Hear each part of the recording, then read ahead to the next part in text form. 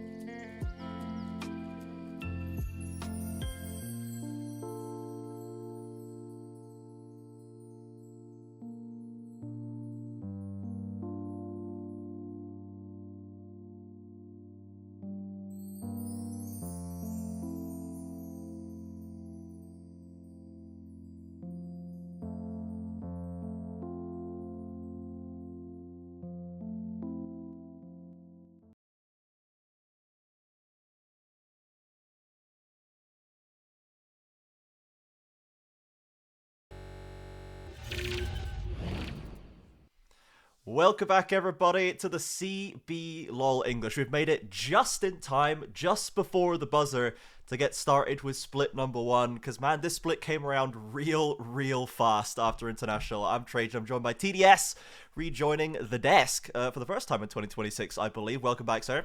Yep. Yeah, I was out of my country pretty much for the whole duration of the year so far. So I'm finally back. I'm finally back to the CBLOL. And we're finally back to a split that, like you're mentioning, turnaround was pretty quick. Like, what, a week and a half after their last international, I would argue, for the Brazilian representative. And a lot of changes, to say the Yeah. least. A lot. Yeah, we tend to have a lot of roster shuffles mid-season in the CBLOL, but this one I think was a particularly uh, large uproar going through this. But Yep. of course, our first series, we discussed all the changes in detail on the Gringos Liberados podcast episode that came out yesterday. You can find that on YouTube to get caught up on all the changes in detail. But our first series of the day is Loud versus Red Canids. It is the rerun of the grand finals of the CBLOL Cup. One of these teams is the same. Loud, the champions, returning Yep. to championship form after their dynasty era was done. They're right back at the top again. You can see them coming through the stream as well right now. Shino, Young Jay, Envy retained as well in the mid lane, with Bull and Redbird in bot as well. We are going to get into the draft just now too, so let's switch over to here. And Red, we have had some changes. They came second. They kind of bombed at America's Cup a little bit. They certainly weren't happy with it. And we have a new top side coming in for them. Zints and Steps joining top and jungle, with Kaze, Rebello, and Frosty rounding out the rest. Yeah, I do remember watching how for Red Can it's kind of developed, right? Because they didn't do well in the America's Cup, and then like right after, I wouldn't say like after the next hour, the very next day, I would argue, like it came out that every member was a free agent and they could Yeah. go away even if they won. Like that was surprising from a second place team, especially for a preseason quote unquote tournament, right? And then Red, Yeah. this is an experiment to see if it can work out because we need to remember this split now goes into the MSI. And it's gonna be interesting seeing if they can step up with the new pieces that they bring in.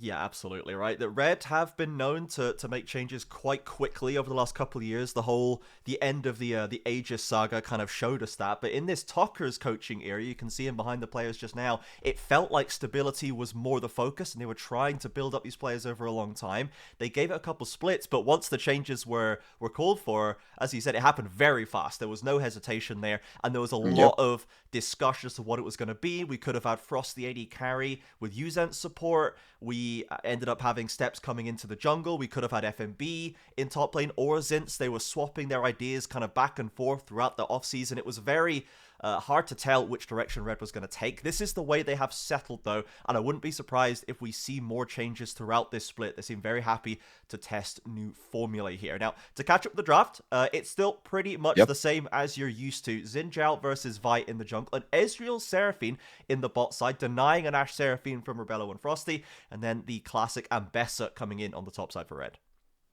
Yeah, it's become pretty prevalent to see those more uh, lengthy or rangy, sorry, sort of compositions down there on the bot side because you have the Ashe Seraphine with quite a lot of power. I've become quite confident in seeing the Ashe and the Ezreal and the Karma consistently as well, and trying to go for the poke between both sides ends up working out quite effectively on each team.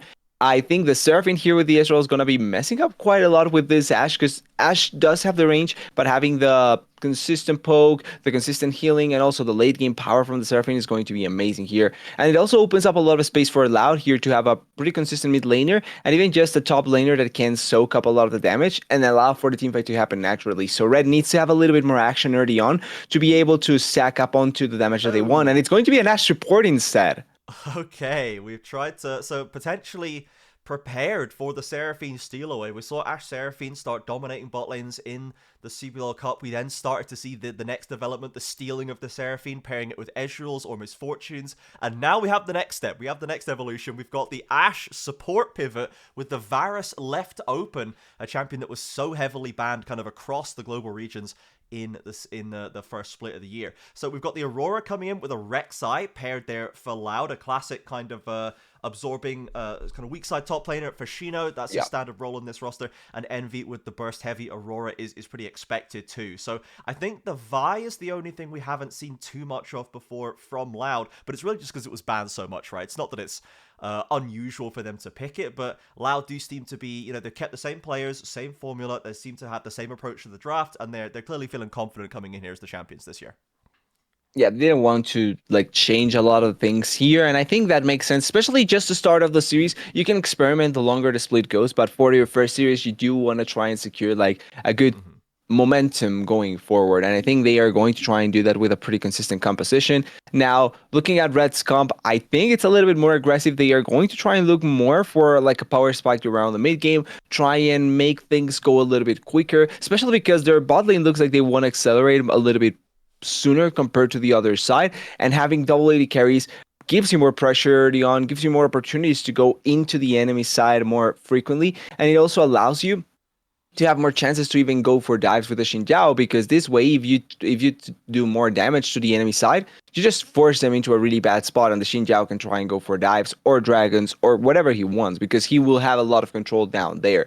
But it's also volatile, because if you die once, you kind of lose a lot of the power that this bot lane gives you, and it Yeah. gives complete control to the other side. So it can be a double-edged sword in a really fun way for us. Yeah, absolutely right. It's a fascinating one to start the series and the split off with. Thank you, by the way, Luna Day, for subscribing in the chat. Much appreciated. Everyone else who wants to contribute to this project can do so. We are, of course, running this entirely voluntarily off our own impetus right there. As you can probably tell by the state of the stream today, I am running production, unfortunately, but you'll have to bear with us. With the CBL action, the main thing is we just want to get the stream up. Now, for Loud and Red, this red composition, I'm going to be looking pretty closely at the top side. We've got the Ambessa, again, blinded on that top side for Zints, and this is going up against Shino, right? This is going up against one of, if not the most impressive, exciting names to debut last split in the CBLOL. This guy has rocketed up to the kind of top 1 or 2 positions in people's Brazilian top tier lists after just one half split, almost as it were, after being not as impressive in tier 2. But he's already now being considered as better than Robo, better than FNB, better than Gigo by some people. Shino has really, really impressed. Zinz has a big name to live up to here as the new debuting top laner. Yeah, exactly. And it's a matchup that actually has happened before, like you're mentioning, with them being in tier 2, right? Shino obviously being the one that has jumped the ladder. Ooh, MB Lost the really flash quick already. here. Nice little brush play by Red to strip away that early summoner. Kaze, of course, heavily lane dominant player, and not having to play around that flash anymore will be preferable for them. That's really bad for MB there. Not only because he loses his flash, he couldn't go back, so his health is really low compared to the Ari. And then also he lost the pod initially, so most trading is now going to be in favor of the Ari. At the very least, at level 2, level 3, you're going to notice this being much more prevalent. But really good start by the bot lane from the side of Red. And this is the sort of impact you want to see from this bot lane. You want them to start being active, you want them to start being aggressive in some of these instances, and try and get control as quickly as possible, because as you can see also, jungler's starting opposite sides, so they want to trade sides. Oh.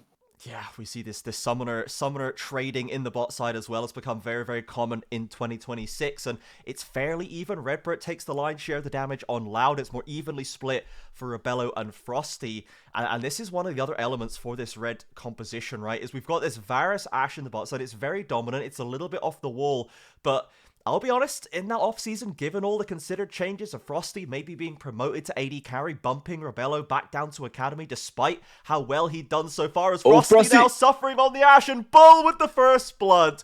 And Rebello has to run for the hills. The quirky combination does not pan out. Loud take the 2v2 kills. It's a double for Ezreal. Yeah, and that's extremely bad for Red down there. The initial start was great. You're poking them, you're doing damage, you're doing everything right, but then missteps happens, and then you end up dying in that position. And that's the sort of double-edged sword that you bring with this composition down there at the bot side. And we probably are going to see Ashe and Varus still do a good amount of damage, but you kind of lost your window now to really be effective with the control that you're going to get out of this bot lane, because the first back from the Varus and the Ashe is going to be awful now. They are going to come back to an Ezreal that has Seer, the Surfing has Seer, so they're just going to keep on stacking eventually, and now you're just going to watch them as they get to the point that they want to get, and your Varus and Ashe are going to just wait for the eventuality where they don't have enough power. And you can see great stun here onto Frosty, and the follow-up by Bull is really, really good, but also Bello did not use effectively like his flash to try and escape, and then the position where Redbird cuts off escape is great as well. Really well played by Loud's bot lane. Yeah, very nice use of the beat drop by Redbird, who didn't have the best time at first stand, but in the grand finals against Red was playing absolutely lights out, and it seems like he's got Red's number once again today. And to be honest, Frosty, he just got caught. He got caught by the CC with his flash up and died. That's not the kind of mechanical execution we expect to see from this guy, so not the best start for Red support, especially if they're trying to put him on the AD carry position. You've got a better position than that, buddy. You have to do a little bit more there, and I think it's gonna take time also for the for them to get accustomed to having also playing with their AD carry or playing with their new AD carry in this situation. But then also, I think that this is just like a little bit of overconfident going forward in that situation, because you know that they can throw that stun like that. And I think that they thought their damage spread was going to be higher to what the Surfing and the Ezreal was going to do. But Bull did a really good job at just forcing the damage down in that spot and then just bursting the Ashe. Ashe is really squishy as well, so you sometimes forget that she can die immediately. Yeah, pretty much. Now we see the triple lane stacked up here. Priority across the board for Loud, and this is not the normal Loud we see. Their early games were traditionally their weakest part of the game for them in the CBLOL Cup. It was the mid and late game decision making, the team fighting, a bit of the macro decision making, and the way they could scale into a game was how they were able to win so often now. So because it's a bit of a different speed we've got here, potentially Red still a bit rusty as Zinz takes a tough trade versus Shino in the top side, but we are expecting Red to maybe have backstep just a little bit. They have an entirely new top side, jungle on top to play around. This surely will put them half a step back where they were, at least in the beginning. Kazi and Steps looking to push Young Jay and Envy back out of the jungle. They'll get the flash out of the Vi. Yeah, good thread there onto the Vi by having to flash away, taking a little bit of the potential impact from the Vi away at this point, although she's going to reach level 6, so it's not going to be the biggest thing. But it's important that they are able to, at the very least, find some avenues to try and turn back, because obviously Rebello and Frosty have been going down here and now on the spot side. As you can see, they are really down in terms of the CS. The Dragon, though, it's going to get taken here, but it's not a good spot for Loud. Look at where Bull and Redbird are. Red is really trying to force their way in here. Frosty, remember there's no flashes on these bot laners. Vi they picks got up the Dragon. Steps wasn't able to find the steal, but Vi is not getting away with this one for free. It's going to be Drake for one traded. The bot laner for Loud could not affect it. So Red, despite the deficit in the bot side, they were able to make it happen. And as you said, TDS, they were still able to put out decent damage, right? They had a strong trade against Bull and Redbird leading up to that play, so it put them in a good spot. Yeah, and it's funny because even though Loud wins the initial matchup, the problem for them is not really being able to win that matchup. It's realistically getting to the point where they can win the game or be strong to win the game, right? And Ash Barris is going to still hit you strong early on.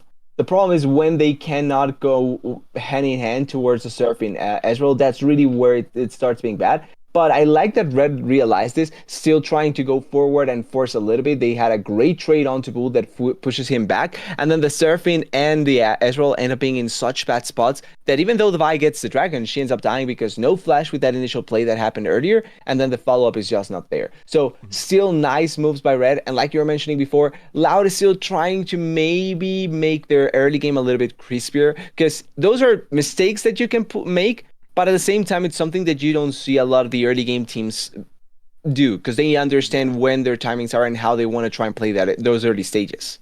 Yeah, and this was a problem that came back to bite Loud out firsthand. That having a weak early game internationally is kind of a death sentence against the top Eastern teams. You just can't really get away with it. They cannot punish the same mistakes that they might be able to capitalize on in the CBLOL, even against teams like the LCS rosters as well. So they need to try and fix that early game if they want to keep developing as a team, and it seems like they are trying to make that work for the time being. Frosty and Rebello have maintained or regained control, I should say, over these bot waves despite the gold deficit that they're at. However, there's a level 6 Vi coming around the corner.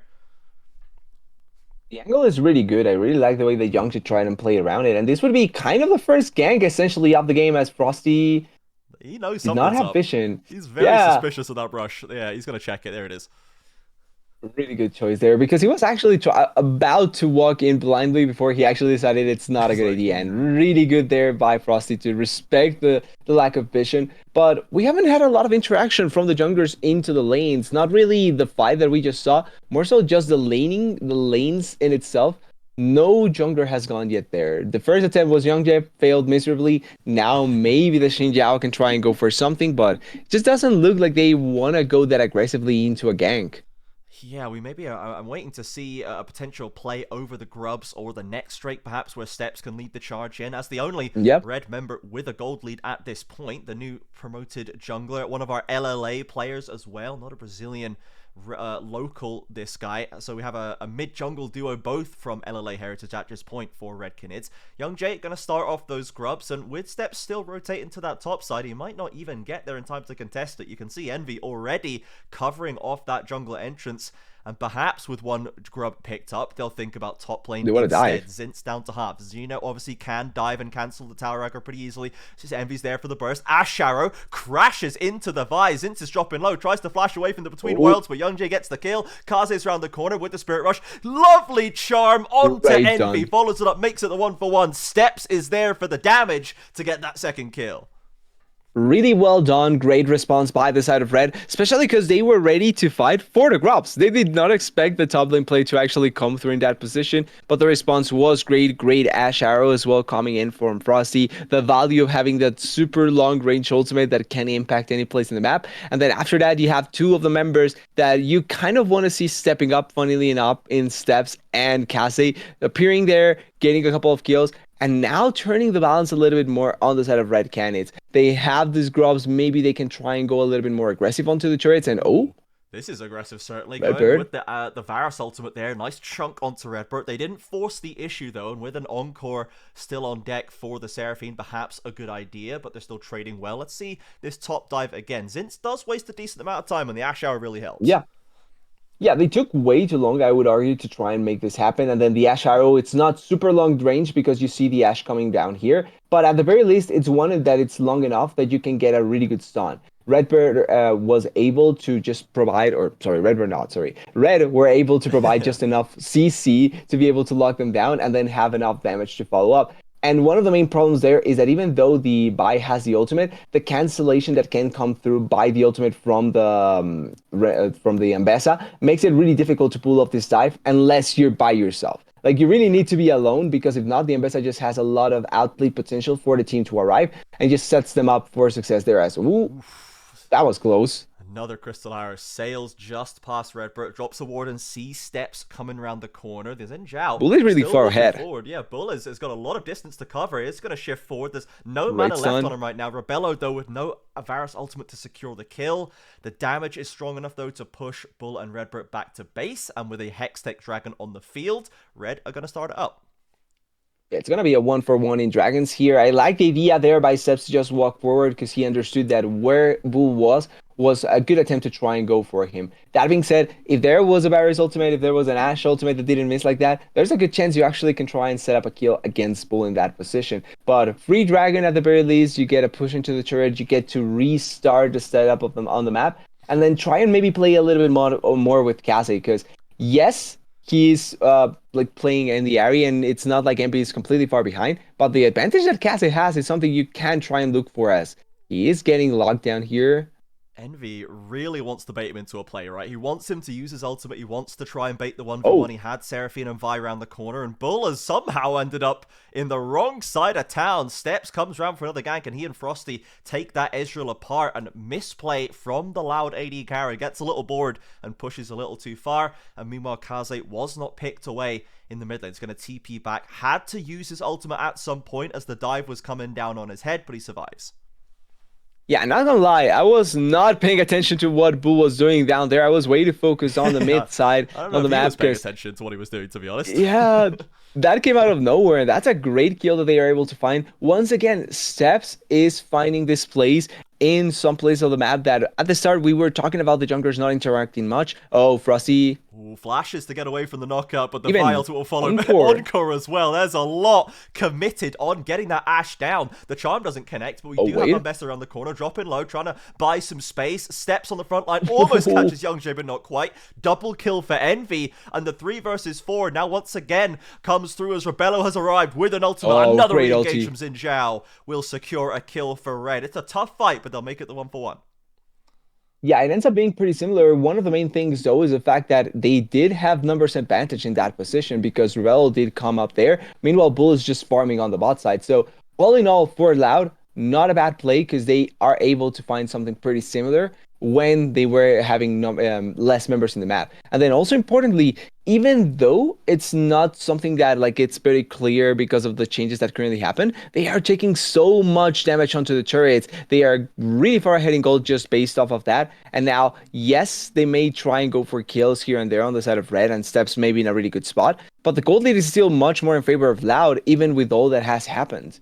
Yeah, they managed to maintain that one, and we saw kind of one of the main weaknesses of Ashe support, right? It's very obnoxious in lane. Ashe Varus has a lot of poke damage. We could see even down in gold, he was able to win trades against Ezreal Seraphine. However, when you bump into Vi in a dark alley, there's nothing you can do. You are not escaping. She will absolutely beat you down, especially with Loud around the corner. Yep. The Ashe support just has no way of really keeping itself alive. Even the Ashe ult at point blank range is such a short stun duration that there's just no real utility to it. So that is one of the issues that Red are going to have to play around, right? They do have a very, very squishy warding champion in the Ashe, so they'll need to make sure their vision is still strong regardless.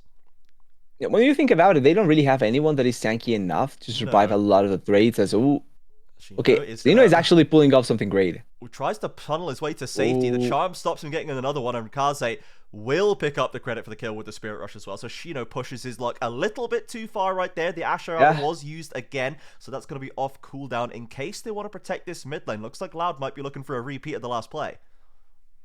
Yeah, I like the idea though by Shino there because he actually was trying to play with a tunnel. So Redbird is dead. Loud's own squishy face checker Wade? has been caught out. Steps is diving deep for this one. The Crescent card comes out. Bull has decent DPS, Young J as well, and the ult falls off. But round the corner comes Red. Rebello secures another kill, and Red opt into that fight off the back of this Fed Xin Zhao, and they just win it. Yeah, that's all on his steps, and I love the way that he's stepping up. We were talking about him being like one of the newer faces and having to just walk forward and try and do something there. He's taking the Xin Zhao very aggressively. He's trying to go forward and find the picks and the plays, and it's not easy going against a jungler like Young J. I won't say the best jungler in CBLOL, but certainly the one of the top 2 or top 3 at the very least. And he's been fighting against him really well, not scared at all at what the Vi can do, and actually utilizing the advantage that the Xin Zhao has aggressively. I would argue maybe give a little bit more gold to your laners, because eventually this is probably not going to be the most ideal, but he's being as aggressive as you need to be in this position, because you need to keep on stacking up on your gold before the side of Loud becomes way too powerful to try and handle. And I like the way that he's been moving around, playing with his vision really, really well, and just finding great angles all around. Yeah, he's definitely using his gold well, right? He's ended up with a lot of kills, and it makes him such a strong skirmisher, as we can see here. The way he is just manhandling the front line of Loud, pushing them back and absorbing all of that damage while he does it. So yeah, I think from this point, he's probably got enough. 4 kills is probably enough, buddy. Let's try give some more to Kaze, more to Rebello. But that early game has been very well managed by this new LLA jungler, debuting against the current defending champions and against Young J, as you say, one of our better junglers, especially now that Loud are able to play on the same page as Young J. That was the real thing holding him back before, I reckon, and this is a very talented player that Steps is outvaluing pretty significantly right now. Yep, gotta say, as an LA resident myself, quote unquote, I'm glad to see the LA players stepping up when they are playing here in the CBLOL, and even if they play in the LCS as well. So always happy to see that happen. And now for Red particularly, you have a nice, I won't say lead because they are technically still behind in gold when you look at it, but they have a nice spot to try and fight with. You have first item on the poke barriers, you have first item already completed for the Xin Zhao as well, and you're already setting up around this next dragon. Oh, great stun. Good Perfect night, there. Redbird. Ash arrow into Ari Charm, and there's just no counterplay. Redbird knocked. He didn't even have flash. There's literally nothing my man could do if the skill shots are hitting true.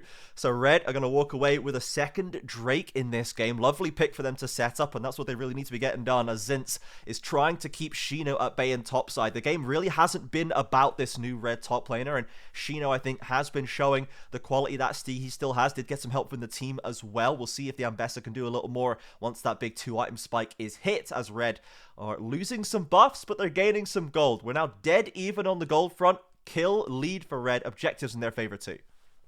Yeah, the turnaround here. Oh, wait, Rebello. There's not enough follow-up, though. Ezreal doesn't connect this time, and Rebello, low as he is, will get away. The shield is there. The heal too. And Young J gets chunked out, pushes too far for it. And Loud failed to pull off the same play as Red. Now Steps come around the corner to show them how it's done. Flash Wind becomes lightning, dashes onto the Ezreal, picks up a double for Rebello.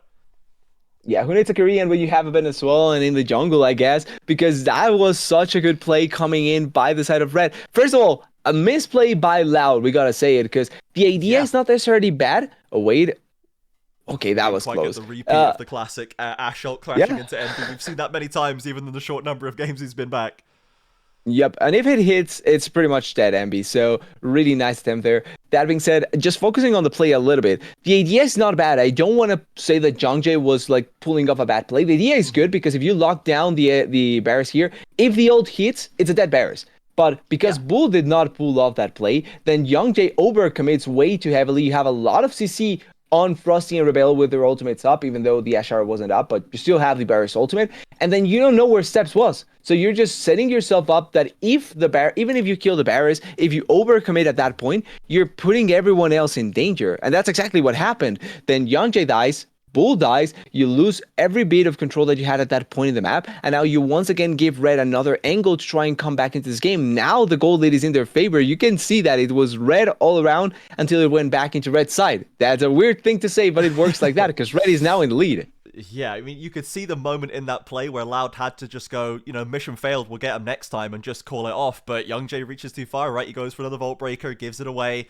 and ends up losing quite a lot for Loud as we see the gold comfortably back in Red's favor, as you say, and they've got all the gold where it needs to be, right? We said steps, you've had enough kills, time to palm them over to everyone else, and that's what's been happening. The next double went over to Rebello. He has now finally reclaimed a gold lead over Bull, who has not been able to transition into that famous Ezreal mid game. We're really not seeing anything important out of him right now. He's not been able to achieve anything, as Rebello might be on the recipient of a dive right here. 4 Loud members crowding around this mid turret, but they're going to call it off. Looks like the recall is going to come through instead. Yeah, and this is something that with Loud I've seen consistently that I dislike, and it's that when things get stopped, it feels like they are too focused on one play to try and pull it off. And it's not necessarily bad. Like, if you can pull off one play particularly to try and win the game, it's not bad, right? But if you try and do the same thing every time, it's going to get predictable. And I think that Red are doing a really good job at stopping that from happening and are reading at the very least what Loud is. Oh, Young did feel that. Doesn't get the flash though, or the charm, it's fine. I should say. So Kaze not going to find the kill, but because we didn't hit the skill shot, we just back away. That's how you do it, Loud, as the Ash Arrow will sail past mid lane as well. We're kind of in prime Ash territory. We're about to get level 11. He's going to get more cooldown off it as well, but he's got Bloodsong, he's got Glaive, he's got Lucidity Boots, he's got cooldown, he's got ward clearing, and he's just going to be spraying Ash Arrows across the map on cooldown, and we'll see if Red can make the plays off the back of them. Yeah, ideally, they have a lot on their side to be able to pull off a next play. Dragon's going to come up in 113. And even though it's not the most ideal Dragon, because it is Cloud Dragon, not the best for a composition that I would argue wants to try and accelerate a lot of things, having movement speed is always going to be fun. And then also, if they can prompt Elder really quick with the timing that the Dragons have, that's still another way condition that they can play with. Because even though I'm saying things like Loud not finding the right tools or not finding the right place, they still have a composition that I would argue when it comes to late game wins out against Red really comfortably. So if they just bide their time, eventually they can just out damage Red in a really effective manner, and that's why Red still needs to find the place in their favor. Because timing wise, they are the ones more on a timer than Loud is.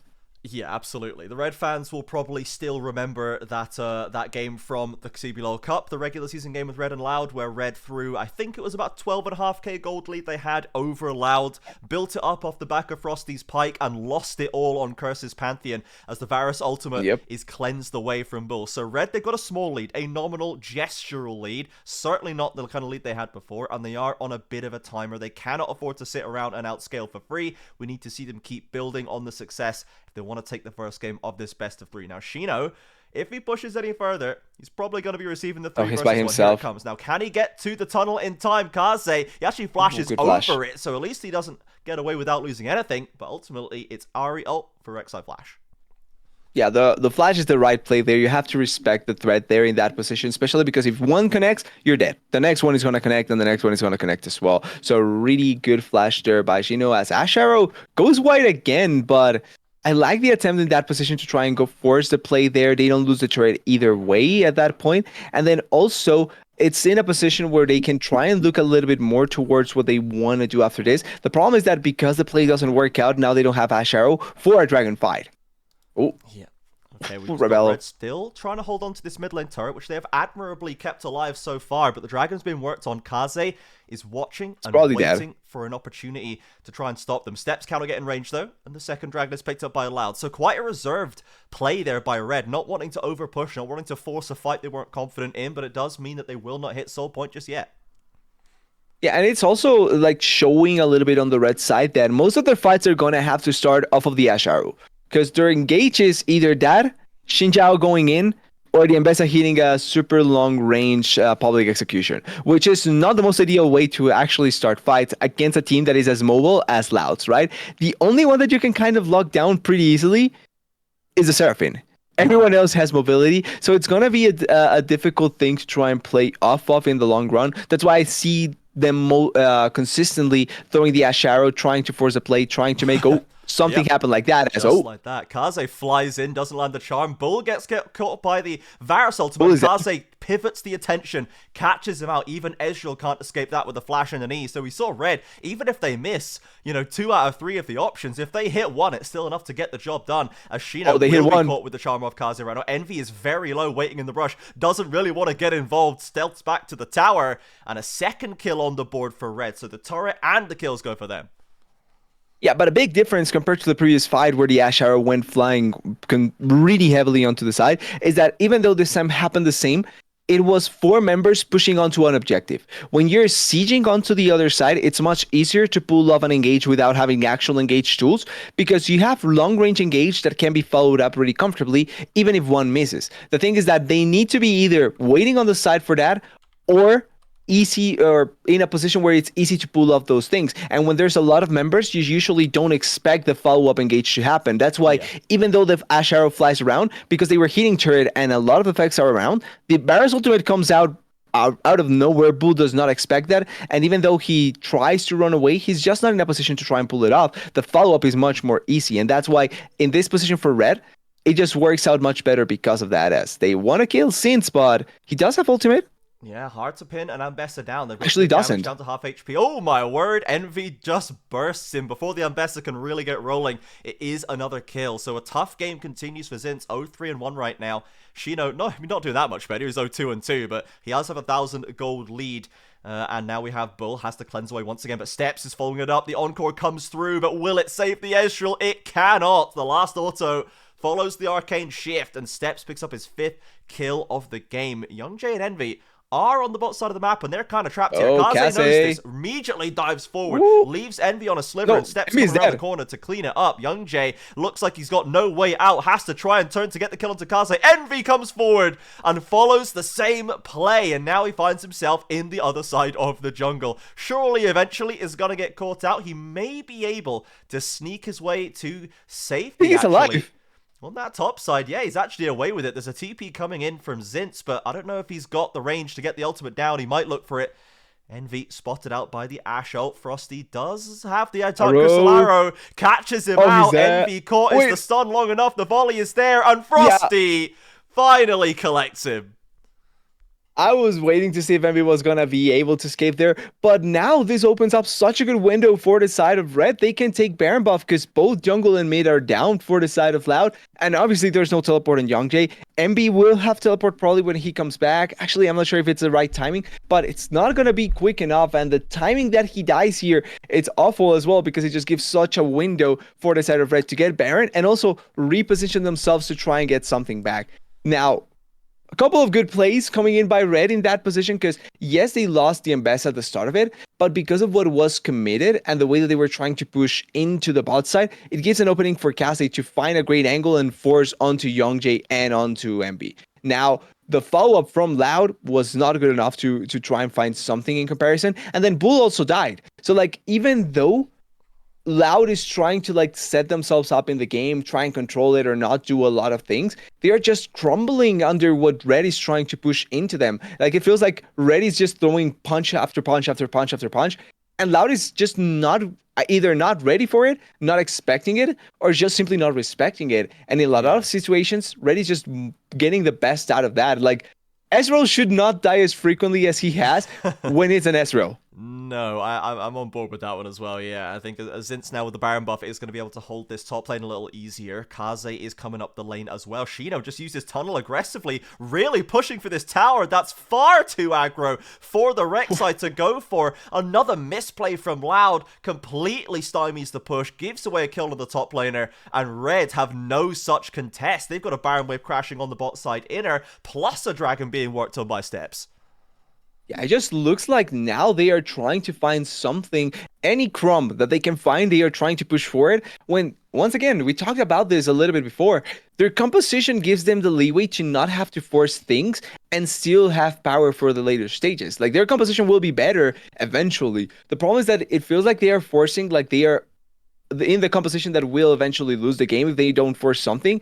And I think that that is what is enabling Red in a lot of the situations, because they understand what their comp needs to do, and then they are getting fights that they should not be getting because Loud is kind of giving it to them in some instances. Yeah. And then Red is pulling it off really, really well. This is certainly messy from Loud as the Ash Arrow goes through the uprights once again, but Loud has to dodge out of the way. They'll still lose their mid lane inner for the trouble too, and Red rotating onto this top side. This is very clean Baron pushing macro for them. They're using their abilities to threaten Loud, pushing them back off the objectives, but they're not sending it as hard as Loud is, right? They're just pushing them away, taking the turret, moving on to the next one. They've already got the waves set up. They're doing this by the book, Red. And I'll be honest, this is kind of what I thought the Grand Finals was supposed to look like. I thought Red were the cleaner team at that point, and Loud were the ones with less fundamentals to back it up. Now, that's not what we saw on the day. Red, I think, vastly underperformed in that series, and Loud was peaking. Oh, the engage. Now, Bull maybe threatening, as Envy's got some damage down. Young Jay trying to find a target for that ultimate. Shino in the flank. Varus is surely not going to get away with this one. Flash knockup. In comes Envy with the flank of the kill as well. Is traded back. Frosty now drops down, and Red caught a little bit between a rock and a hard place. They backstep trying to get the damage onto Rek'Sai. Young Jay has the ult cancelled by Akaze stasis, and Zinz is barely breathing. The follow-up from Loud is crazy. Young Jay will fall, and Steps goes into the resurrection. Kaze is fleeing the scene of the crime as the Red push will collapse. Beautiful TP behind him, flank from Loud. Yeah, and that's the thing. Their composition will eventually not have enough damage to actually follow up on some of these plays. And crucially as well, Rebello and Frosty were pretty much out of that fight at the start of it. You see the barriers getting forced so heavily, even Bull flashing in to try and get damage onto the barriers, knowing that the teleport was going to come on the back from Sins in that position and able to force a fight. Now, it's a kind of a Hail Mary fight, I won't lie, in the way that Loud went for it, but it's also a fight that I think they prepped well for it because they didn't over push for that fight. They forced it really smartly with the initial engage by MB. I'm sad they don't show it because MB had a really good initial engage that forced Rebello into this spot, and then when Kaze wanted to try and follow back, there's no follow-up from the Barris or the Ashe that can be good enough, and it's only on Steps and on the Mbessa to be able to get a lot of the damage down. But after they kill the initial players that are easily killable, like the Vi and the Aurora, the rest of the members have enough damage to just kill you in this spot, and it's really difficult for Bull and for Sins to not just have complete and utter dominance in that fight. Also, the Seraphine was full health, so it's just a fight that you know that you're gonna win after the main damage dealers are down, and you know that you're already on top of the main damage dealers as well.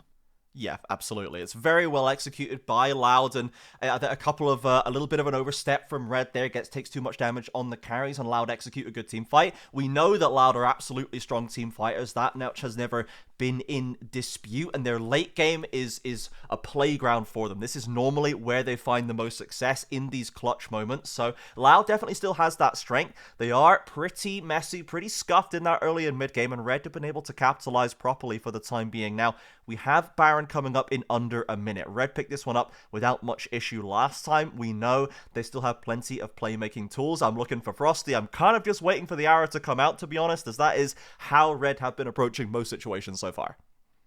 Yeah, funnily enough, I don't think I've seen an arrow actually hit, but it's still such a threat that that you can actually just make it work really effectively if you follow up really well as a team, and I think Red has been doing that. But like you're mentioning, one good arrow connects, and there is good follow-up from the side of Red to try and collapse onto one member. So if you connect onto anyone, even though they are mobile, apart from Lul that has cleanse, the stun is going to last really, really long if it connects. So it's important to see how Red wanna try and go for it, as the next dragon will spawn. They do have the lead in dragons as well on the side of Red, and Baron buff in 10 seconds as well. Yeah, absolutely. Loud clearing up the they want to rush it? Top river. We'll see what the angle of approach for Red is going to be. Ash Arrow goes through, does not connect as per usual, but Zinz actually gets onto the angle is perfect there. Execution. Bull as well is isolated right now in the river. We see Vi catching Kaze though. He got caught out on the backside. Kaze reaches too far, and the Red play comes to nothing. They've got to get out of there.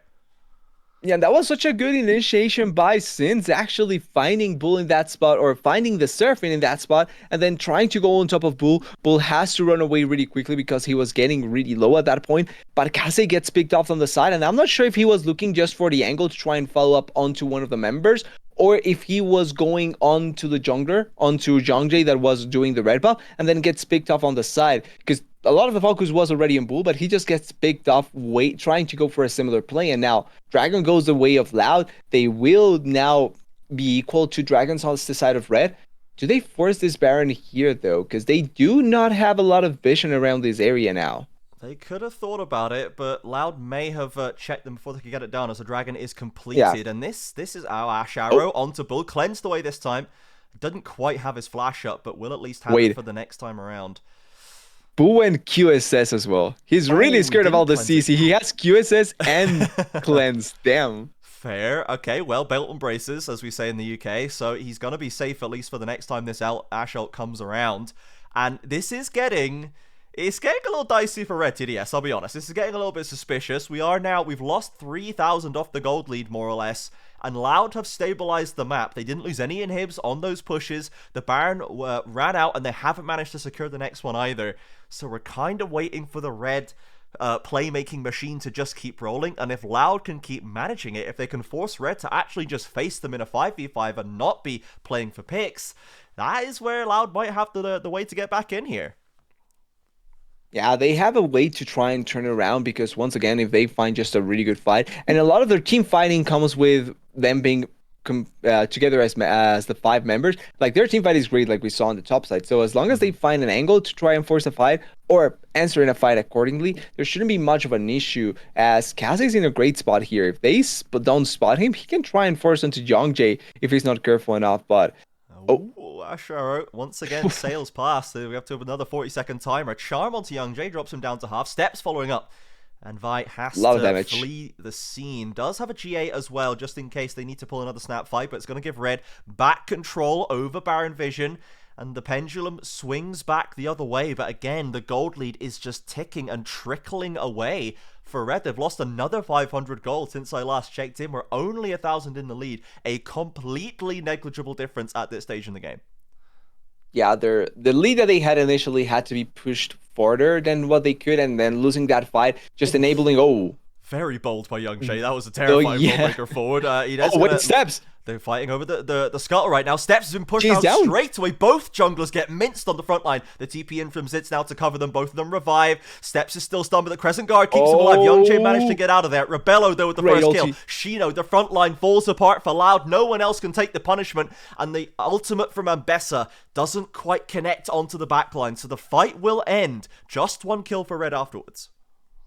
So well done there by the side of Red. Both junglers get collapsed on in that spot, and both of them lose their Guardian Angel. But the difference here between both Youngjae and Steps comes from their ultimates. Youngjae's ulti will not keep alive the Vi, where Steps pops the ultimate, able to push everyone away, and pretty much negates a lot of damage that was going to come through there. That should have been a 1-for-1, just because of the way that it was set up so that Steps could die. But because the ultimate comes through, it's just really difficult. And then the follow-up CC onto Sins is just perfect. They find the right angle to put a stop onto anything that could go through, and they find the teamfight win, as Kaze has a great angle here. Insta-cleanse by Bal. Arrow lands onto Youngjae, but it's cleansed away by Redbird. He could get into range down 2k. Is the kill secured on the Baron by Steps, and Loud barely do not arrive in time. Great stalling tactics by Red. And after that scuffle in the pit going 1-for-1, they do manage to walk away with the Baron. Now, their last Baron push was very, very clean TDS. It took a long time. There was a misstep at the end, but they got a lot of gold off it. And we'll see a replay of that fight before. It's a fine margin it runs on. Yeah, it's a really small margin of difference here in how it could have worked out. Both GAs popping here for both junglers like we were mentioning. But here, the ultimate coming through by Steps just makes it a complete difference. Everyone running away, knowing that they cannot go through here for Steps. He heals for so much as well in this position. And then the CC for Zeno, because one of the things is that Rek'Sai would have wanted to pop ultimate and then go into a spot where he can try and survive long enough for the team to follow up. But because he just gets killed immediately, there's no follow-up for Loud. There's no one that can go in and survive long enough that it wouldn't really matter. And then it just makes Red's teamfight be a little bit more comfortable to pull off in that spot. Now, we just have to wait and see how they want to try and go. Oh, wait, MB. That Ash Arrow went pretty wide, I'll be honest. Frosty, with a hope and a prayer on that one. They are going to get the spot turret. The Empowered Cannon minion, that last shot is kind of cancelled. They've saved it just about. Red, stick around.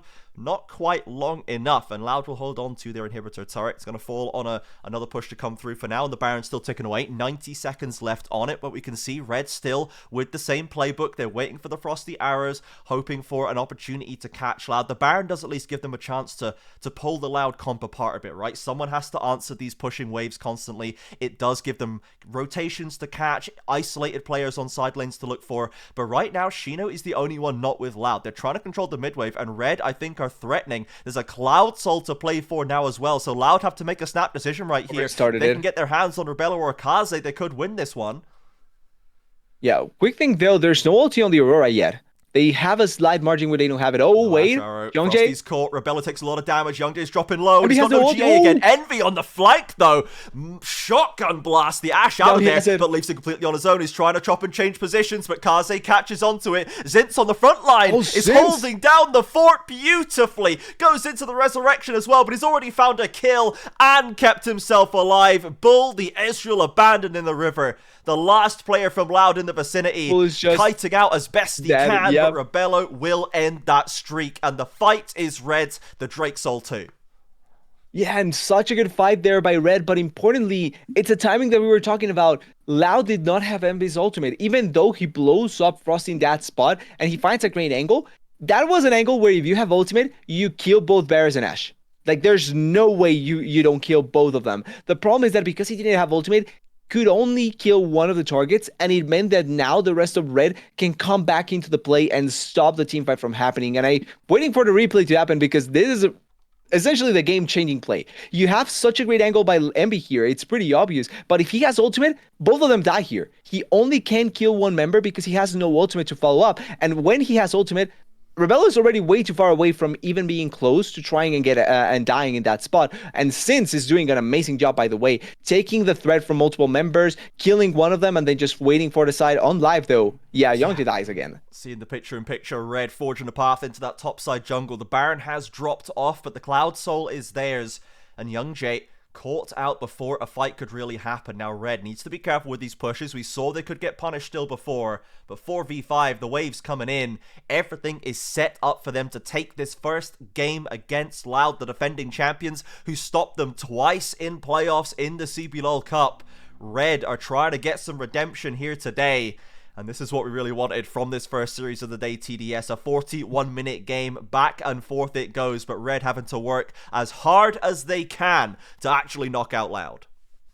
Yeah, it's been difficult for Red to be able to try and put the threat or enough threat onto Loud to be able to take down the game. And even with Soul, even when they had Baron buff, it's not looking like they are taking down the turret just yet. Once again, it's giving Loud an angle to actually turn around this game. And I, put a lot of pressure onto this point because I do think that Loud still has a great team fight. Like, in that previous fight, once again, if Envy has ultimate, that's a pretty different fight for Red and for Loud.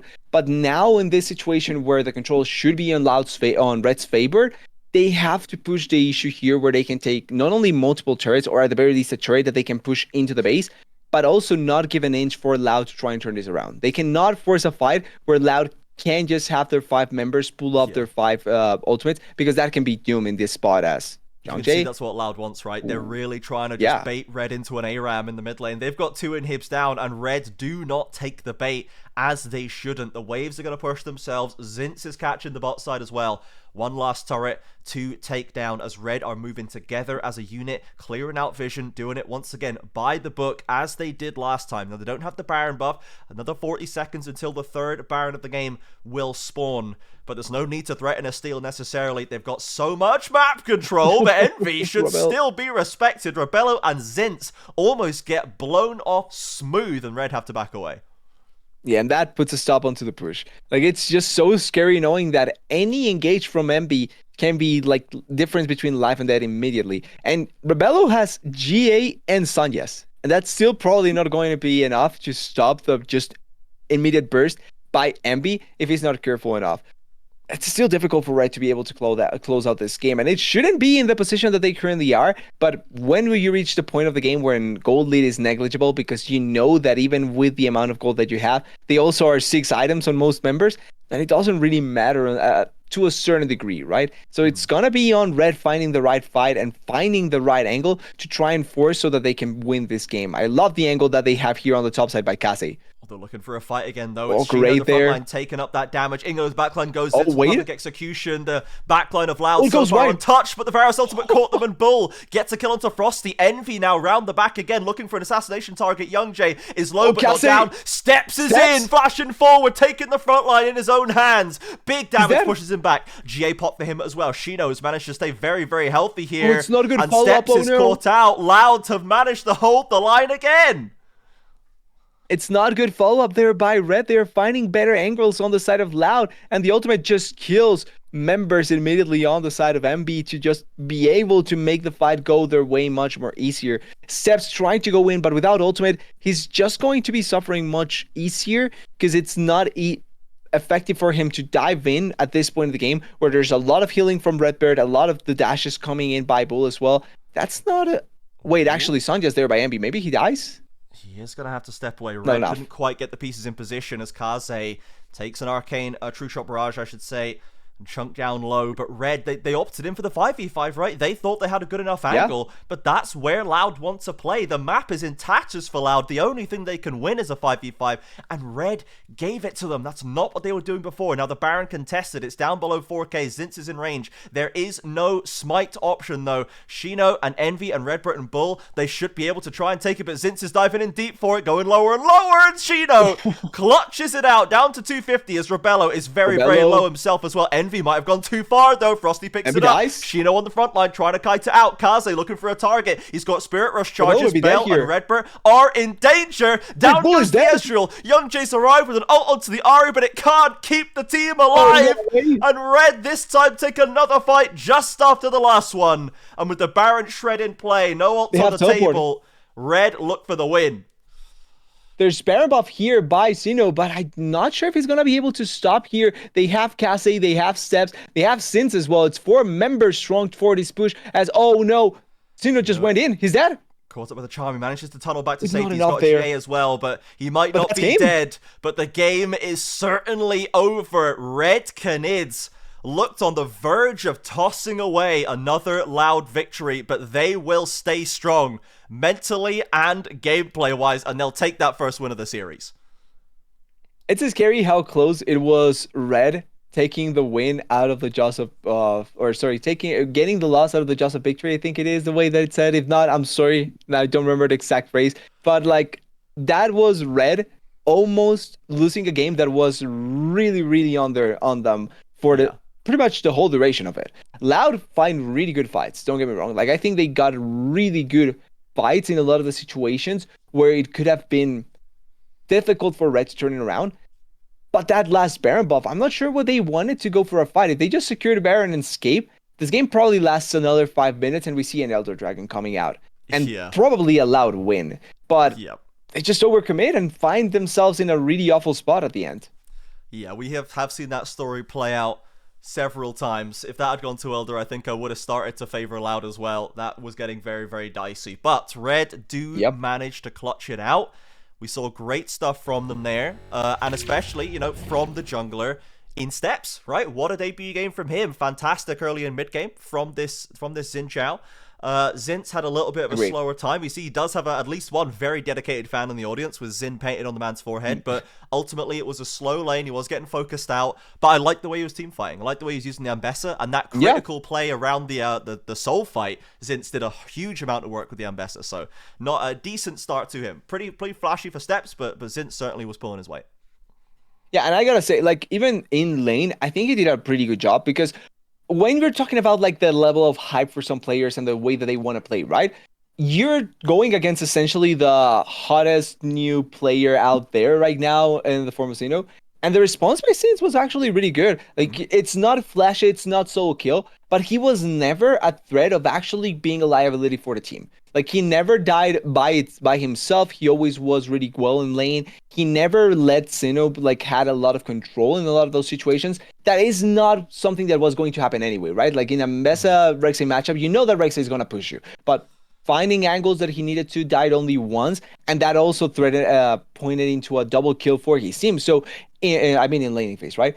in reality, I think had a really good debut game against one of the hottest members right now, I think, in the whole CBLOL.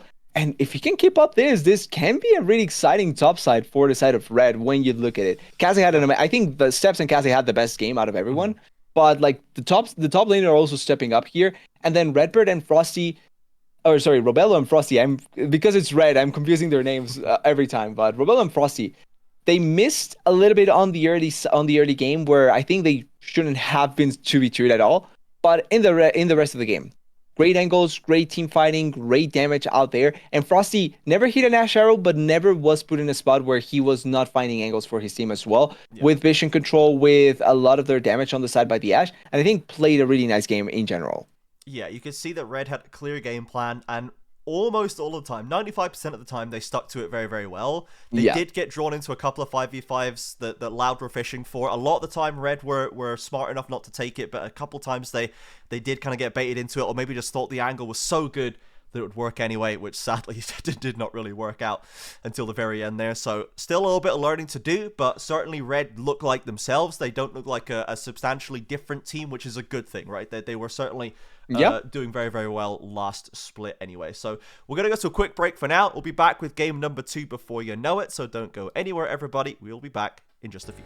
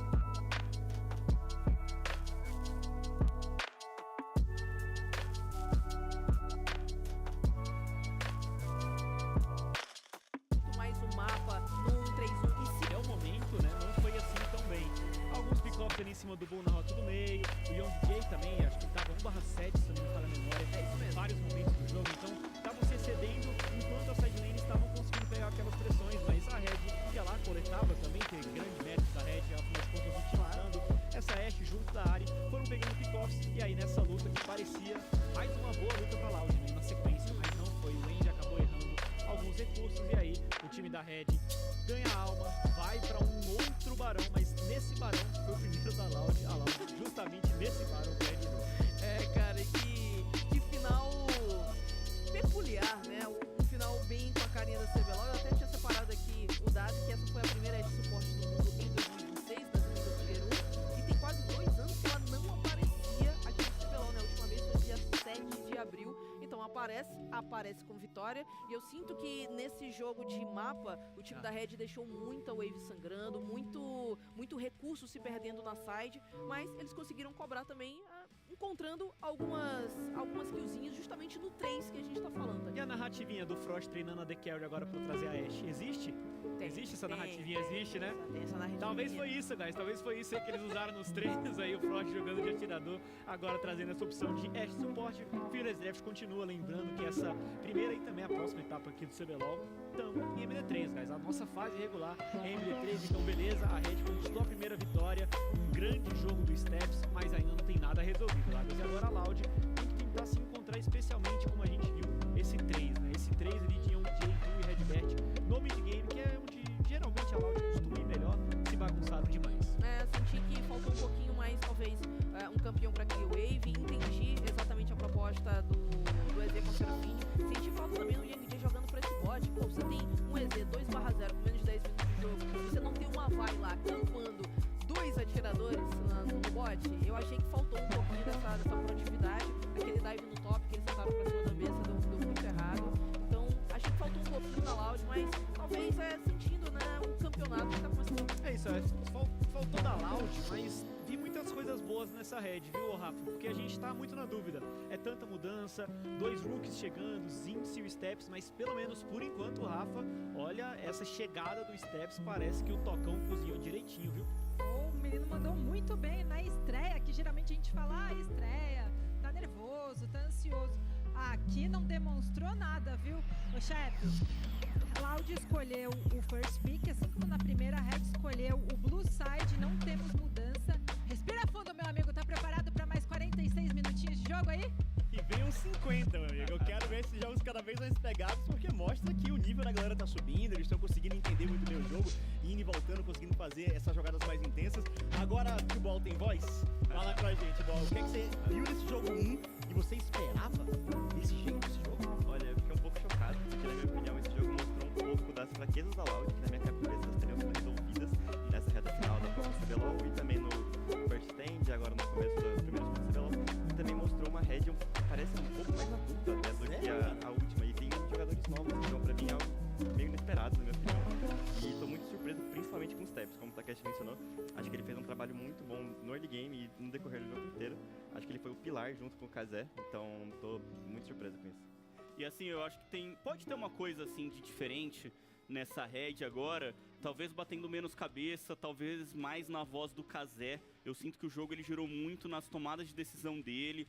Então, lógico, não sei como é que era com o Curse, com o FNB, mas talvez agora você coloca 2 rookies, né? Você coloca 2 jogadores assim pra estrear e eles vão ouvir a voz ali da experiência, vão estar sempre seguindo mais o que o Kazé tá falando. Pode ser um dos motivos, acho que nesse jogo foi muito em torno dele. Foi a Red conseguindo se colocar bastante no lugar, mas sim, teve muito ali também do Steps. Acho que ele fez um early game bom e um early game muito individual também, né? Uma coisa que se espera também de um jogador novo, um jogador assim, mais jovem, porque ele não tava tão focado, diria, no time como eu senti o Yang J, ele tava focado no dele, ele fica forte, e se ele tá forte, ele vai conseguir garantir os objetivos do time. Ele foi um pilar, né? Como a gente estava comentando, a Red começou mal, porque teve aquele double kill no bot, a situação começou a se complicar e ele foi ali o elemento que conseguiu fazer com que a Red transicionasse de fase, com que ele saísse daquela situação complicada no início, fossem pro meio de jogo mais tranquilo, ele foi ficando forte, foi ficando cada vez mais intenso, e a gente viu o resultado que isso trouxe pra partida, realmente um jogaço do caçador da Red, e como o Tokers já tinha comentado, né? Ele falou que a Red tem o melhor Academy no Brasil e que eles têm um elenco que eles podem tirar de qualquer lugar, qualquer momento, para fazer essa reposição. Então é algo que a gente tem que ficar sempre de olho, né, Boal? Essa questão dos Academies eu acho muito importante você ter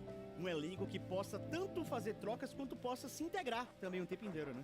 Não, eu acho que a Red faz um trabalho muito bom em relação a desenvolver talentos. Eu já fui parte da organização, então é uma coisa que eu conheci de perto, como eles fazem, e acho que é algo que tem que ser elogiado também, porque já tem vários anos que eles faltam desenvolver talentos, e é algo que há muitos anos é um resultado que se paga muito bem. Pois é, um movimento especial que todo mundo da Red já conhece, então vamos pro jogo de número 2, tá na hora dos Piximans, a telinha pra vocês! E a gente não tem a inversão de lados, né? Então a Loud que segue no lado vermelho, de novo com first pick. A Red tá aí do lado azul, já estão banindo, né, nas escolhas para não permitir o first pick da Loud. Nem no Oriana, nem no Ryze. Vamos ver o que eles tiram agora na sua terceira opção. A Karma ainda é banida, Pantheon, tem também a Pop. A Red vai pensando bastante, pode ser um ótimo. Welcome back, everybody, to the CBLOL English. The stream is going real fast today. I must say, guys, that's preferable for me. I've got a wife to pick up at the station at 9:30, so we need to get these games on the road, and it seems like the CBLOL agree. Now, TDS, we're into the draft once again for game number 2. Fearless, of course, as it is for every series in Split 1. We've got the Jarvan locked in first for Loud, another classic for Young Jay. But what are we expecting to see potentially, I guess, out of Loud here, right? Because they didn't really mix anything up in that first game draft. They were playing their usual formula, but ultimately it was not able to defeat Red in that first game.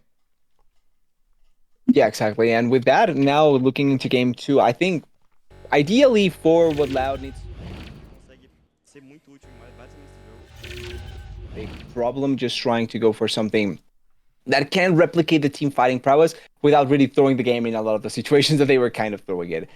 I think for Red, though, I would like to see them keep on being as aggressive as possible. Obviously, with junglers like the Bai and the Xinjiao already out, you kind of are now looking for something a little bit less on that aggressive side, but I think there's good options they can try and go for. I think Aatrox jungle could be a little bit similar if they opt into that as well. And then surprisingly, we didn't see the Corki picked up with the Nami here as well.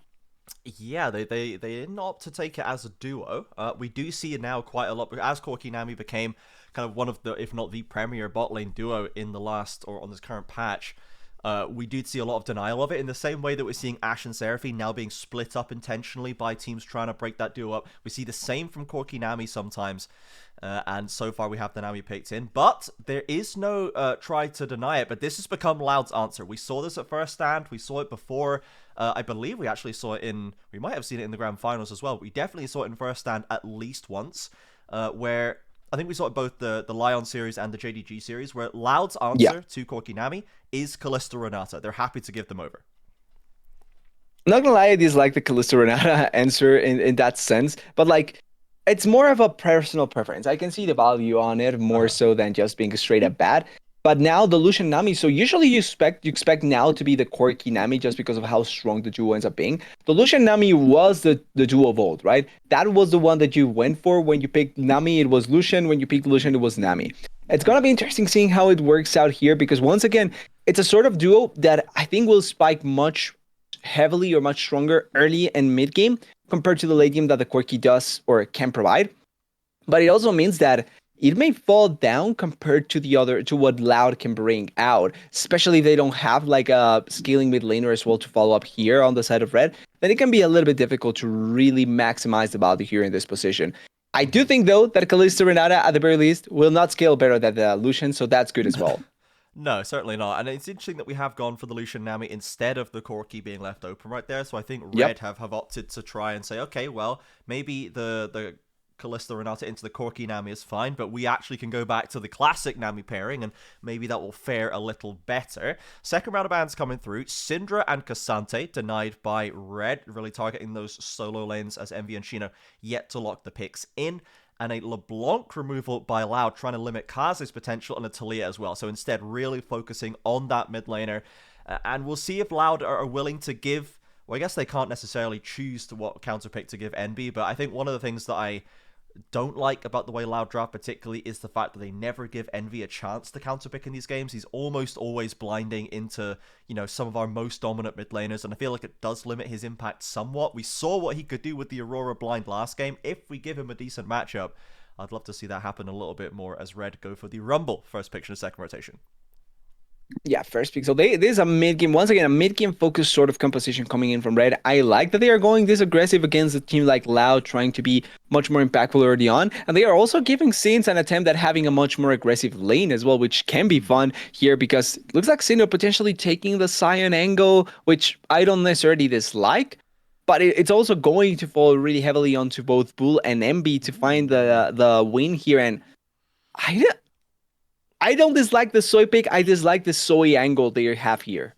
to be Yeah, honest. it's an interesting one. We normally see it come in as a counter pick late into a Fearless series when the mid lane pool has been thinned out, but the Zoe is going to be taken by Envy Blind right here.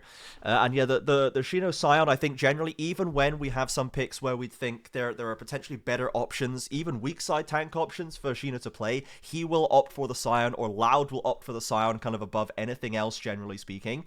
And Kaze hovered the Mel, but locked in the Yone. I don't think we've actually seen the Kaze Mel before, but the Yone we certainly have. And now this could be quite an explosive mid lane here. Yeah, interesting choice there by Cassie. Not that it's bad. I like the Yone here because it does follow up on the motive of the composition, where I can see the team fight working out here. I can see the mid-game power spike ramping up for the side of red as well. And then also the threat that you can provide against the Zoe, because not a lot of mobility on the champion. You do have your ultimate, but the escape becomes a little bit meaningless when you know that you're going back. Same as with the Yone. The difference is that the Yone can kill you. The Zoe, you have to be using your range as effectively as possible. So it's gonna be a fun mid lane matchup. I think the main difference, though, that makes me be a little bit more inclined towards red than towards Loud is that I think that there's pieces that do not go with each other. Because, like, even though the Zoe makes sense maybe towards having a lot of poke or trying to control more of the area, Kalista, Renata, Jarvan, and Sion go completely against that. Like, you don't want to control an area by playing from afar. You want to control an area by threatening going in, by trying to force a fight or being as close to the opponent as possible.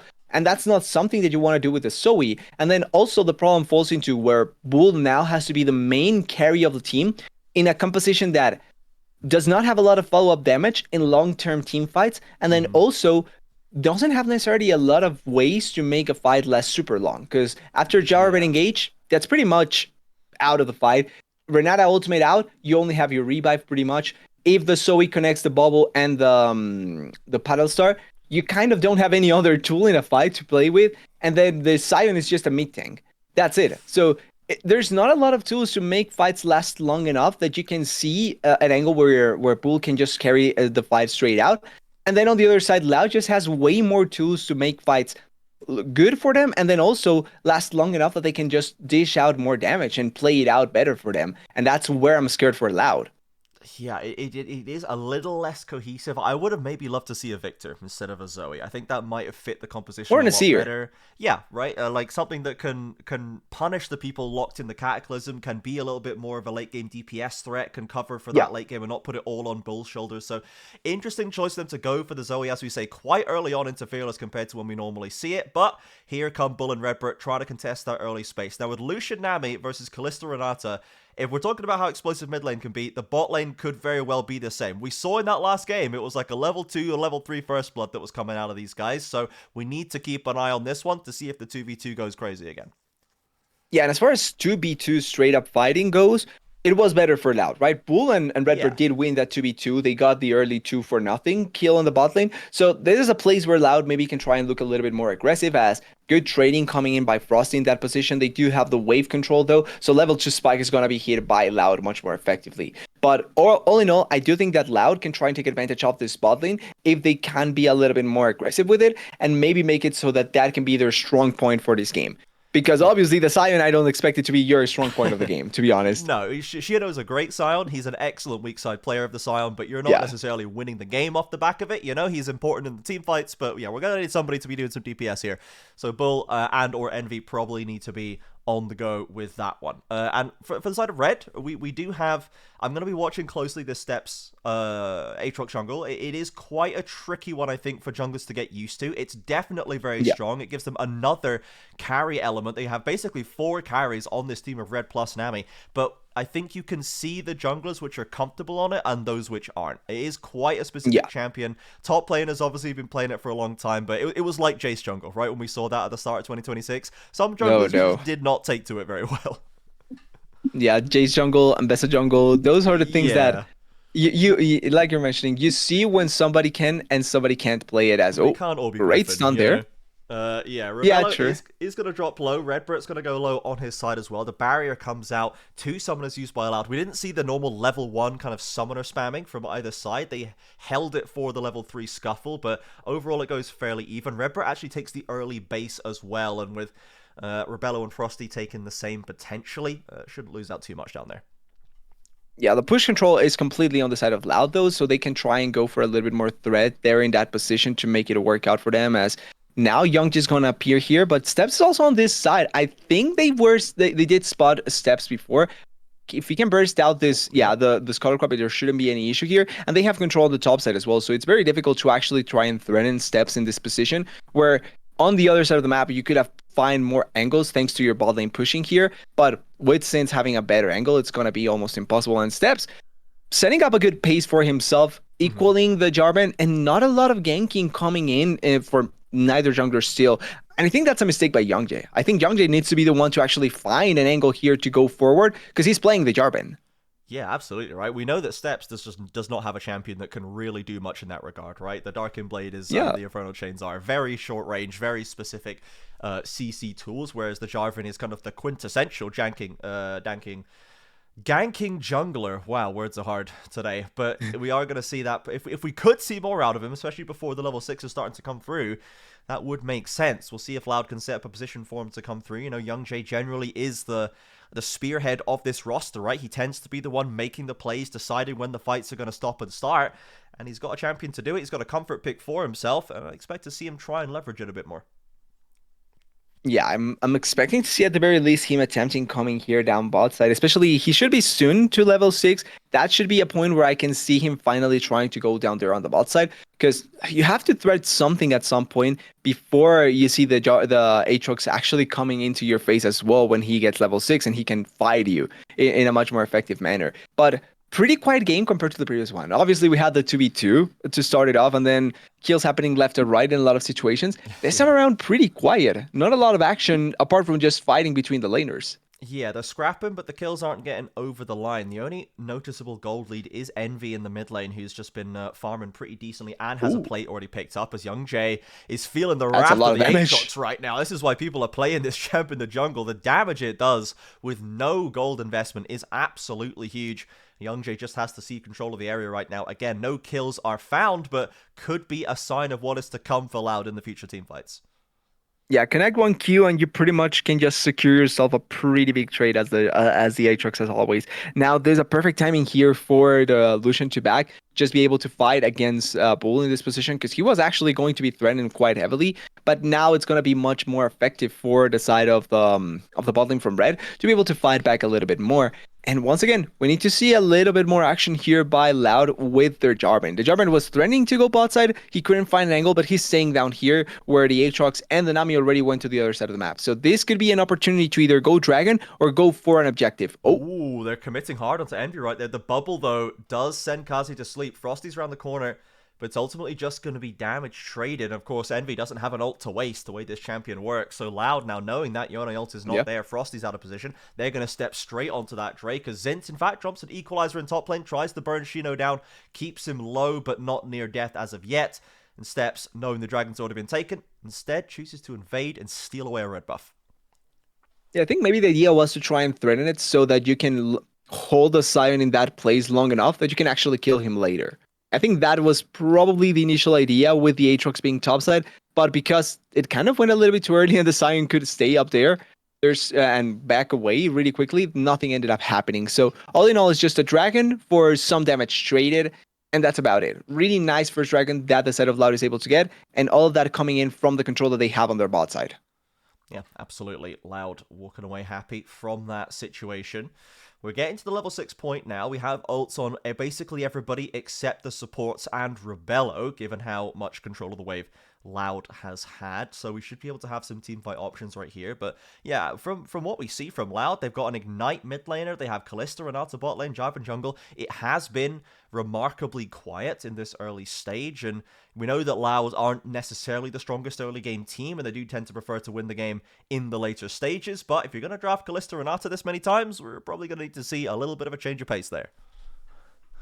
Yeah, they have to start ramping up a little bit more if they want to use this Kalista Renata effectively, also with the Jarvan. But it looks like now Youngjae wants to put more focus down here, and he's already setting up for a lot of the potential plays, unless they just decide to go away. But for Red, we're reaching a point where they are going to begin stacking up, because we're reaching that first item power spike on the 3 members on the top side. And that's where I'm expecting to see them be a little bit more active. The game becomes more volatile at that point, and that's when Red can start shining even more.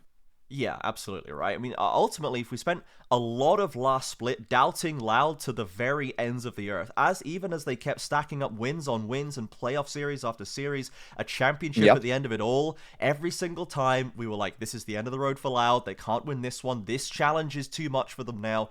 And this is kind of why we thought this way, right? Just when you watch them play, it feels like they do have these flaws that should be exploitable, that should lead to them not winning the games. As Rebello, in fact, drops the culling onto Redbird, drops him pretty low. Interesting. Bull has lost. Oh, Steps is on the back. Actually commits the ultimate. Now Steps and Young Jay are fighting out in the jungle right now. The Cataclysm comes through. Steps with the first blood, though, with the World Ender. Flashes forward to crash down on Bull's head. I think this is one of those junglers that can play Aatrox DDS as Frosty flashes over with the bubble onto Young Jay. There's no follow-up. But what a start for Steps once again.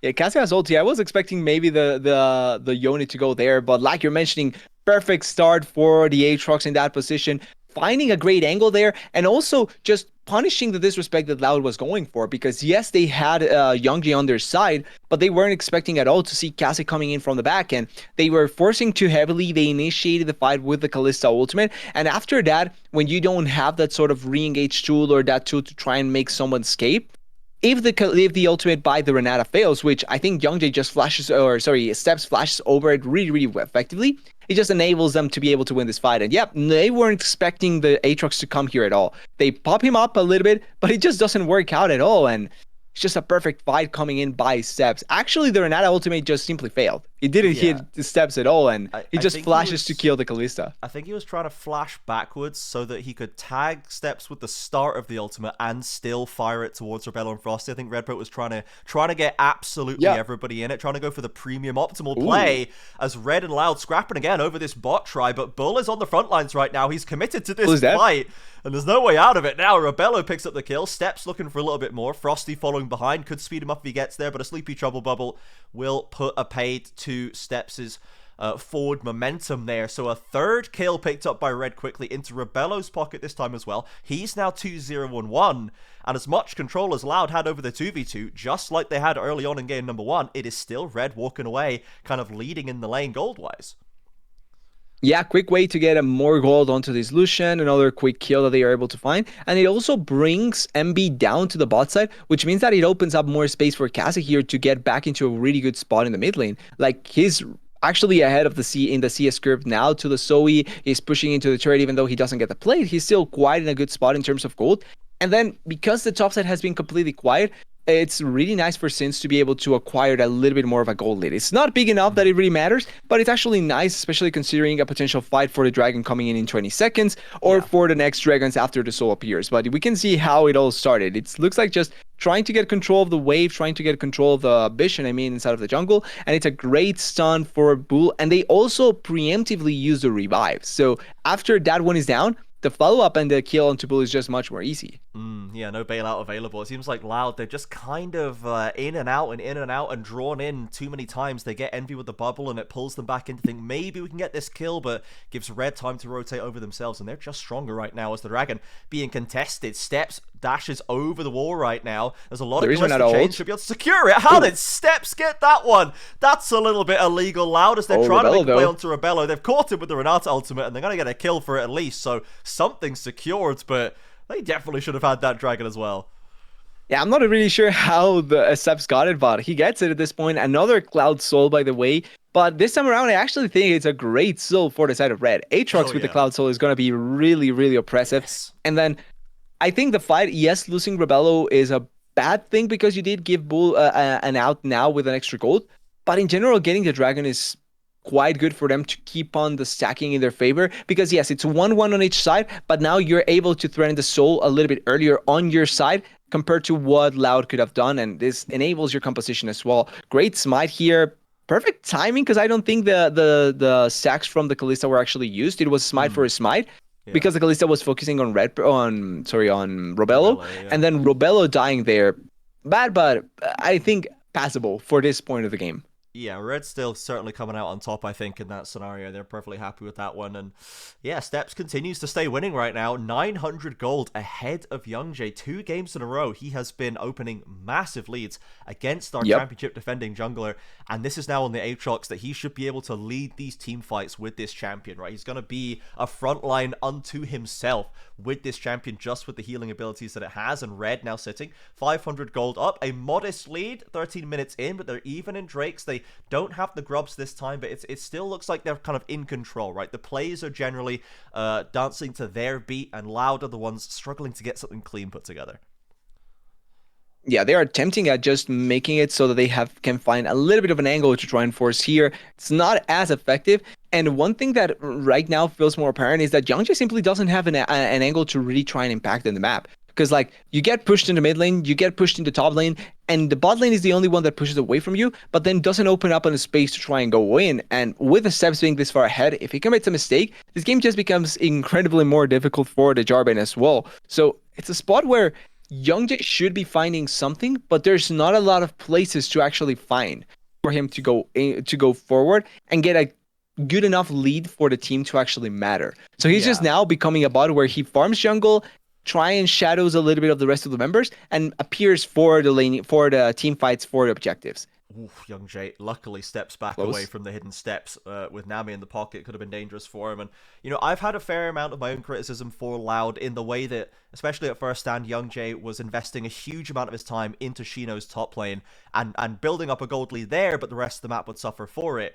Ironically, I think this is one of those games where he probably should be going top lane, right? We've seen Zinz is pushing top lane mostly on cooldown. He's in control of the lane all the time. It's a rumble, it's an easy gank, and nothing else seems to be coming for them. Good However, flash. they've got a flash, flag, and drag onto Rebello. The shields are good, great though. Steps ulti around there. the corner, and a flash over the wall escapes from the Renata Jungji's just ultimate. dead. Steps gets that kill, dives over the wall. Bull's looking for more with the bailout on him, but he's not going to find what he no. needs. Double for the Aatrox and the equalizer to catch out Bull. He Wait. looks for the spears into Rebello, but he holds that rend for 8,000 years. And Rebello steps away. Loud look for the fight, but they just lose out. That could have been or at the very least disaster now. That could have been awful for Envy. Rebello if he dies in that position and be able to escape there as, wait. Oh, Shino, no, what Fine, he was gets it. that?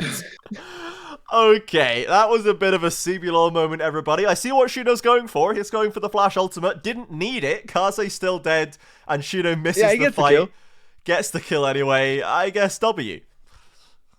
You need to get some win in any way possible at this point of the game, and getting that, it's more ideal than nothing at all. Because now they also lose the Herald as well, by the way, similar to what happened in the previous game. And this means that now the angle for just being able to thread all the map becomes even better for Red. Dragon spawning in 50 seconds, you have this Herald to be able to thread any turret, and then also force plays towards your side. And the engage here by Youngjae, not a bad one, but you're missing at the start of it. You can see how much damage is actually not connecting. Bull actually goes back a little bit to not get connected by the tidal wave by Frosty, which is a great tidal wave.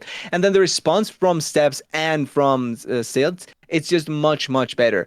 I think the rend was used by Bull, and that's why he couldn't use it here. Yeah, he must have used it, because he could have killed him from, 2 or 3 autos back if he had the rend. It must be Yeah, he could have just popped.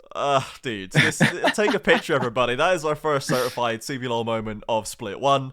And I guess That's actually Shino will amazing, take not that. gonna lie. I think that's even harder to pull off than actually just connecting it. Yeah, the Sion hitbox is so big. How have you managed to get past him with it? It's crazy. But it's a kill is a kill, I suppose. And Kaze goes down. So Red now sitting here, 2.7k up. They've evened up the Drakes, 6-2 in kills, I should say, with a third Drake on the field. And that Cloud Soul that, as we say, Steps would love to see. And you can see just he's 3-0-3. He's almost 2k up himself. He's almost the entire gold lead on this Aatrox. And so far, Loud have just not been able to contest him, even when they're trying to make plays on the rest of the team. Steps is just an uncontestable monster already pre-20 minutes. Yeah, it becomes a difficult point of contest to go against because now there's not a lot of members that can actually fight against Steps, and it makes it so that any fight that includes Steps plus any other member becomes incredibly difficult to try and pull off. And just a quick mention, I love the way that they were trying to put Kase against the Sion instead of sending Sins up there, because now that the Sion itemized for magic resist, it just works out much better to send Kase there to be able to threat the Sion much more. Now, really good response to throw Shino doesn't want that He's change fleeing once the scene. again. Yeah, he not- stole that do not kill fight and is that. now going, okay, I'm out of here. Yeah, I'm not going to hang around to see how this matchup develops. I'm going to go back to facing my AP threat. Thank you very much. Gets that bot lane turret as well. First turret, in fact, of the game at almost 18 minutes. That is a late first turret. Shows you kind of how even these lane states have been. The scraps have been going for red, but they've not been dives, not been about lane fights necessarily. They've been kind of objective-based, as red is still now forging a path into this top side. So what I'm looking for red here is to see if, as we saw them last game, they had a very clean mid-game transition. They were building a lead. They were playing it by the book. They weren't kind of taking fights they shouldn't. I want to see if they're able to play this lead out a little bit cleaner to not give Loud that way back into the game, right? They don't have quite the same, they don't have the same scaling threat that they had to deal with in game number 1, but ultimately they started playing Loud's game at some point, and that was not a good idea. So I don't want to see them do that again. Yeah, ideally you want to just keep going for something with Steps and Rebello, just being as aggressive as possible there. Obviously having Frosty be a little bit more of the supportive support, quote unquote, being able to just step on the back and just be able to provide enough.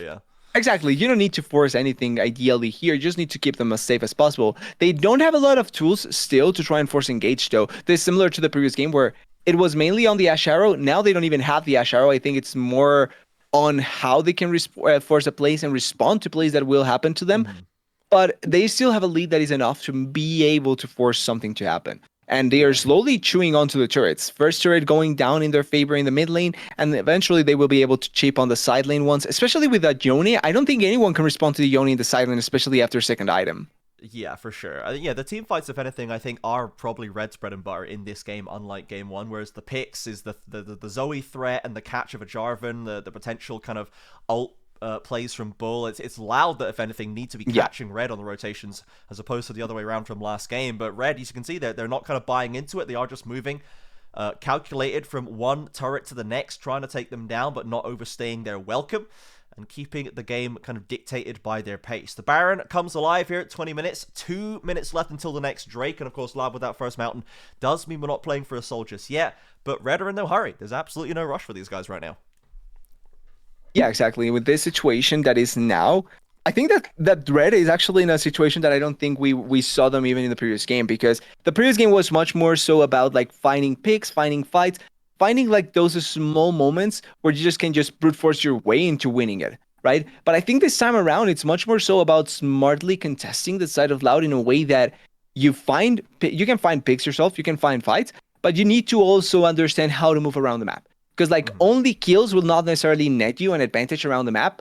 And I think that that's going to be an interesting test for Red, because they need to find more as a flash comes in and Redbird is already dying. Oh dear. Steps is really pushing the issue right now when he comes out of the ultimate. Rebello with the first kill. And the Renata ultimate cannot stop the inevitable. Bull at least gets away, but Red just walked up on him and there was nothing he could do. Yeah, surprised that they were willing to commit the flash like that in that spot by Steps. Not necessarily bad.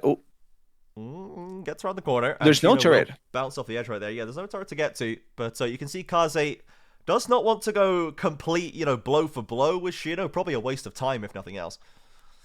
Yeah, I respect the way that Kaze just decided to not actually force a fight there in that position, because you know that somebody could be coming down there. And because this happens, you give space on the top side, right? And this is the small things that I want Red to focus on. They can bump their heads into a wall and try and win the game through brute force alone.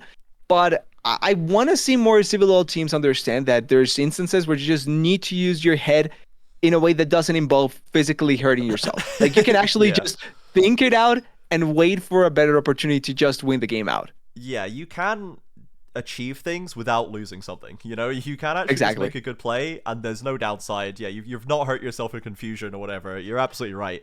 And this is a thing that few teams have managed to grasp. You know, teams like VKS, when they were at their height, had seemed to work out something of that nature. Furia, when they have a lead, are very good at making just solid, valuable plays that don't have a downside necessarily. And we'll see if Red can get the memo as well. They were, after all, able to beat Furia multiple times in the CBLOL Cup, as the Dragon now being forced over. Now this is a fully stacked Kalista Rend possibility here, and it almost goes wrong again. Down to 100 HP, but it's picked up by Youngjae this time. Now Red diving in for the fight in earnest. Red Burton will going low. Kaze trying to escape. Envy looking for him, but can't find it. Steps on down the front line. Youngjae, though, catches a Cataclysm down there. Stays alive too. Loud are doing pretty well here right now. Steps now looking to help out the mid laner. Somehow Envy's the only one who dies, and even that scuffle in the river hasn't yielded any kills yet. Youngjae too low to go back in, though, and Red can only find one kill in exchange for the Drake. Yeah, actually, the fact that Sinnoh blew the ultimate from the Yone made this fight better for Loud than it could have been. As 4 members are here, they are not expecting this, but they are really low. Okay, they could still win this with the low HP bars. Relo dashes I'm away, not sure and there's about this, Kaze with the ultimate as well. And Renata ultimate comes through the big damage, actually. Kaze and Lucian completely shred each other. Bull's still alive, but steps around the corner with the Infernal Chains, drops a Darkened Blade on his head. And Reds are just too strong right now. Shino tries to flash to safety. The turret not looking too healthy. They'll take it down on the way past and finish off the Sion 2. Yeah, the turret wasn't as healthy. Sinnoh is neither healthy here because he's dead now as well. And I feel like this is the perfect example of butting your head into a wall and hurting yourself instead of actually like trying to find a good play. Because realistically, there's no use for Loud to actually go for that play. The turret was going to die anyway. It was below half health.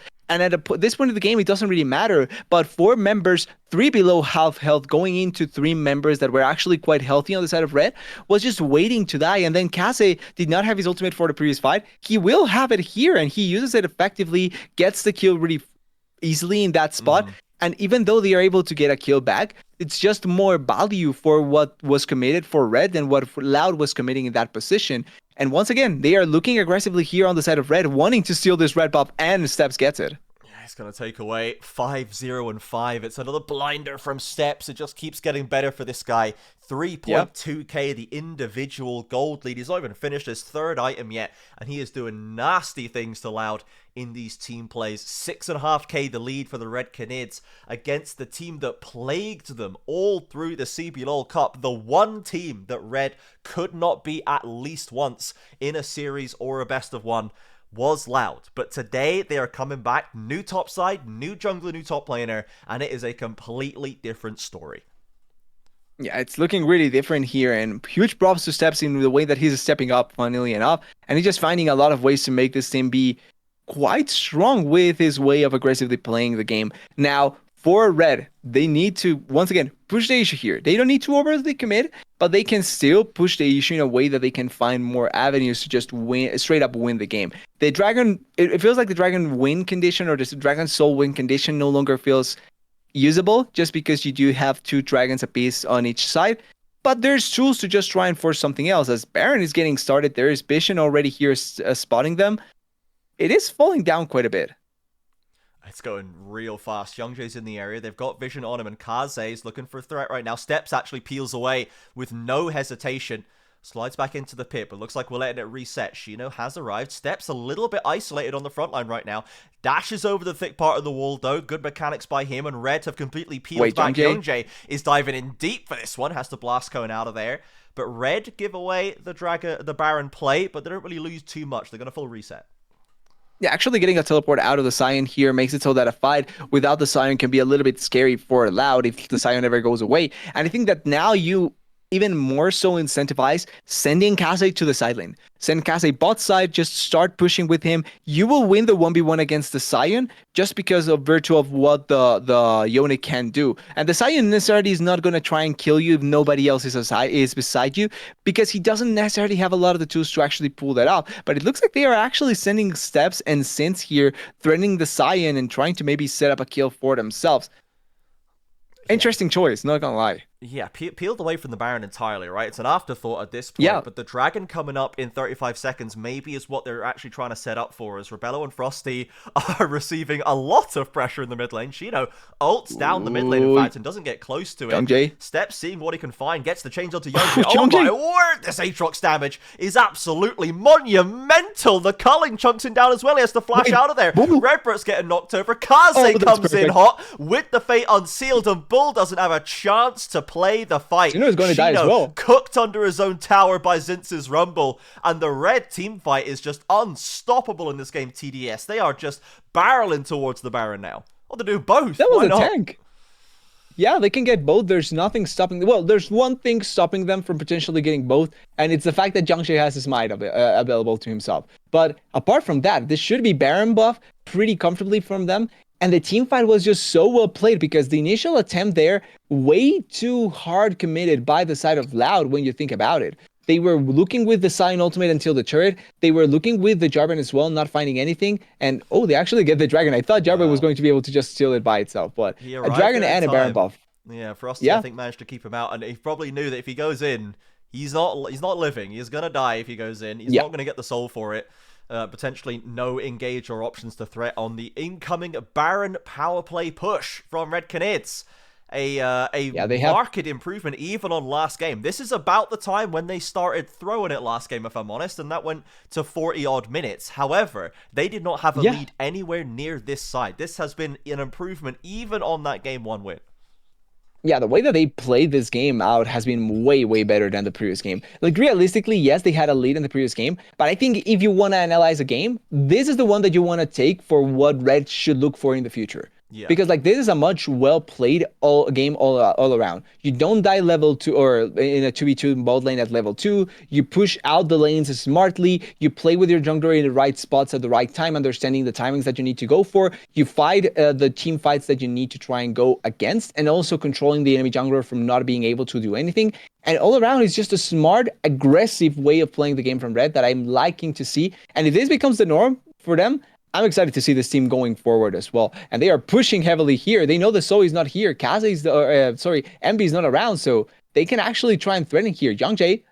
Taking a lot of damage. Steps almost knocks him over entirely. There. Goes down to the Rumble Burn, and Loud's Who is bot that as lane are well? in the back line trying That's to it. do something to save this, but they just can't make it work. Red Canids stroll into the Loud base, and they will take down the turrets with no issue. Envy finds a quick kill onto Frosty's Nami, but Kaze now fountain diving with the Fate Unsealed as well, as Steps will just high step over the broken bodies of the CBLOL Cup champions, Red Canids, with the 2-0.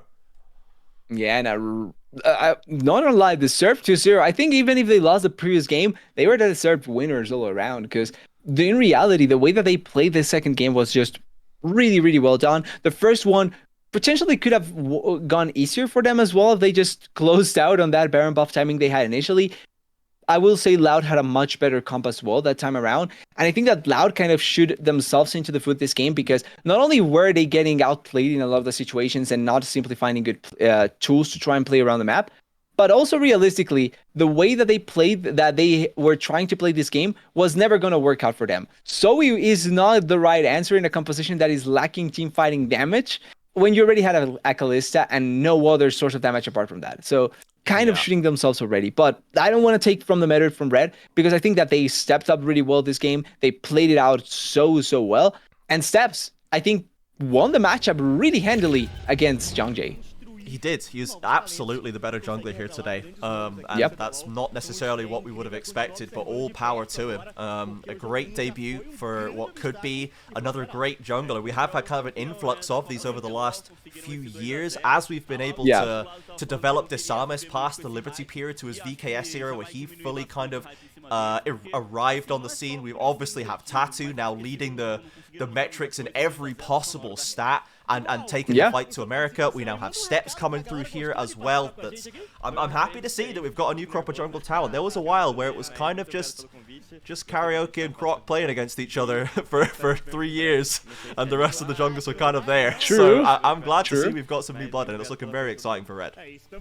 Yeah, all around. I think having more new talents step up, and especially now that LA essentially died so that it can open up to multiple places, gives this opportunity to have these junglers that maybe didn't have the chance with their own region step up here, coming into the CBLOL and onto the LCS. Yeah, but they're back to the LCS, onto the LCS. So it's interesting seeing how they can come into play now, and I'm excited to see how this talent is going to go forward, especially because I think the Steps was not something expected to come out this heavily. Like, I think people were expecting to see him or his talent, but to already start out so well is probably not what the expectation was going to be with this player. And if he starts well, hopefully he can ride the wave and imitate Tachu to a certain degree, right? Because I feel like for rookie junglers, Tachu is going to be a good set mark, in the sense that if you can start that well, your future is going to be great. I don't want it to be so that people get discouraged if they don't start as great as Tachu, but Tachu is a great example point of how great a rookie jungler can look when you start it out.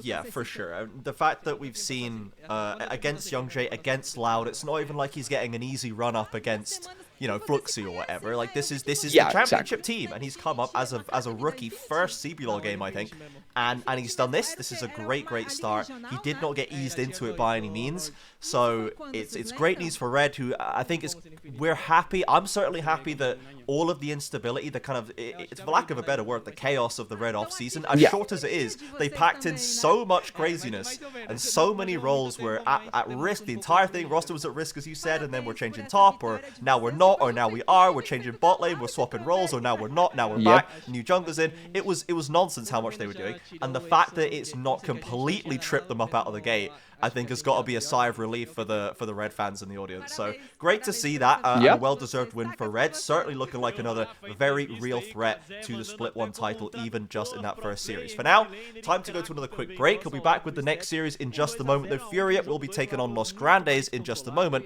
so we'll see you then. A gente contava que a Loud tinha mais chances, mas esse jogo 2 eu acho que desandou rápido demais. E acho que justamente pelo fato como a Loud gosta de jogar, tendo essa pressão na side, eles fizeram um draft que não era um draft pra fazer isso exatamente. Tinha que ter vantagem, né? Tinha que ter vantagem lá. Você tá jogando de Kalista, Renata, Zoe, Jarvan, e aí você perde esse primeiro skirmish. Você não estaca todos os dragões no early game. E aí o jogo vai indo nessa luta agora, depois mais uma tentativa também em Lágolas do time da Loud em pegar ali o Lucian do Rabelo, é prontamente cobrado.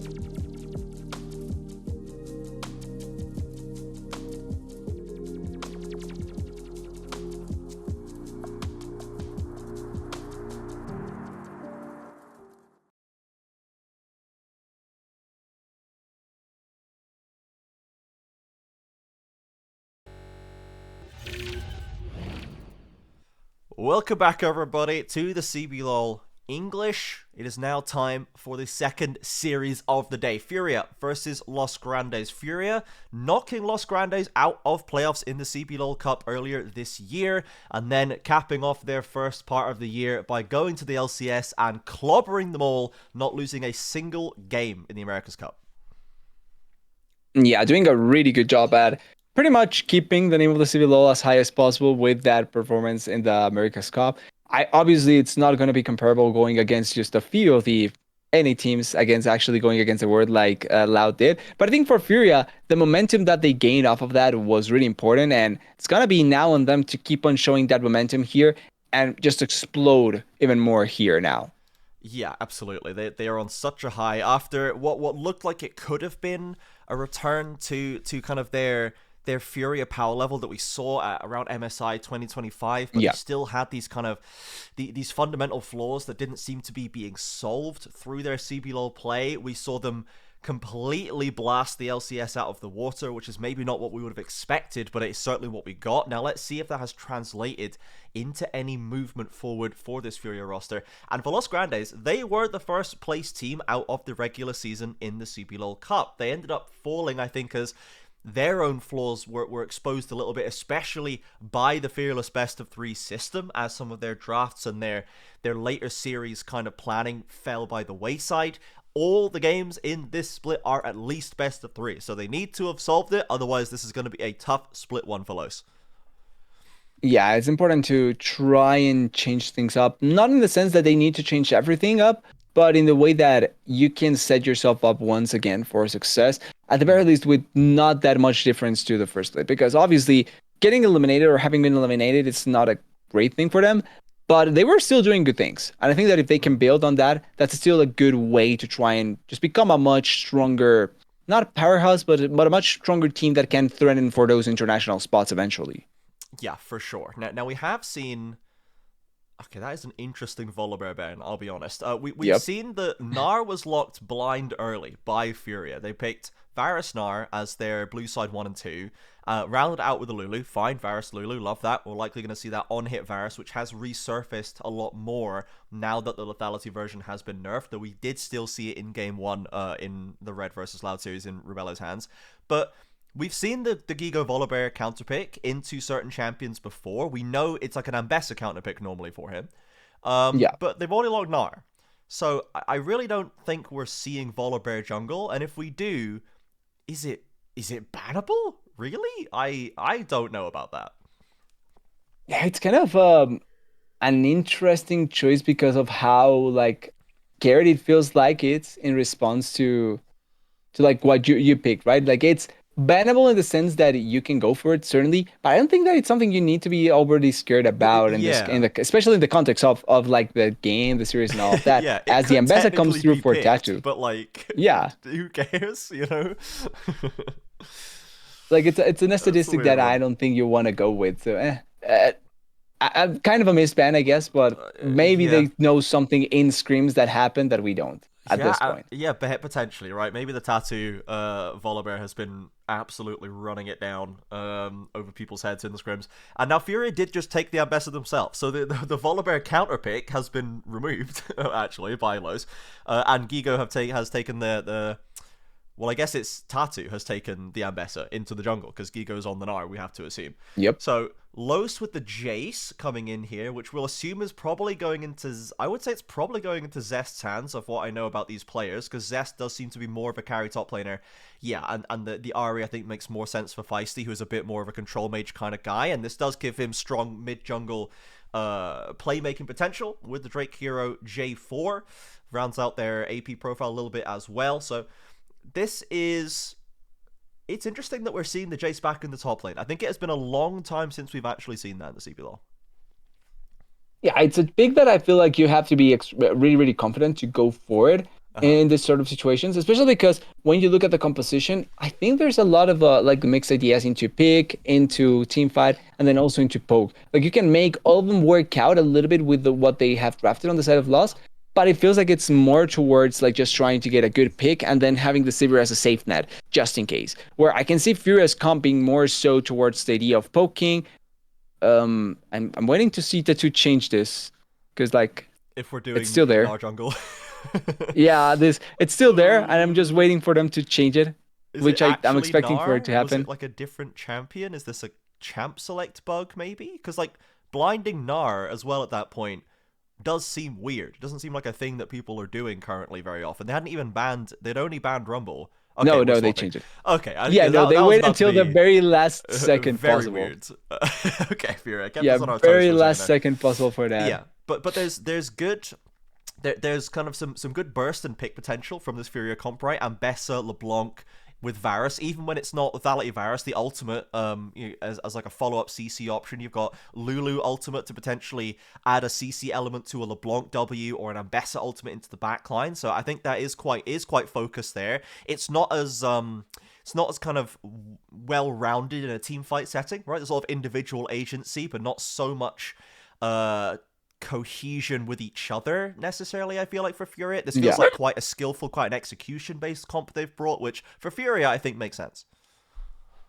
Yeah, it makes sense for what they were going for, and I think it fits their idea as well of trying to be aggressive but not overly like just trying to bang their heads in a bad way. Yeah, so they're trying all to in kill all, you and walk I away can alive. They're not trying to yeah, fight. exactly. Like it's not a bad idea to try and go for like a good in between of those two angles. And in this situation where I can see them trying to not be overly aggressive early on, because I don't think Tattoo is going to try and gank pre-level 6 as an Ambessa. So in that sense, I can see them trying to ramp up to that first item mark where they can force onto those first dragons, or the second, third dragon more than likely, and that early Herald fight. I feel like that could be the angle where we're looking for. Wait, Tattoo has Dinar. What? Did they fail the swap? Did they? Okay. Sure. Right. Somebody. If anyone in chat wants to Google if anyone's do not know playing this this deck. right now. Yeah. And find out what this is, because I don't know if I imagine Tattoo hasn't invented this. I mean, if he has, maybe we let the guy cook, I suppose. But let's see what we're What doing am I missing here. with it? So Furia are taking a swing with this first series against Los.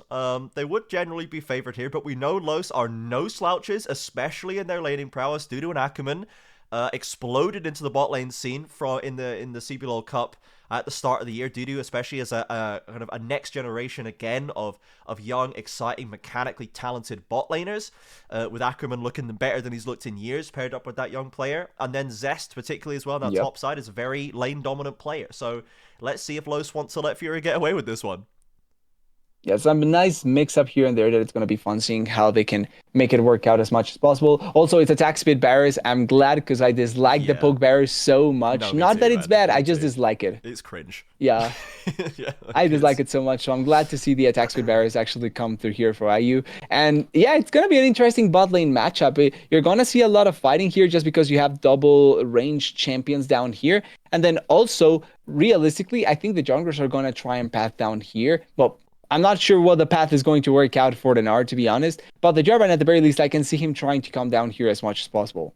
Bren, our community manager, jumping into the chat with only 1,700 total picks on the patch for Nard jungle at all ranks. So yeah, this is not like a new wave, it seems. I imagine the interview that was on the screen there, with Forgetto, with I think it was Furies, was probably saying what the heck's going on with that, buddy, and he probably explained it. So potentially, if anyone can go back and watch the mainstream and translate it, you can also let us know, because I want to know what's going on right now. There must be some justification for it. We'll see. I mean, he's clearing faster than J4, so that's good. You know, that's a thing.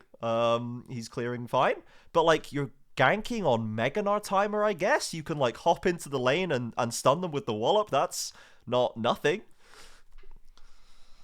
Yeah, like I was thinking maybe he did receive a change in terms of the damage dealt to minions in the jungle, because that's always the way that you kind of bring a champion in the jungle. You buff them their numbers. They buff their, they buff their clear. In that way, but like I don't remember any change like that, and I was checking the latest patch and I didn't see anything like that either. So I'm just not sure what it brought to. Now, I will try and see like the positive points. One of the things that Meganar does give you the angle to try and actually go for ganks in lanes, because you have the stun, right? You don't need you don't need the ultimate. You can actually just play with a W, and you can actually stun people up. He did use jump here, so Tattoo doesn't have his jump. Yeah, when he's going to get a health boost, he has to flash away right now, trying to stack up the Gnar bar, and we saw that when he was waiting in the brush, it kind of started to tick away, right? You can't sit in the brush forever. It does stop your jungler just wasting a minute sitting in the lane brush, because ultimately Gnar bar is going to run out, so he's just going to leave.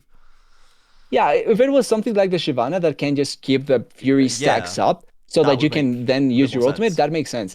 But Gnar doesn't. Gnar cannot. So it's just a weird. He lost his flash. Weird ways of interacting. Yeah, I mean, if you know, Zest probably was informed to, like, you know, jungler's missing on the map. He's probably on top side, you know, he's a top laner. He knows what Gnar does. He knows Gnar can jump walls. So we have to play safe. And good credit on Zest and Drake Hero for being in the right place to take the flash away from Tattoo at that point. So the first gank doesn't go quite right for Furia, but we'll see if it develops for us. IU and Joju are pressuring onto Dudu right now, using that Ghost as well to stay in range. The Lulu Virus DPS is very, very high, and they'll take control of this bot lane. But we can see Dudu is the one with a notable CS advantage after those first few levels.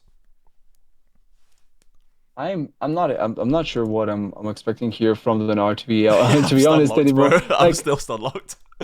Yeah, like I hate to say on the champ, but I'm trying to think what the reasoning behind it is, apart from just like the shock value of playing the Ambessa top lane. Maybe it's this. Maybe it's just giving Guigo a better chance at winning this matchup, although he's not winning it.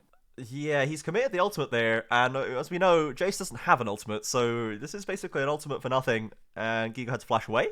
So yeah, maybe Yeah. it was all a ruse just to, in theory, bait out like a Jace or something that's then worse against Ambess, I suppose, but this is definitely an over-designed draft decision, if that's the reason at least. Maybe then our jungle is still legit in some other way. As we check in on mid lane, it's pretty even. I would expect that. Feisty's laning was very, very strong. He is, though, I think, best when he's unlocked on the map. When we see this guy and Drake Hero on picks where he can roam to top and bot lane and really affect the other lanes, that is when Feisty looks the best. So we'll see how well he's able to do that. Obviously, the Ahri now at level 6 is going to be able to get involved in fights all over the place. And maybe work more with the Jarvan, right? If you have the Jarvan Ahri duo, like those two can create so much chaos all around the map that it becomes really difficult to actually just put a stop onto it. As here appears nothing going to happen, Toots just able to put a little bit of more pressure, and it's just in general just a pretty locked game into what should realistically happen in each lane. Bot lane, it's a contested 1-for-1 where I don't think one has the lead over the other much more effectively. The mid lane feels like it's going to go much more for the favor of Toots just because of the virtue of the matchup in some ways. Same for top lane. And then in the jungle, since nothing has happened with the Gnar, it's been pretty consistent. And since that's the case, it just makes it so that the Gnar can try and ramp up towards that level 6 where he can actually impact the game with his Mega Gnar plus W as well. And maybe try and be a little bit more aggressive inside of the enemy jungle. Like, mini Gnar, it's a squishy champion, but he is really bothersome to try and deal with. And if you're able to get into the enemy jungle, you can actually win a lot of the fights just because of the passive. Yeah, absolutely. The 1v1 potential is actually pretty high. It's tricky to keep track of what he can and can't do. You got to play around the health changes and the ability changes, right? The battlefield kind of effectiveness, the terrain changes how it is used depending on where you are and whether the Mega Gnar's coming up or not, right? It's tricky to keep an eye on, and like you say, he's still basically even and clear, despite the fact he went and hang out in that top bush for a little bit. So fundamentally, it's functioning, and the main difference is really just from the top lane matchup. Zest on the Jace is kind of cooking Giga right now, and this is not what we'd love to see from Giga for the Furia fans, at least. This guy got a bit of a reputation as kind of the Korean killer, the import top lane killer. We've seen a lot of them in the CBLOL over the years, and Giga used to be the best position to take care of them. However, not so in this first game, at least. Yeah, not looking like that at all. He attempted it and he failed and had to flash away. So small things that end up happening in this position. Oh, interesting attempt. I like that the attempt there by IU to try and force the kill. There, obviously having Ackerman nearby makes it really difficult, but all in all, not a bad attempt there and really good trade there by Feisty. Actually forcing a lot out of Toots, and the control of the game now trying to be contested in terms of the vision. No dragon has been taken either, so it's gonna be a late attempt at trying to get more objectives or more value for yourself. Mm-hmm. See the dragon being thought about by Drake Hero, but Tatu is already working on the grubs, so he is going to be able to clear them pretty well. The boomerang, obviously, hitting multiple targets. He's going to get a lot of AoE abilities that come with Gnar, so he's going to be able to clear them pretty fast. Tuts is going to go and help him out. It's going to be a Drake for grubs trade. Overall, loss with a pretty decent gold lead, to be honest, at 9 minutes in the game. 800 purely through the laning, mostly from top and bottom, we must say. Tatu still working on the scuttle as well, and Ackerman's just going to keep an eye on what he's up to right there, as Tuts is still trading heavily with Feisty. He has been able to get the better of this Ahri so far, and we'll see if the LeBlanc can be effective later on, right? Because you need to be able to find those angles to get the burst onto the right targets. He does have a lot of squishies, it must be said. There's not really a true tank that can hold that damage, so Tuts might be spoilt for choice in terms of backline targets. Yeah, this is a sort of game where Tuts has the angle of just going against someone and trying to burst him out, and he can actually pull it off. Like, there's nobody bar maybe the Jarvan that can survive an all-in from the LeBlanc that gets connected. And it's not something that you typically get a chance of going for with the LeBlanc, so a good game for Tuts to actually pull off this champ here in that sense. And it also makes it so that you have another out if something goes wrong with the bot lane, with the top lane, or even with the jungle in that sense. And he's doing a really good job at putting pressure onto Feisty, ahead in CS, ahead in gold, doing a lot of pressure into the mid lane, and finding good opportunities here to maybe be a little bit more chaotic in what he's attempting to go for as. Maybe a dive here, but it's an Ambessa. You have to be careful about her. Yeah, he's just about to get the flashback up, and he's manages to shield through that shock blast. Zest is pretty low, gets away from the flag and drag. Public execution doesn't land, but neither does anything else, so Gigo walks away happy. Yeah, all in all, not bad for the fact that you do not die there as Gigo. Yeah. Oh, wait, Gnar.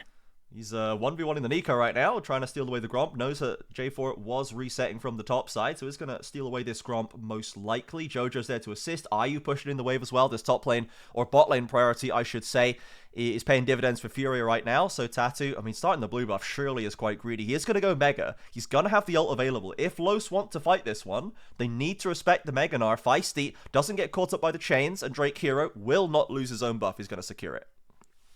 Yeah, not going to lose a blue buff. Threatening on a potential fight there. With the Mega Gnar, though, you always have to be extra careful because that just really creates a big difference in terms of how you force fights as Furia. But not trying to be overly aggressive. I don't think they were in the right spot to force a fight with where Toots and also where Ayu was. So I think it's the smart choice to go for that. And with the current pace of the game, not finding that fight or not forcing that fight means that there's not a lot that actually either team can and will try and do. Like, unless there's something more clear or maybe an objective comes up once again in the next 2 to 3 minutes, there's nothing much that they can try and go for unless someone missteps really heavily. Feisty throws the charm out. Tuts looks for a chain. He's going to get it, but just a little bit of damage going through the bone plating. Tatu working on a top scuttle right now. Ackerman, though, Ackerman has a great angle with the Nico ultimate, and Zest has priority. Tatu's going to get caught out. Flashes away from the first option, but in comes the entire rest of Los Grandes top side. And Tatu's not escaping. Oh, no. Somehow that charm doesn't connect onto Jojo. Might have flashed past him again, similarly to Shino in the last series. But Lo still walk away with the first blood. Yeah, that's actually exactly how it happened. He just flashed way too far forward compared to where the Lulu was and missed the charm because of that. And lucky there, could have been a double kill pretty comfortably. Doesn't turn into that, but a really good kill onto Tatu, even though I think the flash from him was great to not get knocked up by the Nico ultimate. When you have no flash, when you're a mini Gnar instead of a Mega Gnar, getting a kill onto you is really, really easy. And that's exactly what ended up happening there for Furia. So far the Gnar, not necessarily really showing up in what we were expecting to see. Yeah, you're absolutely right. It's very easy to punish once you kind of catch him in the mini form, and the Lulu ultimate's even committed. I don't know. Yeah, I think the Lulu ultimate's probably been a waste of time. And did they change the range of flash or something? Everybody's overshooting today. It's very weird. But Furia, they can't really do anything for Tatu right there. And we're waiting for, I guess, the Dragon setup, or eventually even the Baron setup, where again, Tatu is going to be gated by Narbar management. He's not going to be able to hard DPS the objective if he wants to hold the ult for there. As Gigo commits onto Zest, actually. Public execution has to get knocked away by a Hammer Strike. But Zest, still with Flash, still with TP.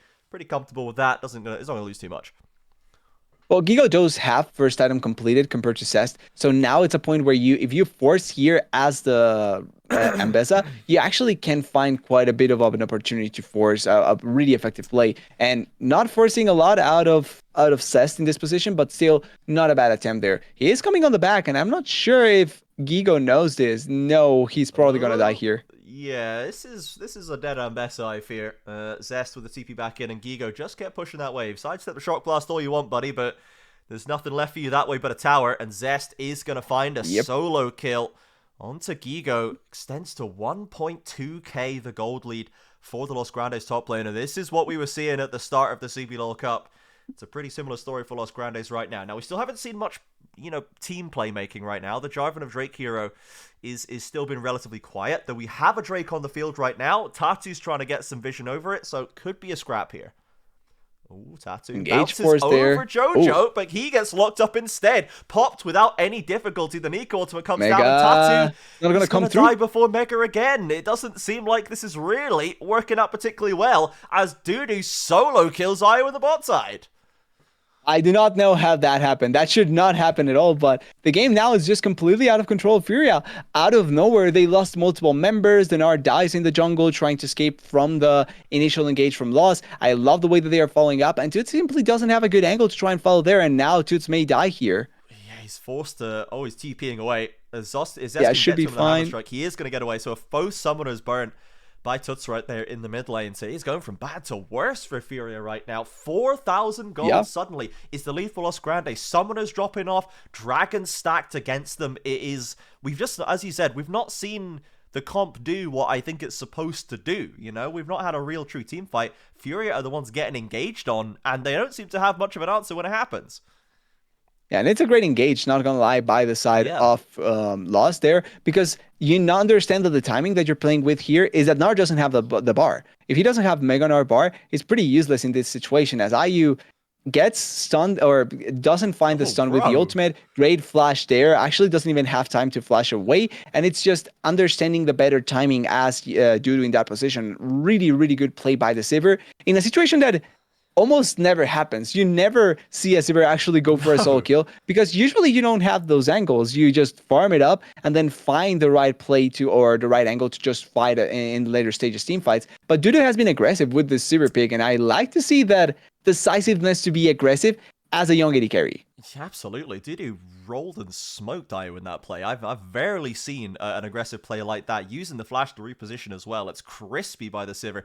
We saw Zest landing the empowered shot blast onto IU under that mid lane turret, completely chunks him. Bot lane turret falling now as well. And this is where Los look the most comfortable so far, right? They've got that early lead. The lanes have been going as well as they would have hoped, and now they're unlocked to move around the map together. They do have a really strong mid game to play with through that top side. Jace, Jarvan, Ahri, all terrors in that mid game with a couple items on deck, and Furia are behind the curve across the board. There's mid lane is basically even, jungle's not too far apart, but the main carries in top and bot lane are gasping for gold. And one of the biggest issues that I think Furia will now face is that mid-game wise, they don't have a lot of tools to actually fight it back. And their composition was going to spike really effectively mid-game. But then also now the main worry that you had for late game, which is the Sivir, is really far ahead. Like, she has 2 items to just the 1 and something from the Barris. Yeah. And I don't think Barris gets stronger than the Sivir at any point in the game. Like, I feel like they are pretty comparative to each other in the sense that maybe the main difference between the two is that 2-item Barris is stronger than 2-item Sivir. But then 3-item Sivir just becomes progressively stronger thanks to her ricochet, and then the more items the Sivir gets, the stronger she gets as well. So it's just very difficult to now grasp a point where Furia can actually try and fight back, because they have not been finding team fights that they can play with, and then also you don't have like a champion that will straight up outscale anyone here. Yeah, we're behind the curve now, and it's going to have to be, we're going to need to find angles, we're going to need to find plays, find picks, and as we said, that's just not necessarily what they're able to do super well. They've got good burst options, as we say, but they need to get vision control for that, and then we need to get Tut set up and Gigo potentially onto that second item. We need IU ideally to get those 2 items so we can have his spike as well. We're just not there yet, and we can't really threaten Los Grandes in the same way, whereas they absolutely can threaten Furia with the J4 engages, with the Nico ult as well, and the Dragons continuing to tick on. 2 minutes until the next Hextech, and it's a Hextech Soul in this first game, and Sivir will completely murder you if she gets Hextech Soul, given how far ahead she is. No, wait, I see. He has ulti, so he can run away pretty comfortably. Yeah, he's going to have to burst it, and this does give Los control of this mid lane, drawing the mid lane and jungle away from the turret. IU can't do too much about this one, and it is going to drop very low, but it'll survive for now. Oh, hang on a second. We've got Gigo TPing into the backline. Doesn't get a high priority target, though. He has to just dance back to the team as the Herald comes Mega's down falling as well. down. Mega is going to tick out. Tatu is now mini for the foreseeable future. There is no frontline to be spoken of. No Ambessa ultimate. And the Herald... The Herald is going to die, no? We're driving it sort of somewhere. We're driving it away, I guess. Maybe looking for top lane? Well, if not taking it away, like you were going to lose that. Oh, Tatu may do that. Yeah, he's already used the flash. And again, they didn't even have Feisty for that one, but as soon as they can spot Tatu, if he doesn't have his own flash and E and a team around him, I just don't think there's a way for him to live. It seems like he can't escape. They don't even get the charge, right? So it's completely useless Herald here, plus the fact that Tatu dies. They are just getting outplayed all around here as Furia. Like, they are legitimately just not finding any angle that they can actually fight for. They are not in a place where they can make the most out of their composition. And then Denar is just completely negligible at this point. A TP on the back, maybe to kill Cest here, but there's also the Nico coming in on the side. They know that Tut is here. Yeah, Zest is going to get caught out. He's got good burst. Gigo, oh my word, he's got a lot of burst through the Serpent's Fang as well. IU's ghosted in, and they will get the kill. Picked up by the Varus. Now, Ackerman couldn't get there in time to stop them. Duty's going to pick up the wave, but finally, that's actually Furia's first kill of the whole dang game, TDS, at 20 minutes. Yeah, that could have been extremely scary if they lost Toots as well in that process, but they are losing the Dragon on the bot side. They committed a lot top side, and I think the play is not necessarily that bad because they did get a kill at the very least, but it's not the biggest amount of gold that they could have gotten, plus the fact that they are losing the Dragon on the other side of the map, and they are not even able to take down a turret, means that they are just still behind the curve quite heavily, and now we're just 4.5 minutes away, 450 now, 450 minutes away from them having Hextech Soul for a Sivir. That's a really scary prospect. We're basically, we're kind of just waiting for Los Grandes to make a mistake if you're Fury at this point right now. They've got 5,000 gold lead. All the map is in their control. They're the ones with Soul Point. They've got the scaling Sivir. They need Los Grandes to mess up their mid-game rotations, to leave someone abandoned on the mid lane, to over-push on a dive, or to fluff a Baron play perhaps. Like, Fury are going to have to get the clutch factor out pretty heavily if they want to take this win. Now, it is a best of 3, everybody. This is not necessarily a full loss if Fury lose. Maybe next game we see them just pick Xin Zhao or something normal, and then they look a lot better. They certainly tried to cook in this one, but they have burnt the stew pretty badly so far. Yeah, at this point, it's trying to fly too close to the sun, but the sun just burns you alive immediately. Not even like takes you down. They just burns you as soon as you try and go close with this Gnar pick, and the rest of the members are not really finding anything either. They are losing this mid lane turret, or at the very least, a lot of the health of the mid lane turret. The push potential from the side of Lost just feels a little bit too much at this point. And then knowing that they have just control of the side lane with Cest, and the threat of Drake Hero almost always, makes it so that there's not a lot of angles for Fury to actually force a play. And again, one of the main issues that we're seeing with this Gnar from Tatu is that there's never a Gnar bar play that he can pull off because he doesn't have the Gnar bar at the right time. And when you actually have the Gnar bar, the disengage is just much better from Lost, so they are not forced into anything weird at all. Yeah, they can Sivir spell shield, they can Nico root, flag and drag away, Zest can hammer strike away, and speed gate them all to safety. Like, if they see the Gnar bar, they just go, okay, we're not going to fight you then. Like, we'll just sit here and wait for that to time out. Okay, it's gone. Yeah. Now we're just going to flash on mini Gnar and he's dead. And it seems to be just that simple. So, not looking great, to be honest. I'm still not 100% convinced this wasn't some sort of mistake, to be honest. But we'll see. I'm sure we'll hear definitively from Fury what the point of that was at some point. But for now, Los Grandes 23 minutes in. We're waiting for them. They've got control of the lanes. They have a Baron to look for if they want to get very spicy. They'll probably just wait until the Hextech Soul. They can do it realistically. I think they could. They can try and force it. Like, I feel like there's not a lot of things that Fury can do here, because if Lost is forcing the Baron and Fury tries to walk in, a Charm or a Jarvan Engage or an Eco Ultimate should be enough to be able to kill them. And then if not, they get the Baron for free. So at this point of the game, I feel like baiting or trying to play for Baron would be the most ideal thing for Lost, because there's not a lot of things that they need to do to try and force this game out in that sense. Like, giving more time to Furia doesn't necessarily make a lot of sense, but it's not like they suffer from giving time since they do have the Sivir with them. And then also, if they just want to force something to happen, they can just play for Baron, and that's about it. Yeah, and like, you kind of, the fact that even if somehow, right, Tatu gets into the pit, Mega Gnar form, Mega Gnar is all 5 of Los, the rest of Furia need to be not caught in an eco ult, not caught by an Ari Charm, not stuck behind, not getting blown up by Jace. This is assuming that all of Los are doing nothing. And they're all in the pit, they're all Mega Gnards, and Furia are all in position, and they've not been caught or killed yet. It is just such a miraculous scenario that needs to come about for this Gnar pick to actually work at this stage, given the losses that they've taken so far. And right now, it seems like Los are happily just holding the waves, pushing them out when they have to, keeping the vision strong, and we're just going to go to their Hextech play, at which point we will see if Furia can finally put it together. Because before, when they've been trying to approach these objective fights, Los have already been there well in advance, they've done their homework, and they've removed Tatu from the equation. Yeah, they've made it so that Tatu is completely negligible, and that's one of the main things that you need to do against Furia, feels like, right? Yeah. If Tatu is not a part of anything in this game, you know that Furia will be essentially trying to think about what the heck they can do, because Tatu is pretty much their driving force in not only like forcing plays, but trying to get an advantage so that it's impossible to put a stop to them. And that's a thing that they're missing right now, pretty obviously. Tatu not having any sort of impact at all. It's not only that he's behind, it's that he has no way of having an impact in this game unless he's Mega Gnar.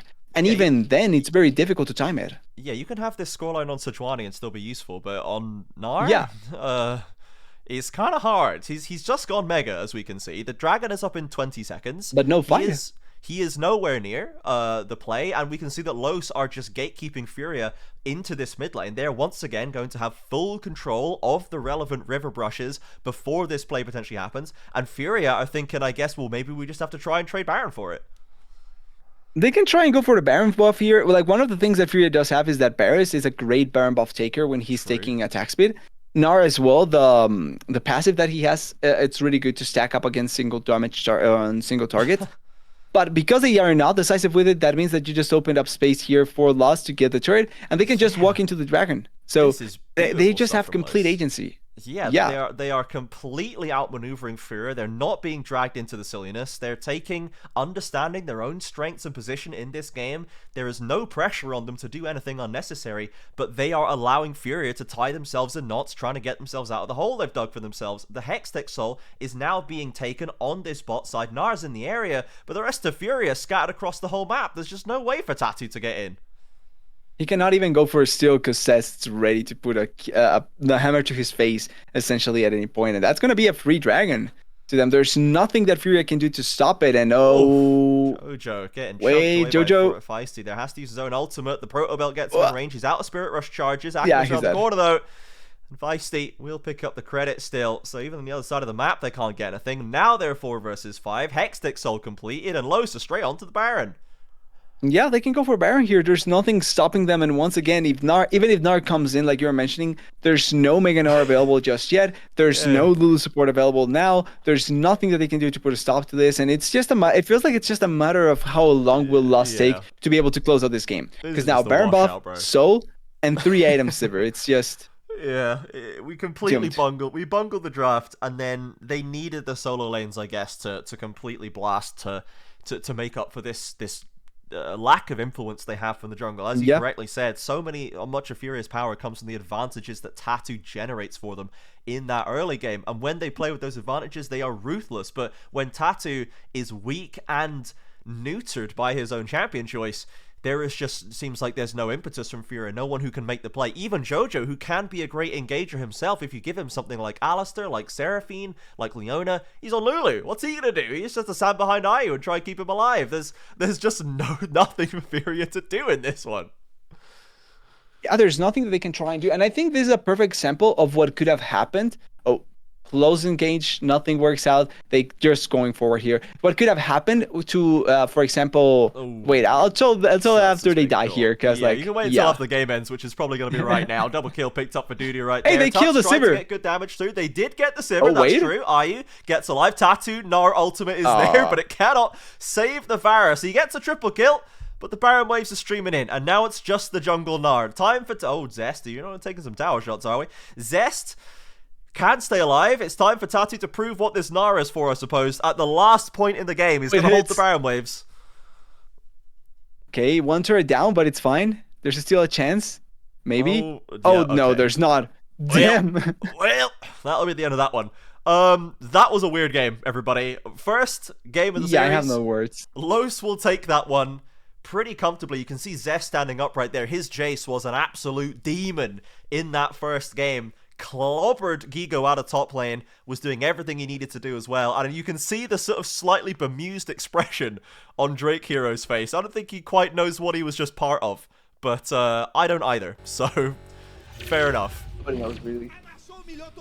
Realistically, nobody really knows, and it's a weird situation now here because, like, I'm not sure what the idea was, right? If it's that they mistook the pick in the draft, it's fine. Like, I get that. Like, that can happen.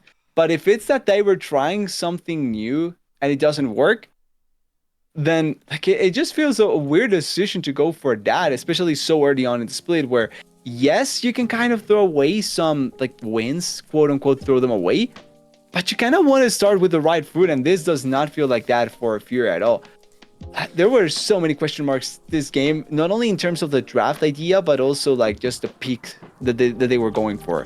Not necessarily just the Gnar and the Ambessa, but just in general, the way that this game went just feels like a little bit weird from Furia in general. It was a little bit weird. That I can't really say it any better, TDS. This game was a little bit weird from Furia. Now we'll go to a break and we'll come back and see if Furia for real have logged on, and we'll see if they just draft normally, or if they're going to continue showing us more Gnar jungles of the world. But Lost seemed happy to slap them down out of that they idea. can't. Yeah, thankfully for them, Fearless means there's no more Gnar jungle Yeah, they today, can now. everybody. So unfortunate. Right, let's go to a break. We'll be back in a few minutes with Game 2 of the series. We'll see you there.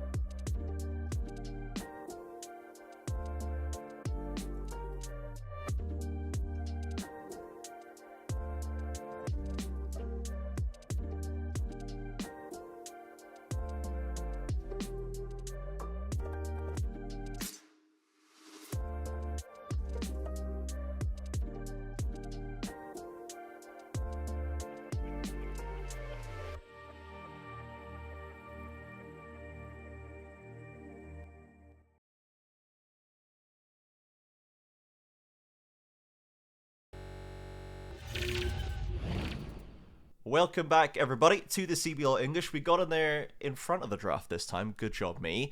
And just in time, because we need to see well how these drafts play out from start to finish, it seems, in this series, because they're a bit silly, TDS. Yeah, we need to see what they're going to try and pull off here and there. I think there's still a lot of angles here for Furia to try and turn around. First game, experiment game, okay, doesn't work out. Works out horribly. Actually, awful game for everyone involved.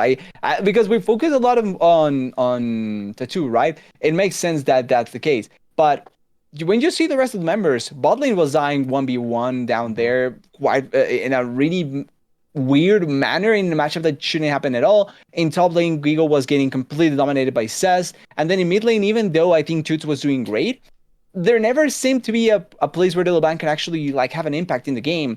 Yeah. In part because of Tattoo, but also because of what was happening in the rest of the map. So it was just an off game by everyone in Furia, it feels like. So maybe now turn around the page, get a new set of things to try and work your way, and maybe have a better game this time around. Yeah, it was a bit of a nightmare across the board.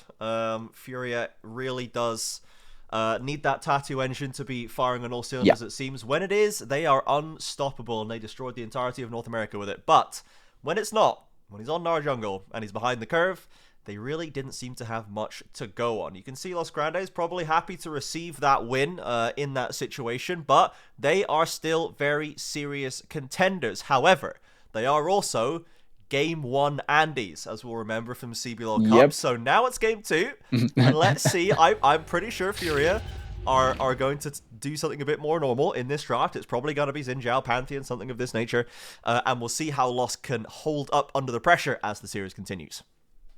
Yeah, it's going to be on them to be able to close out this time around. And I think that so far, first game, really good showing.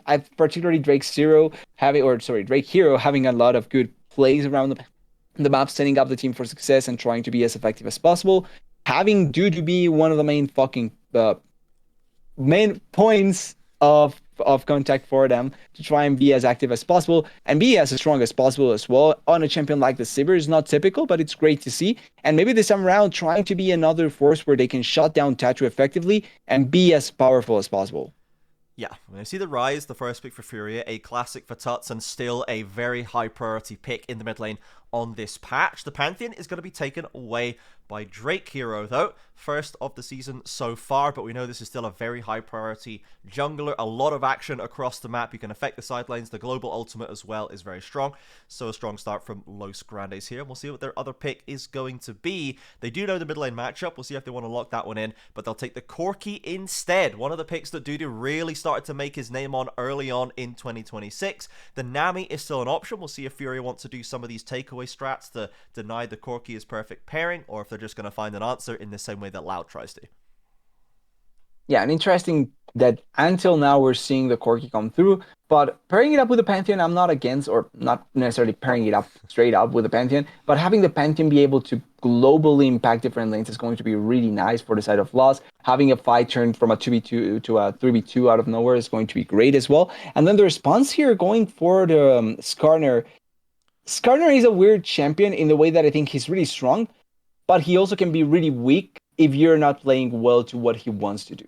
And if he's the main engager of your team, it can work out in certain situations, but you kind of wanna have the other team have to come into you as well to maximize his full potential. And I think Tattoo will try and look for something similar to that. Obviously, Lost can draft away from it.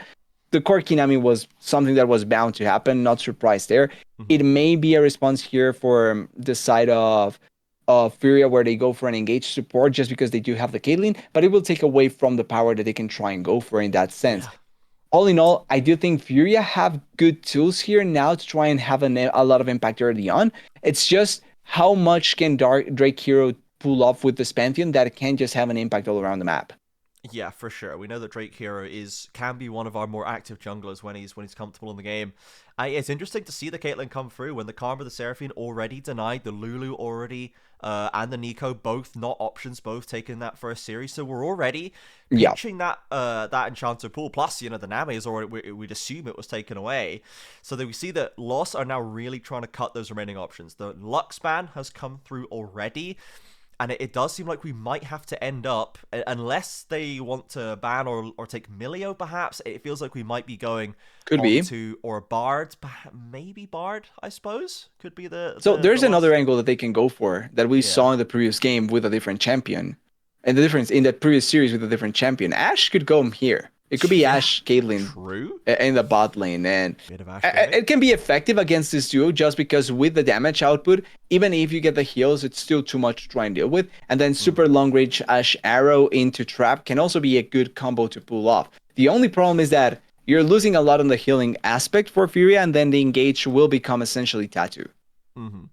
And for Furia, if they go for that, they are trying to pinch the mid lane. We've had a Talia, Zoe, and Cassio bans, and the Syndra has been taken. So Feisty still finds a very box standard mage. Of course, going into the Rise, this is a pretty handshake matchup through the mid lane at least. We're waiting for a Gigo pick, and we're waiting for JoJo's support. Now, I think for Gigo, I wouldn't be surprised if we saw like a tank just locked in there, some sort of Ornn-esque pick, to be honest. I think Gigo is one of the few top laners we have that is actually comfortable playing Ornn, and since he has the blind pick, he is going to take the Sion instead. So still, it is going to be a tank line for him. Then that top side is very, very bulky, right? Skarner, Rise, and Sion. It's tough to burst through that. So Lost are pretty burst heavy, right? Corki plus Syndra and Pantheon. And there's a lot of tanks. They really need to get onto IU, I think, to make that stick. Yeah, it's going to be a way of trying to reach that backline that can be difficult, but they do have like Cess coming, or sorry, Drake Hero coming in with the ultimate here with the Pantheon that can try and enable that as that makes no sense at all. This hover is cute, but we already know that it's the Nami, so I wouldn't be expecting that at all. Just to try and meme Tattoo. We're just waiting for West's top laner most likely. Yeah, because I'm not like, even if they go for a trade here, I wouldn't send the Pantheon top lane, to be honest. The Aatrox here in the top lane, like I'm not against it, but at the same time I feel like there could have been a little bit more of a straight up choice to try and win it out. The Aatrox feels like the better of the have a blind pick that, or not a blind pick, like a safe pick that can work out even if from behind, but can take over the game if you get a random kill here and there from the Sion or from somebody else. So it's kind of like that feeling from Cess, where I don't think he's going to have the same level of impact like in the previous game, but he's still going to be able to take control of the top lane just by virtue of having a lot of the healing and a lot of the damage onto the Sion, even if I don't think he will kill the Sion consistently. No, he shouldn't be pushed out of lane, but he shouldn't be pushing out Sion either. I think this could have been a Gwen angle. They would be completely kind of tankless at that point, and the Gwen Hallowed Mist is kind of false front line. We've seen enough team fights thrown by FNB not timing his mist properly to show you kind of how fickle that is, but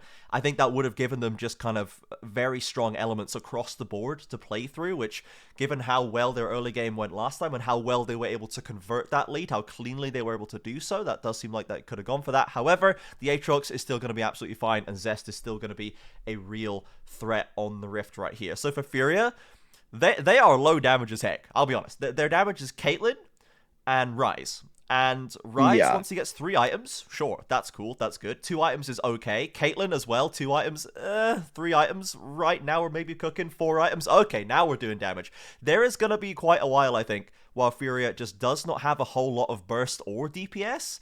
And it's going to be more about, I guess, outplaying Los Grandes, layering their CC properly, maybe drawing them into tower dives or something like this. It feels like Furia are lacking a bit of the tools to kind of accelerate an early game. And this didn't go super well for them last time. Los Grandes just kind of took the lead and ran with it. Well, at least one of the main differences compared to the previous game is that from behind, at least you can find something with a Skarner. The Gnar from behind in the jungle probably will never get you something at all. Yeah, at least Tattoo, if he pulls off a 3-man ultimate, you can kind of set up the team for success at that point. And here, it's going to be a lot on IU's early game.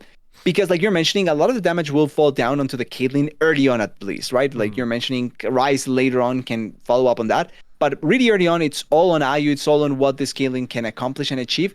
And if you're able to find a good opportunity to make her be as strong as possible, like here, that's going to be great for them. But if the Caitlyn dies early on, if she dies pre-level 10, I think pre-minute 10, I think you pretty much can forget about having any sort of impact early on in the game. Yeah, we see the value of the Caitlyn Milio. What did end up being the Milio option right there? They chose not to go for an engager, though, to be honest. They still could have. It might have been the way to go, but this does give them the extra range to play with. It's very oppressive, as we can see. The Corki Nami has excellent burst and kind of versatility, but it's short range. It ultimately can't contest a Caitlyn Milio in terms of range, and we're seeing the DPS coming through. That is how we're expecting this to play. However, I'm sure Drake Hero is going to be aware of this, and we're going to need to see what Furia can do to protect IU and let him use this Caitlyn to its fullest advantage. When you have a Pantheon ult that can come down over the top of you, or even just flash W into your lane, we need to make sure that Furia have coverage for IU. Otherwise, Caitlyn's going to get camped, she's going to get shut out of the game, and they're going to have no damage later on.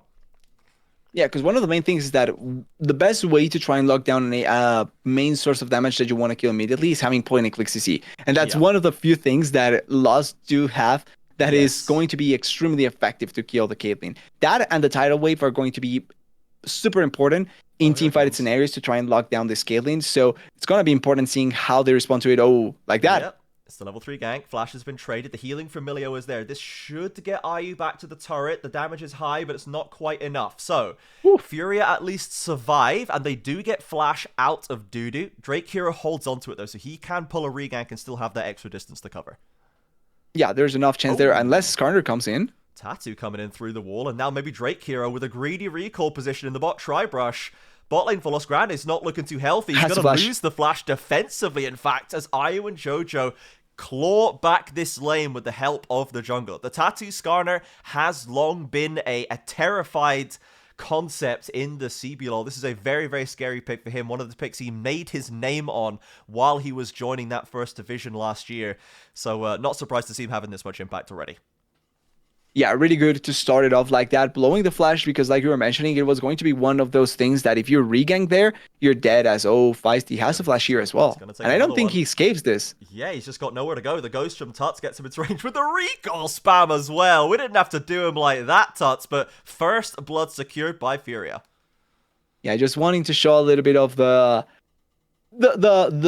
value of who gets pretty much that kill there in that position, and great gank timing by Tattoo in that position as well. And then also the fact that they are taking advantage of a mana-less Syndra at that point, because she had very little mana. There's no way for her to try and push anyone away, and then you're able to lock down that kill. I think a little bit of disrespect in that spot by Feisty, knowing that Tattoo could be close by and just get punished into that position. Didn't blow the flash though, so at least we'll have that tool to escape for a future gank. Yeah, smart by Feisty not to waste it at that option. They would have just been followed by Tatu and Tatsu would have gone down anyway. So Furia, certainly a better start than last time. Tatu locks in, if anything, his most iconic jungler and has already saved bot lane and gotten the first blood mid lane. It's something of a difference from game number 1, but now we need the answer from Los Grandes. Drake Hero does still have that point-and-click CC. They still have a very strong mid-game to play through. Corki, especially with that Pantheon pairing, can catch out basically anybody and do a whole lot of damage. And we can see Zest still performing well in the 1v1. Gigo kind of expected to be weak siding right here, but Zest is going to be scaling up nicely in that 1v1 scenario. Yeah, still dominating it as much as possible, as we see a lot of trading down here in the bot side. And I think it goes tit for tat, actually, because before it was Dudu and Ackerman doing the trading and pushing the wave into the turret. So I like that both bot laners not scaring to fight at all. Yeah, absolutely right. This is kind of IU and Jojo, I think, have been on balance probably the best bot lane duo in the CBLOL for the last couple of years. Teams like Frosty and Rebello have been up there. Frosty and Brunts before that, and now we have Dudu and Ackerman are still very, very strong, as we see a replay of that mid lane. But yeah, as you say, just excellently placed. A bit disrespectful on the push by Feisty. Maybe just couldn't quite get the crash, right? Wanted to crash that mid wave, stuck around just a hair too long for it. Ends up giving himself away. Yeah, and a crash in a position where you have no mana and barely any position to flash away. Dangerous. It was going to be bad at that point, but here comes Drake Hero. There is a good angle here to try and maybe put a stop to it, although... Better angle for Tuts, already level 6. The stun comes through from Feisty, who's got the ultimate and manages to turn it on its head. Drake Hero dings to level 5, gets a bit of HP, and Furia and Io working on Dudu instead. Furia cannot quite get Drake Hero done with, and Feisty picks up the credit. Yeah, it looked like maybe it was Drake here that was going to get picked off, and he's not as tanky, or the ability is not as healthy in terms of like the amount of health that you have. as the Skarner there, but still enough damage to be able to blow out Toots, which is a squishy champion at this point with no extra health coming in from any rod or anything like that. And it means that you get the kill, you stop the dragon, even if it wasn't going to be going to your favor, and you also recover a little bit of the control of the map. Great play here overall, and maybe a little bit too positive coming in by the side of Furia. The idea was great, but the angle just seemed a little bit better for the side of Lost, and they executed on it much better as well. Yeah, I guess we needed Tuts to step down the river and just put a little bit more distance between him and that mid lane, but ultimately, I guess they thought they'd have the damage. Drake Hero turns it around, and Feisty knocks it down. So, kills now to 1-1, gold back to even. We still see Zest punishing Gigo. Does he have a flash? He does, but he's holding it, uses the Furnace instead. Nerves of Steel by Furia's top side, but he doesn't have TP, so he's still going to lose out, and Zest is going to open up more and more of a gold lead here.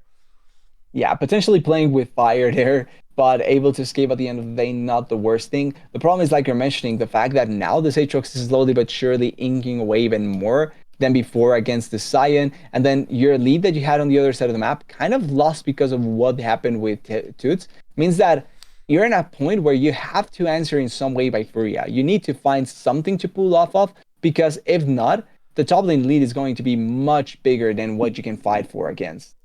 Tuts caught by Drake here again. He's ghosted, checks with the vision to see Feisty to avoid a potential stun on the way back to the lane. But we did see Tattoo sneak into the pit and secure that Mountain Drake after the reset timers from the previous play. So he has managed to get that objective at least. The Grub's spawning in 20 seconds, and he's on that top side. So we'll see if Tattoo wants to push for even more around there.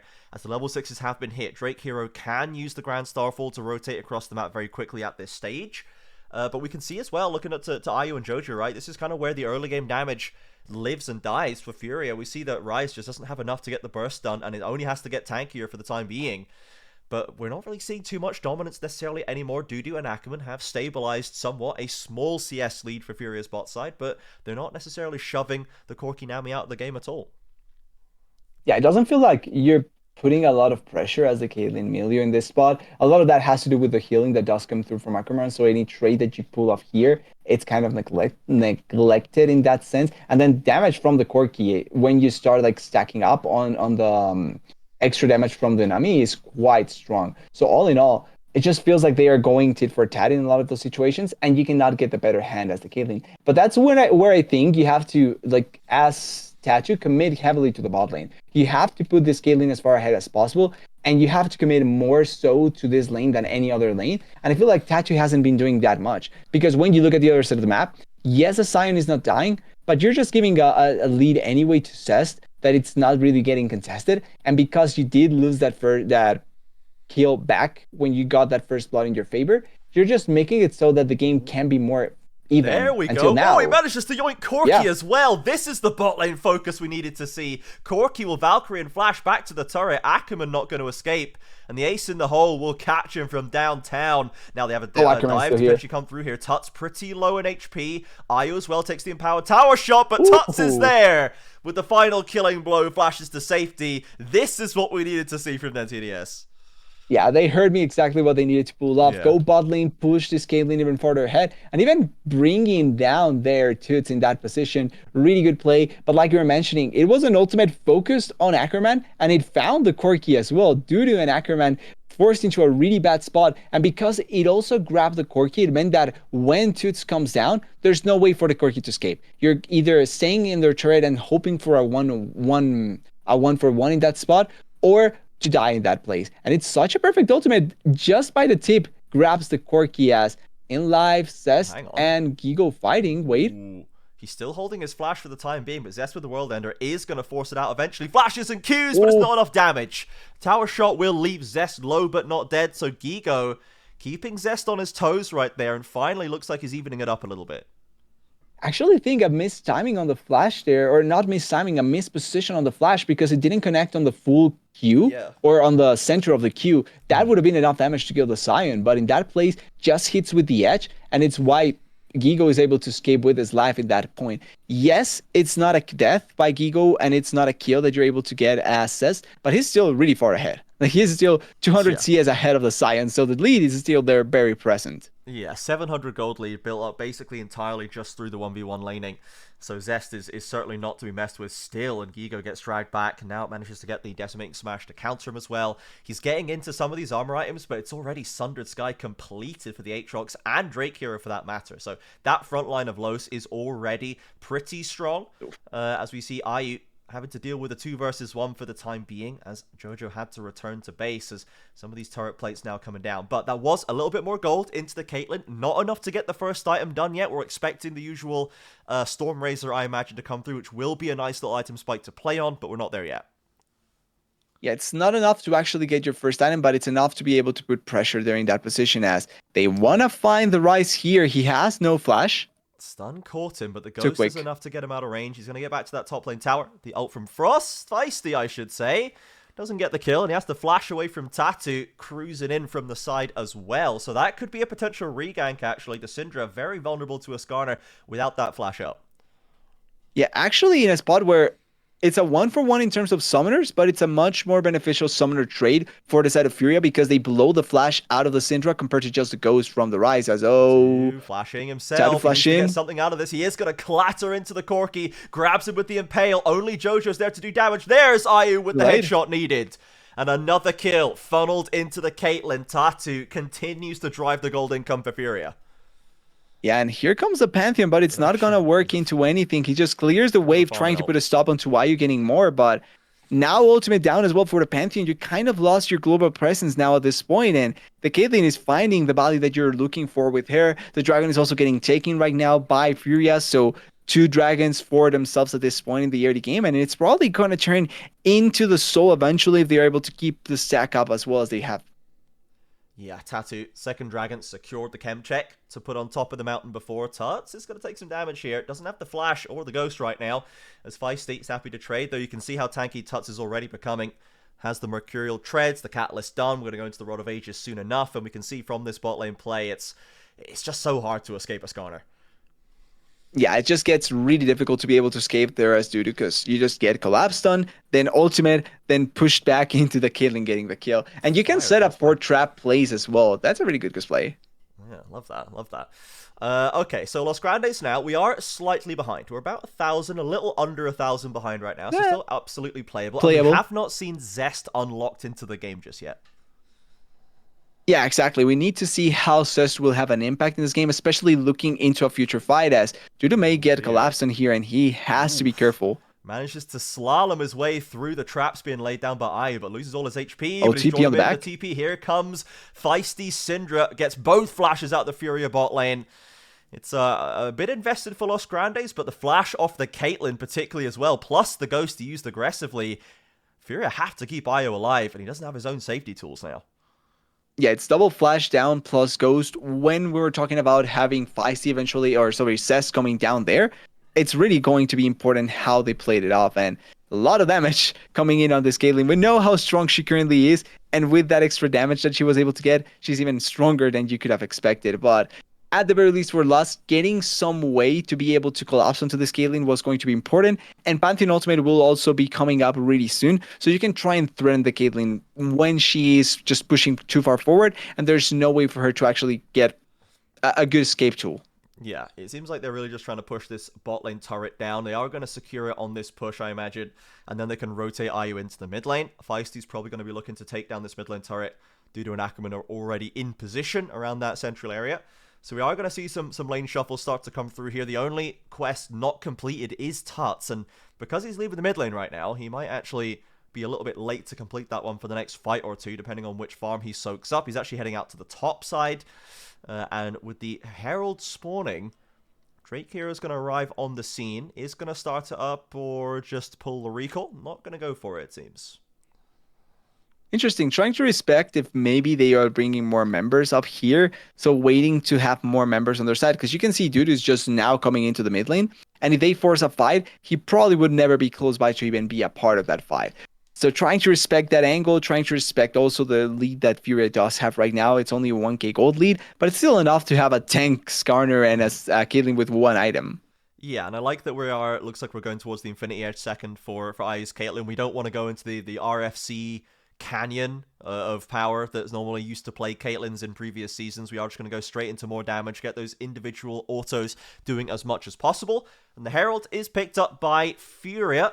Skarner's going to lock that one down. So we got turrets in mid and bot lane that could be under threat. Feisty and Tuts currently trading away in this top side, but bit of a reset angle. Everyone's spreading out to their new lane assignments, and then we'll see what the junglers want to get done.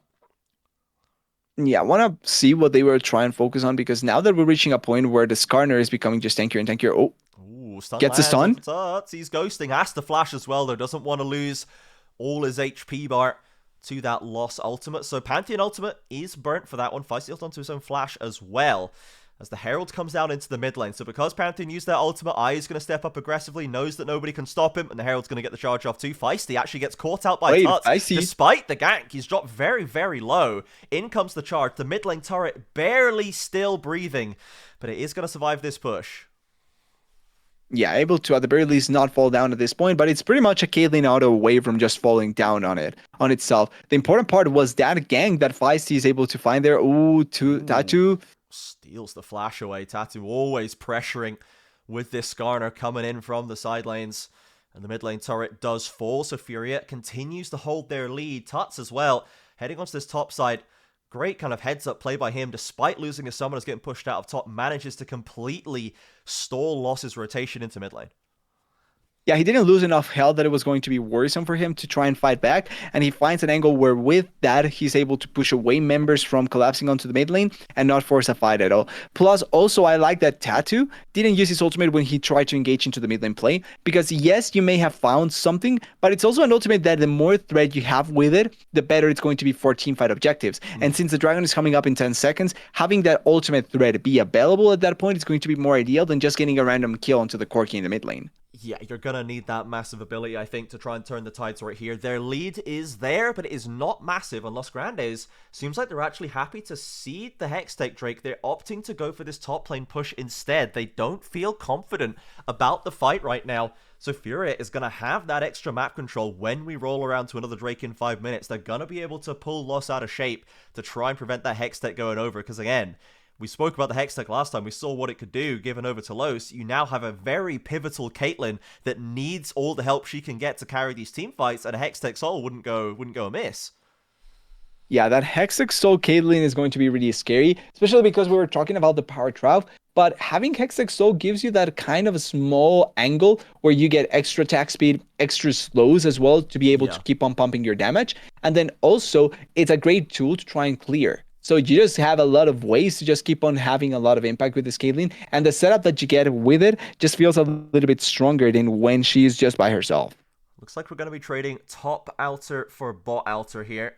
Aatrox, still, we haven't really seen Zest step into center stage in this second game. He has just accrued over 1,000 gold of advantage with no kills and assists in this game, purely through gold generation on the map through CSing plates and turrets. So at some point, this Aatrox has to become relevant. You've got to imagine. Los Grandes are waiting for a moment where they can let Zest out of the cage. But for now, it seems like Furia are happy to trade across the map, hold on to their small lead, and keep building the carry of their own. Yeah, it has to be a point where either Zest comes in and carries a fight, or the gold lead was the gold lead that he accrued was completely meaningless and it's not useful at all for the game. And that's something that the side of Loss has to be looking forward to. Maybe waiting for that second item to have an extra bit of damage since he's kind of collecting another wave right now.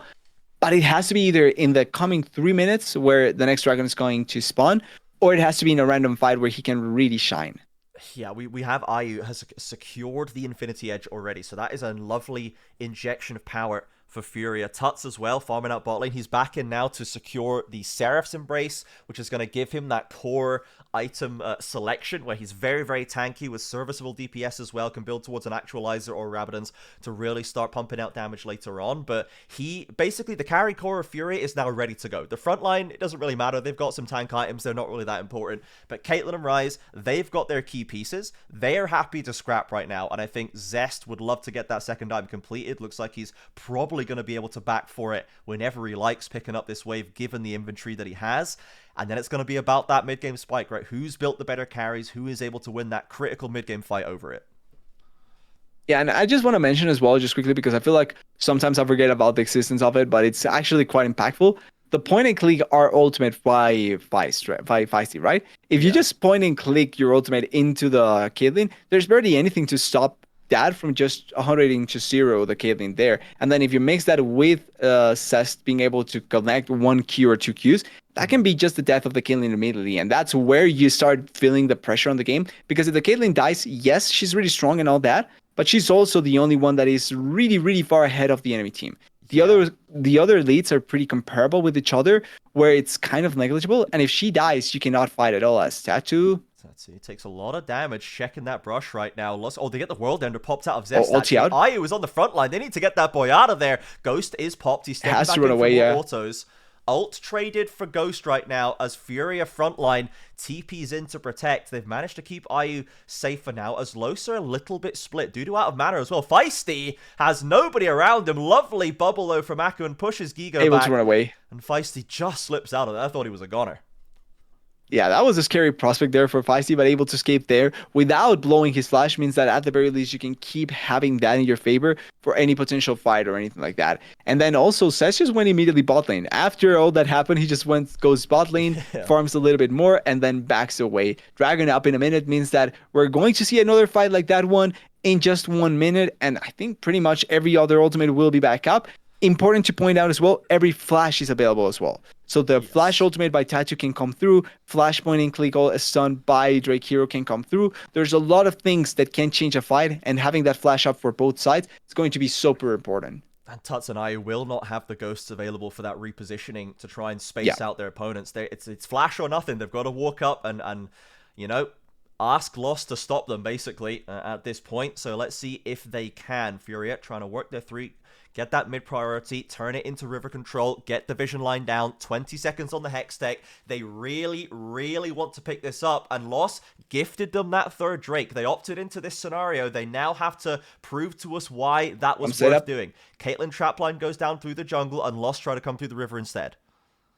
Yeah, they have a lot of control, but now Cest is just pushing topside once again. Dragon will spawn right now, and I think they're going to try and rush it. He is coming in here, and they want to force this fight. There is an angle here thanks to the fact that the trap lane kind of was put in another place, and you're looking potentially here. Front line for Furia, doing a good job holding them down. Drake Hero goes in and gets immediately slammed into the wall. He's going to fall very, very soon. Tattoo picks up the kill. Zest went through the portal to get to the side. Tuts fails his flash, but stays alive. Gigo goes into the zombie form, but Dudu has already managed to get away. Hextech secured. Furia got what they wanted. Ayu is surely unleashed now. And Los Grandes know that they've lost the fight. They've lost the objective. They waited for this moment, but they couldn't find the key play.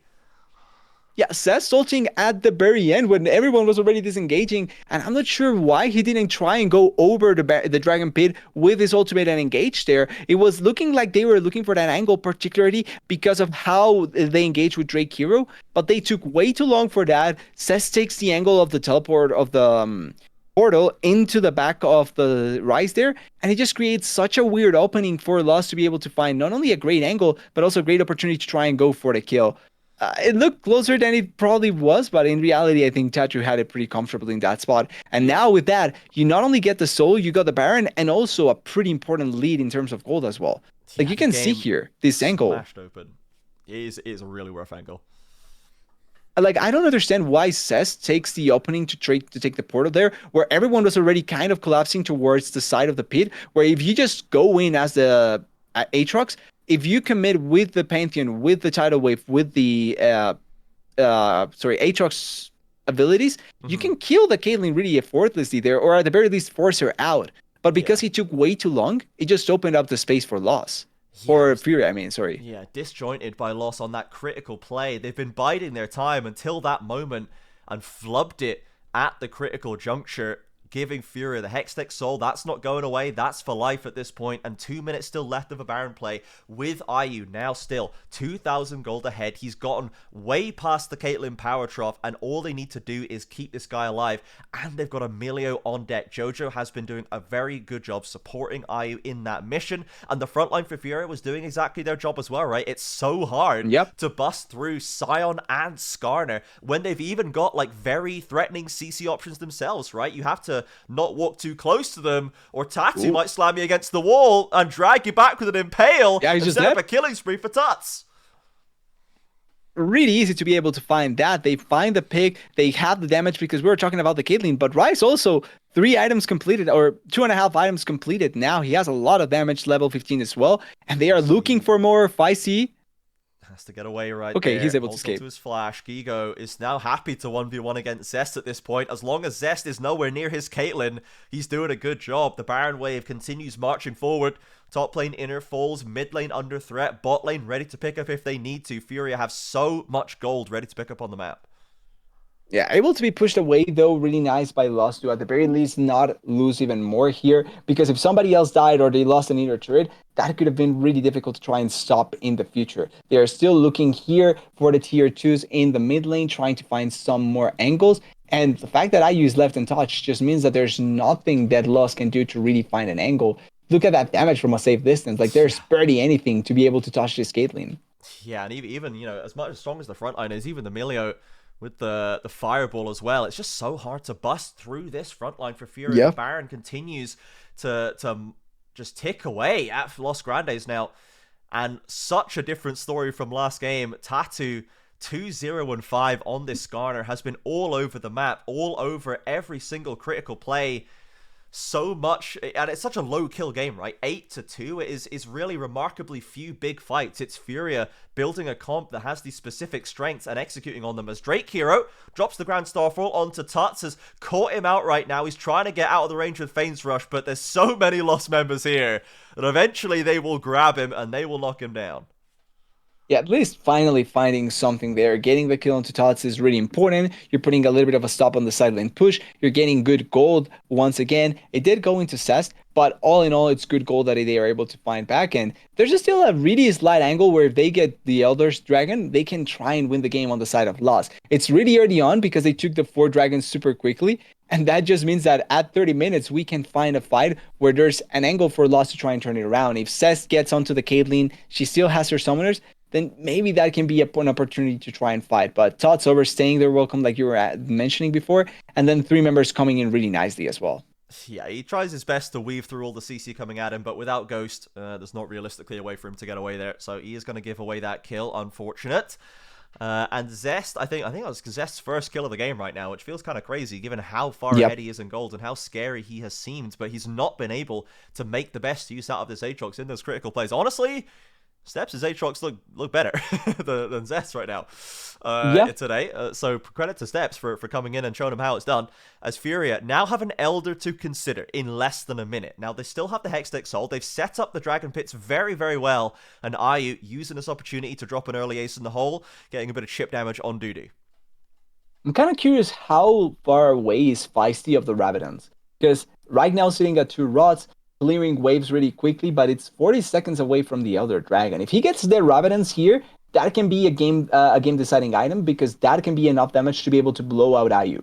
Yeah. But we just need to wait and see how much gold is he from to be able to obtain that. He's backing right now, so maybe he has it.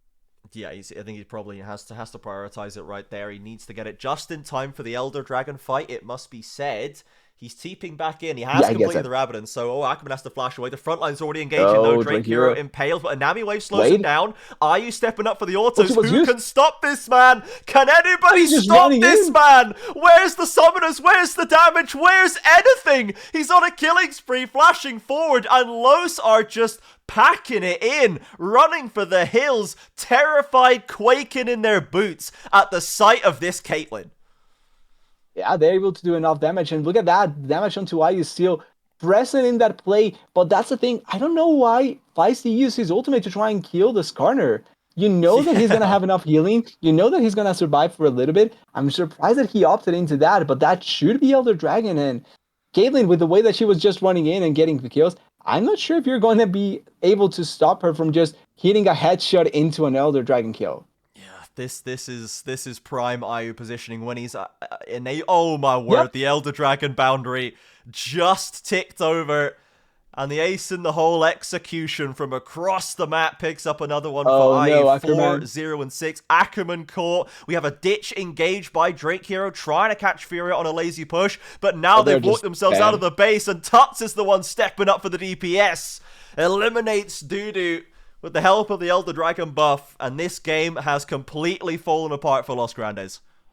Yeah, completely different story compared to the previous game. Much more effectively coming through by Furia. IU's just now arriving as well with the Caitlyn, and they should be the final push to finish everything, because there's no way they can stop this without the Corki and the Syndra as well.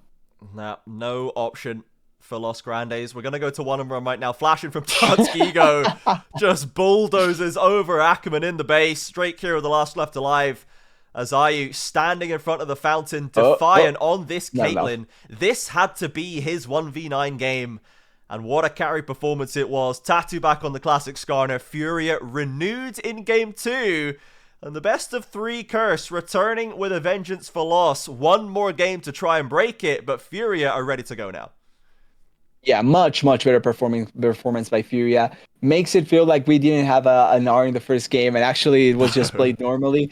Could have seen different, but this time around, obviously, there's good things to mention about Tattoo in the way that he played that early game, but I do want to give props as well to IU stepping up, like you're mentioning, carrying it really effectively, trying to get control with the Caitlyn as quickly as possible, and enabled a lot by the fact that Tattoo was hovering his lane quite frequently. Like, we saw the Skarner coming down there, consistently providing enough support that the Caitlyn didn't have a tough time.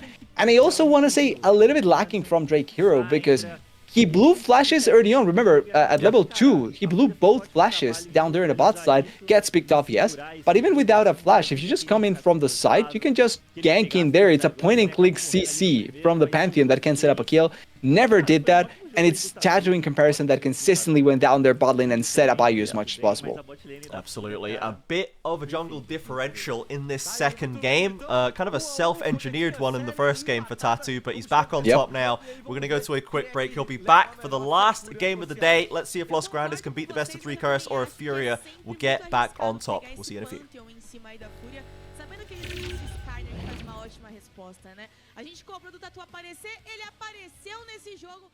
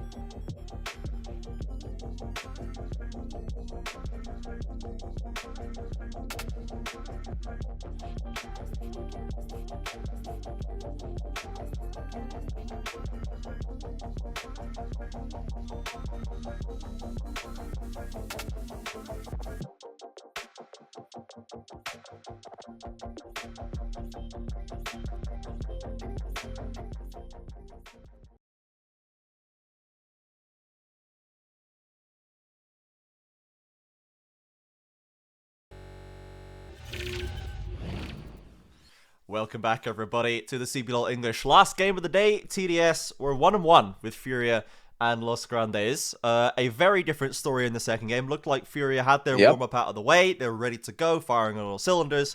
And now it's just to see if Los Grandes can actually fire back, if they've got more in the tank here in Game 3. Yeah, it's going to be interesting seeing the response that is going to happen from both sides, because obviously I feel one game more favored towards Lost, one game more favored towards Furia. It doesn't feel like any game has so far had a point where either of them were as contested as possible. I think obviously we had instances where Cest was clearly farther ahead than Guigo, but it's not like it never felt like the game was in control of Lost. It was more so for Furia in that second one, and in the first one it was completely in control of Lost. So now I want to see if this third time, maybe with it being the deciding game, we see a little bit more contention, a little bit more close fights between each other, and that just brings us into a much more closer game.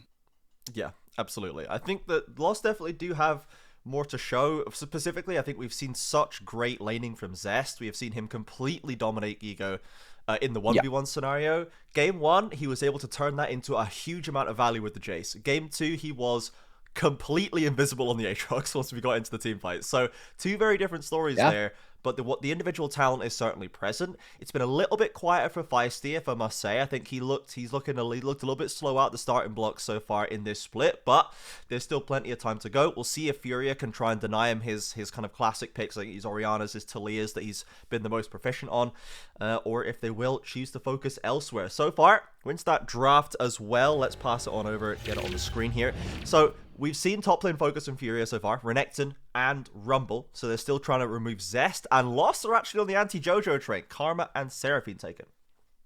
Yeah, going a lot for the supports this time around. One thing that we did notice in the previous game was a lot of focus towards spanning away the mid lane, right? And this time around, maybe they go for something similar against Feisty, trying to maybe find one or two champions that they ban away. But this does open an opportunity maybe here to go for something like the Asir and try and secure that for yourself, as it is going to be Lost taking last pick. So it is Furia getting the first pick here, if I'm not wrong. I need to remember like the rules of the way that it works. So it is Furia getting the first pick here, and want to see what they focus on, if it's something towards the mid lane or trying to get a much stronger champion in their favor.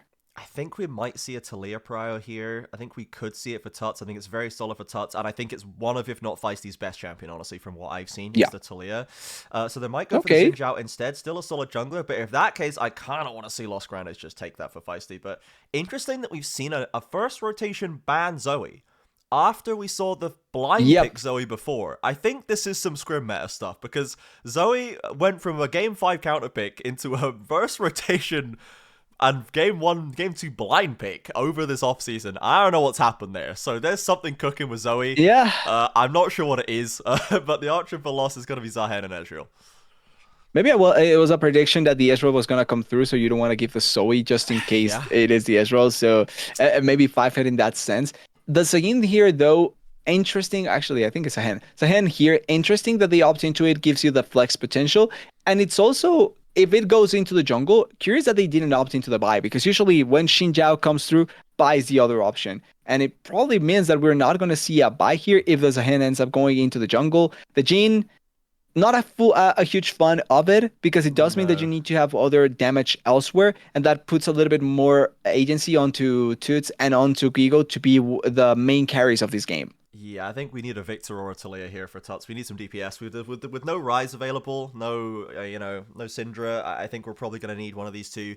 Maybe an Azir, I suppose. We haven't seen it prioritized much today. I'm not really sure what the the current feeling on Azir is in pro meta, but it seems like that could be something that could top it up for them. You could use it to ult that Zehen out of your face, that's for sure. As the Cassante was the choice here. This is still blinding for Gigo, still giving him blind tanks, or I guess the Zehen could technically be top right, but it's basically blinding the tank because you don't know where the flex is going.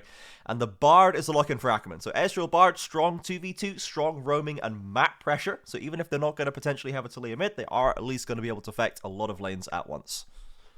Yeah, and it makes it so that the laning, now the decision for which champion to pair up with Jhin here, it's going to be a little bit more difficult. It feels like you're kind of forced once again into having to go for an engaged support here, because without the Bard, no Seraphine, no Karma, no Lulu, Milio, Nico, or Nami, there's essentially no ranged supports to try and go here unless you go for an AD carry or a Morgana.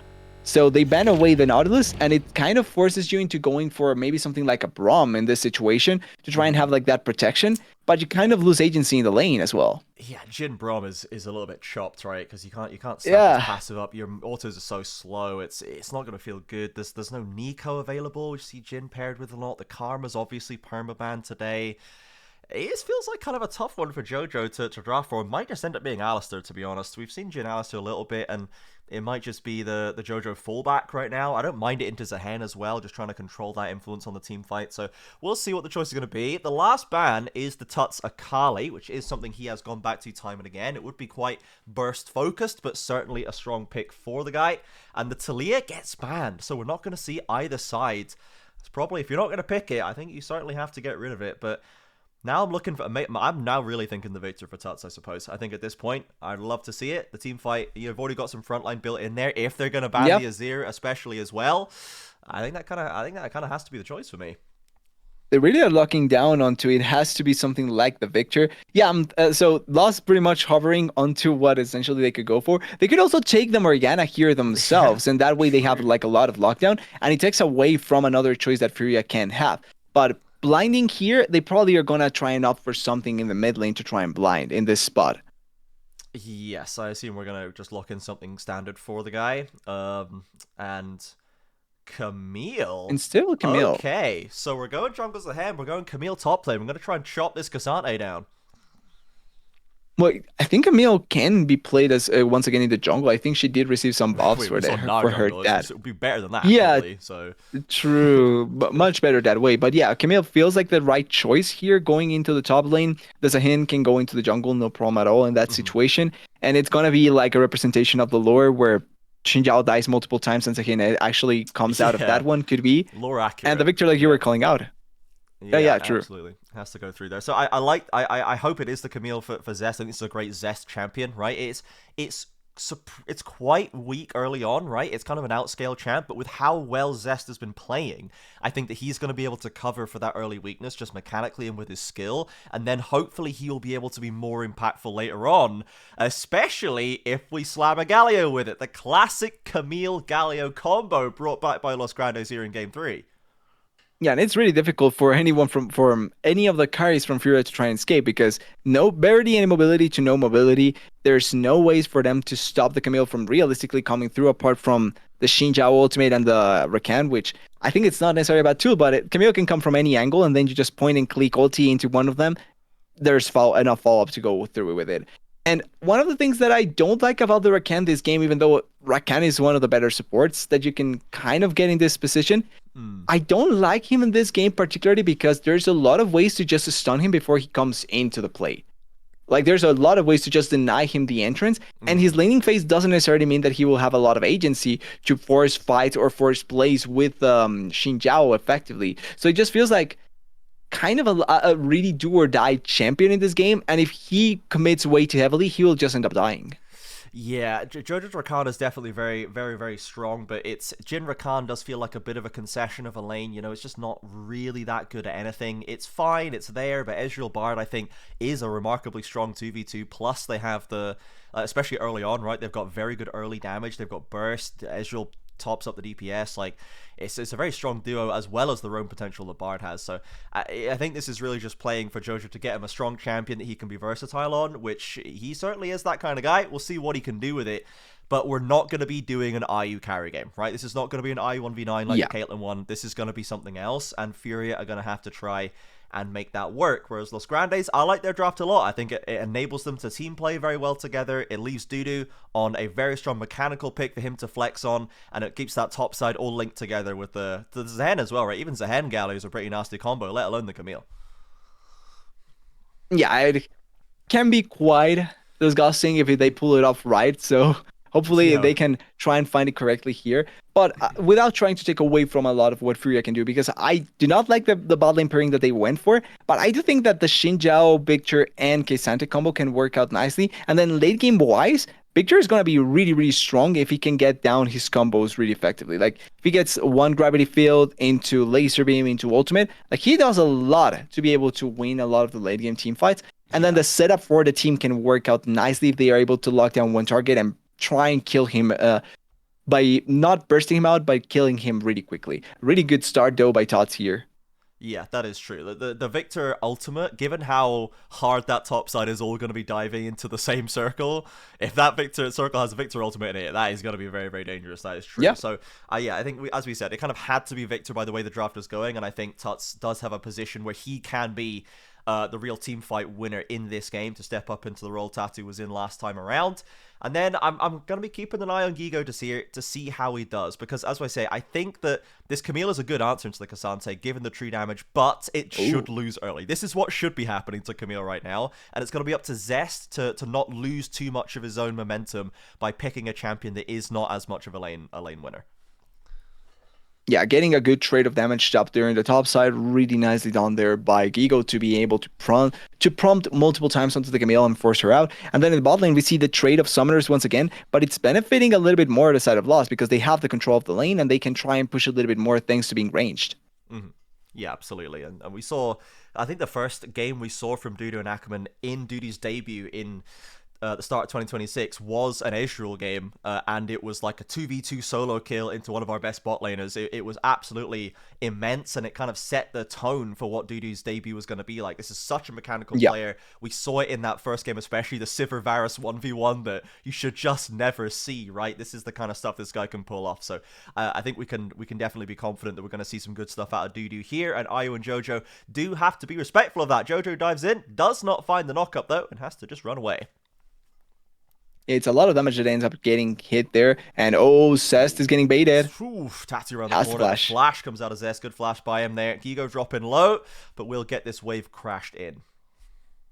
Yeah, really good initial play there. Forcing the flash out of Zest, making him a very easy target to try and regank eventually. And there's a good chance that Tachi will try and go once again for there. As the bot side, though, even though they are getting the push, it's getting now put into a spot where a jungle gang can come through by the Sahin if he wants to and try and set up. And it looks like they are exactly thinking about that because Sahin is already waiting on the side for somebody to come here and potentially die. Drake Hero is going to be spotted by Jojo coming through, picks up a little heal, pushes him back, and Gigo isn't actually going to get the recall off. Zest doesn't have any mana to really push this further, but does have the health to work with at this point. So we're going to go into a small lull until these laners get their backs off. No one's really got any mana to speak of, so probably not going to be scrapping it out too hard. Tuts opening up a nice CS lead early on, using that range versus melee advantage. Jojo finds a knock-up this time with a deadly flourish to follow up from IU. Looks for the 4-shot, can't quite get it, gets spaced out by Dudu, and Jojo takes a fair bit of punishment, but they do have a decent trade at least on this one.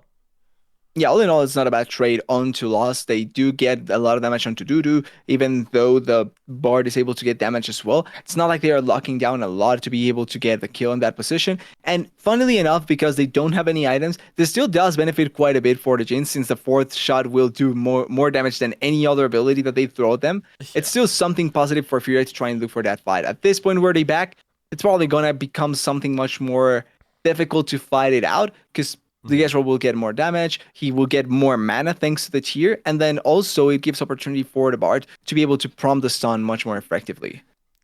Absolutely. I think one of the interesting elements of this is the junglers have been obviously so pivotal to how this matchup has gone. The Nara jungle in Game 2, Skarner for Tatu, and kind of the inaction of Drake Hero's Pantheon in Game 2 seem very, very pivotal. Both of them now do not have gank-heavy junglers, right? They don't have strong setup junglers. The Xin Zhao has great damage. The Zahen has great... They've got good extended damage and skirmishing power, but they do need their teams to set them up a little bit more and support them in that playmaking. So the junglers aren't going to be able to fill the same role. It's going to be on the teams to do much more of the picks and the playmaking, as I said. And I think that is going to be an interesting element to consider here. 3v1 in the mid lane. The Bard stun lands. Drake Hero does pull him back, and Tuts has to flash away with the ultimate as well to dissuade any further scrap. And here's the counter on top side, though. Zest looks for the hook shot, gets blocked by Gigo, and out comes the Hextech ultimatum, but the first blood is secured. Gank fails mid lane for Loss. Gank succeeds top lane for Furia. Yeah, you could argue maybe getting the flash is not a bad thing against Tuts, but then when you lose the kill up there, it's much, much better for the side of Furia 100%. They get the kill, they get it onto the Xin Zhao, which means that early on now he's going to have much more power to try and fight it out. And in the bot lane, they are trying to fight it heavily here, but it's not like they can turn that into an actual lead or an actual kill. It just means that what Furia is able to accomplish in the top side means much more. Now, what can they do to turn that into more value before it gets a little bit difficult to fight it out? It's going to be interesting seeing, but at this point, 1k gold lead and control over the sides of the map, it's really important for them. Absolutely. Bot lane continuing to crash in. Ackerman and Dudu pushing the advantage. The only small lead they have, and now Drake Hero is ready to support them with a Galio ultimate as well. Jojo and Ayu on the receiving end of a 4 versus 2. Feisty's going to escape the range of the tower. Ayu is barely alive, gets a timely shield as Drake Hero dropping low. It's a tricky one for Los Grandes. Ackerman has to pick up the pieces, but they all survive just about. Yeah, they got the 2 kills. That's what matters there. They committed way too much, and they need to be able to close out on those 2 kills. So they are able to get the kills. But now Drake Hero dies, so Tattoo able to respond back. That play gets responded really well by the side of Furia, and that means that Loss, even though they find 2 kills, they do not turn that into an actual important lead. Yeah, it took so long for that to unfold. Tattoo has time to rotate down, gets the counter kill. Both Furia kills now on this jungler. Feisty and Ackerman, the bearers on Los Grandes. So well played by Io and Jojo to make that as tough as it was, but Los Grandes now... Zest out and in on the hook shot, backsteps the Intofo strike and is pretty low, but is still handling himself decently in the 1 versus 1 against that Cassante. You'll see a replay of this, and we can see so difficult it is for Furia to get knocked down here, especially the shield at the end for Ayu keeping him alive. Yeah, doing a really good job there. Also important is the way that the aggro ends up being managed there, because it's Ezreal that ends up taking the aggro at one point before other members take the aggro. The problem with that is that it starts with the Galio. Galio can tank 3 shots, or 2 or 3 shots if I'm not wrong. Ezreal can only tank 2. So if he takes the first one, he has to disengage, and he's the only one that can follow up on damage without having to be close by like the rest of the members, right? So if he takes that turret shot, has to disengage early, gives a space for Ayu to be able to use the barrier, take a little bit longer to die, because it's now Drake Hero and Bard that have to follow up. And even though they can tank a little bit more, they still are going to need to be closer to kill Ayu. And that ends up being the difference maker in why they take so long and why at the end it's able to give time for Tattoo to come in and get the kill. Yeah, it's a tough one for Los Grandes. They still get a kill, but it's not the kills, but it's not the perfect scenario they wanted. Furia still 1,000 gold in the lead now, 8 minutes in. Yeah. So a solid start here, especially for the spot lane that we did not have the most exciting pairing to work through. The only thing that Furia need now is a little bit of gold into Tuts' pocket. This kind of late game insurance champion, the Victor, the team fight threat, could do with a bit of gold income, is holding a nice CS lead over Feisty, but that bot dive does even up the gold in the mid lane. Trajan started up by Furia. Let's see if Los has a response. They have a really good angle here to try and fight it. They have good vision to try and play around it. But Ackerman and Dudu do have the advantage here in the river. Plus, Feisty is going to take longer to die, so it's not like he worries that much. But getting the dragon and now Tattoo, they want to fight. On the engage after the fact as well. Perfect. Guardians used Drake Heroes very low. Comes in with a Grim Deliverance, but Feisty, the last through the portal. Tattoo maybe didn't want to be there. Goes through the magical journey. Tuts as well, and they both fall. Bard ultimate comes out, catches onto Ayu, and now he's trapped on the wall as well. Furia absolutely bottle it post Drake take. Yeah, that's complete disaster by Furia, and they wanted that fight. They saw the angle and they opted into it. But that's one of the main problems that Furia has, and it's that if they cannot close out a kill quickly enough, then the remaining fight does become better for Lost because they have more tools to play out long fights. Plus the revive coming in important by Drake Hero. Even though he gets locked down at the start of it, and he's the one of the main focuses for the side of Furia. Even if he dies early, he has a revive passive. So he can try and play around that, wait enough time to give the team enough opportunities to fight back. And because he didn't die at the very start, gives them the angle to re-engage. Furia forces way too heavily, and particularly Tattoo forces way too heavily on the follow-up, and it doesn't give enough opportunity for a response for Furia to be able to fight back. Really good play in general by Loss. That is unfortunate stuff for Furia. Through their entire 1,000 gold lead at Los Grandes, and now Losa 1.2k up. Furia at least get the Hex Tech, but they have set themselves back a good few minutes in this game. Yep. Grub's now being worked on by Drake here on the top side. Tattoo is in the area and is still strong on the Xin, but ultimately Ackerman is the first rotation up here. TP back in from Zest as well. Lost definitely have the control. Completely trading the lead from one side to the other, and now getting the 3 grubs, trying to put a little bit more pressure here. And the Camille, with those 3 grubs, she's going to become a really strong side lane menace if left in touch. And it looks like they are trying to force a fight here. Oh, Gigo uses the all out to try and cancel out the hook shot right there. Zest being pulled into a fight he didn't want to opt in for. Tattoo and Drake here around the corner. Flash out of the Camille. In goes the jungler. And Gigo picks up the kill credit. Zest could not escape and no ult available. Zahen tries to ult to safety. Flashes as well. And the top jungle 2v2 goes heavily for Furia. IU suffering a little bit in this bot lane fight, however. They're diving Drake here, in fact, but Tattoo has been stalled onto the turret, and it's a killing spree for Drake Hero. Tattoo wanting more than he could get, and once again he does commit way too heavily, and he's the one paying the price. They're really well played by Drake Hero, and even though in the bot lane nobody died, they are still fighting quite heavily, but getting that kill back salvages a little bit of what happened with the Camille. Camille will keep on getting stronger, but you don't want to give angles for this Kisante and Xin Zhao to become way too strong. IU is suffering right now. Duty flashes over, trades the flash with IU for the Mystic Shot dodge, and Jojo doing what he can to hold on to this turret, but Dudu and Ackerman crushing this 2v2. Tuts around the corner though. He's TP'd into the backline. Dudu has no flash. He just used it. Doesn't even have E yet. The cooldown's too long, and Tuts should be able to pull this up and E to safety, but he's trapped in the alcove. Vision is there, and Victor cannot pick it up. Jojo W's in mid-portal. I think we would have loved that kill to go on the Victor, guys.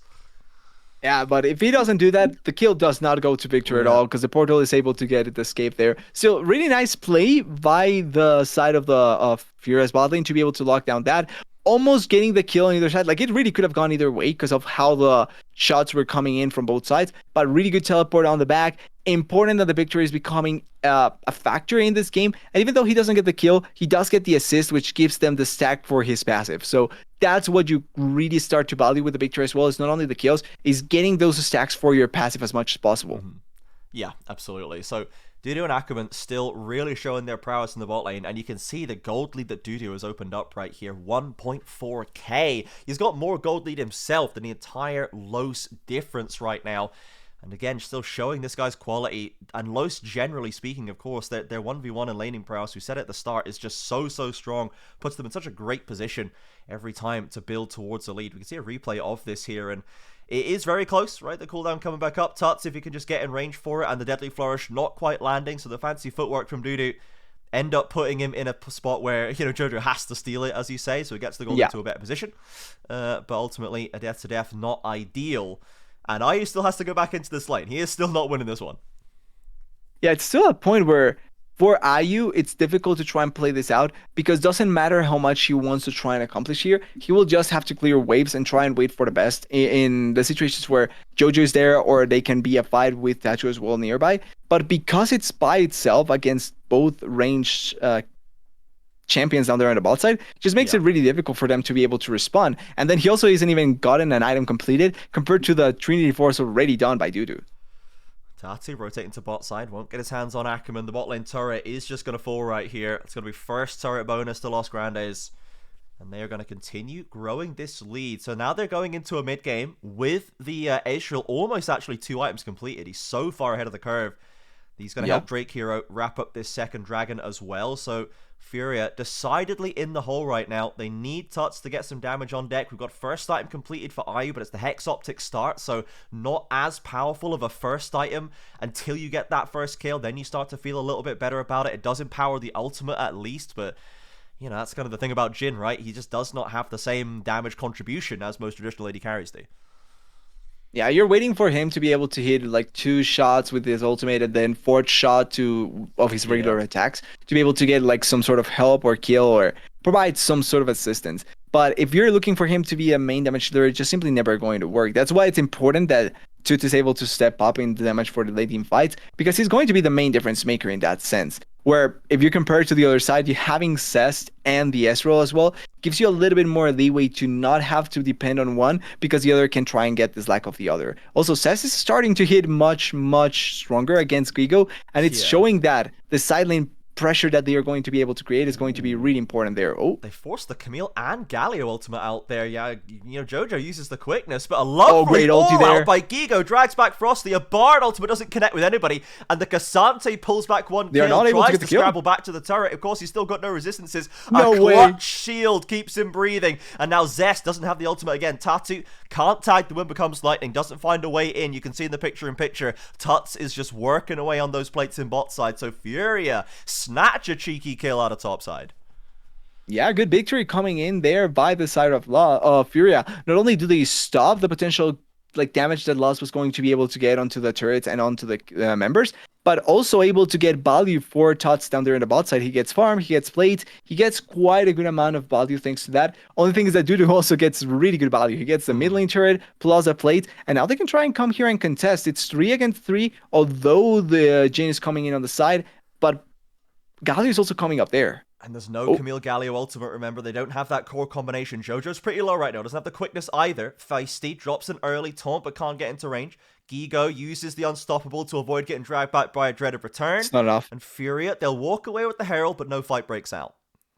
Yeah, not able to really find anything there. Getting the Herald for free, essentially. And even though the Camille is pushing down there on the bot side, there's no threat for Tuts now. Also, he still has his teleport. So the advantage of the map play is going to come in for Furia, since they still have their globals that they can play with the teleports. And then we can see here in the replay, I like the idea of trying to force onto the Camille, because there's nothing that she can really do to stop it. And then even if you use the Galio ultimate, there's not a lot of follow-up there in the right spot to go through, because the Ezreal was never close by. Ooh, Bard ultimate to cancel the Herald charge in top side. Heads up play by Los Grandes, mitigating the damage of that lost objective. So they will continue to hold on to their lead, and it's a close one. This feels like, you know, genuinely the closest game so far. It's a very tight game 3. Los Grandes with a very coherent team composition and a heck of a lot of gold on Dudu, a classic win condition player for them. But Furia are able to scramble their way out of these situations. They're kind of finding classic Furia fight wins that seem to come out of nowhere, and they've got decent gold on their own top side as well. Cassante could be Cassanteing. Yeah, you have to always worry about the Cassante angle, because if he can just get on top of your carry, even if he's a tank, he can kill it. And now, for the fights, his control is also going to provide a lot, because even if you force a fight with the Cassante, or not with the Cassante, going into the Cassante, he does have tools to try and pull away members from his team in a way that he can try and keep safe Tuts, and maybe give the Victor the angle to try and win the fight. The game, though, it's in a spot where we were talking about this. The previous 2 games were much effective in terms of who had the lead and who won the game just by having the lead really effectively on their side. This time around, it's much closer. Both teams have a way to try and win it out, and it's on them to find the right picks, as Tatu gets spotted and everyone is here ready to fight. Yeah, they're ready to rebuff the Los Grandes threat up there. 1 minute until the Cloud Drake, another Cloud Drake today. 1 minute until that spawns. 90 seconds on the Baron, first becoming available, and Furia playing with a little bit more confidence right now. Jojo, maybe a little bit too much, has to get to safety. The Bard ultimate has to be backstepped by Tatu. He's got to stand and fight now. Crescent Guard comes out. TPs from the mid lane has come through, and a flash from Tatu, but he's still down. A critical misplay from the Furia jungler. Jojo's fed it afterwards. Now Tuts is in a bad spot. It's another nightmare from Furia. Lost catch them beautifully. Yeah, that's a big mistake coming in there by Furia, and a really good play by Lost. Really good setup, following up on the kill, and they are trying to maybe follow up here onto Guigo as well, but he's too tanky. Not enough value there to be able to get the kill. Instead, they are going to recoup. their victory here. They are going to go back into spending the gold that they just got, and then trying to set up for the dragon in 12 seconds. In the replay, I'm pretty sure we're gonna see it in a few seconds, but the most important thing, this ultimate on the Bard, forcing Tattoo to have to go back, because if not, he gets stunned there, and the result would have been similar, or at the very least, he would have to force a flash. But having to force ultimate and flash just before the dragon fight is complete and utter disaster for Tattoo. Even though Tuts gets there with the teleport, he's not able to escape on time, and the fight was already lost at that point. Really good fight by Lost, really bad engage by the side of Furia, where they get committed really heavily, and they don't have enough ways to try and escape after getting committed on. You can see Enatron and the rest of the Los Grandes coaching staff ecstatic at what they're seeing right now. Drake Hero is going to pick up this second Drake, no problem. And Los Grandes continue going blow for blow with Furia. Gigo, though, again, cancels the hook shot with the all-out, and Tattoo's around the corner. Zest has no way out of here. And it's the top side of Furia this game that is the saving grace of them. And Tuts still just hasn't been able to get gold income right. He's even CS with Feisty. Hasn't been able to find kills in these plays. He's going into a Zhonya's already. That's going to slow down his damage output as the Leandries gets pushed back. It's not ideal for Furia. I think if they're going to win this one, it's going to have to go long. Yeah, they will have to wait for a little bit more time before they can actually find some more value out of this picture. The fact that they can get kills onto Zest thanks to the K'Sante and the Xinjiao is really important for the side of Furia. And it also puts a stop onto the side lane pressure, which is one of Camille's main virtues, is having that side lane pressure be as effective as possible. If you're able to stop that, you just have to worry about the other 4 members in the fight and be able to win it out against them. It's still difficult, but it's at the very least taking out one win condition from the side of Lost, and being able to just focus on one thing to try and win the game. So you can see the ups and downs of this Goldcraft. Individual little outplays back and forth from both sides, taking chunks out of each other's leads, but that one massive play from Los Grandes has opened up the lead they currently have. Gigo. It's going to be taunted up by Feisty. Ackerman and Dude around the corner. They've got some DPS, but this K'Sante is real tanky, and Tattoo has damage of his own. Feisty shoved away from the Bard portal, and a killing spray for Gigo is locked in. Jojo wants to extend this play. He's going to find Drake Hero, uses the ultimate, unstoppable, to cancel the charm up. And this is going to be a kill picked up for Furia. However, Zest finally is left on his own in bot side, and these plates are going to come tumbling down. Yeah, able to put pressure on the side lane, even though the teleport will come through, it's not going to be enough to at the very least get the Camille or force something onto the Camille. And instead, Toots is a little bit too far forward, but he should be able to escape. No problems with that. Really good kill they were able to find onto Feisty, like you were mentioning. Great stop by the K'Sante to not allow the Galio to try and escape. And even though more members were trying to collapse on the side of Lost, the damage was simply high enough on Furia to be able to lock down that kill.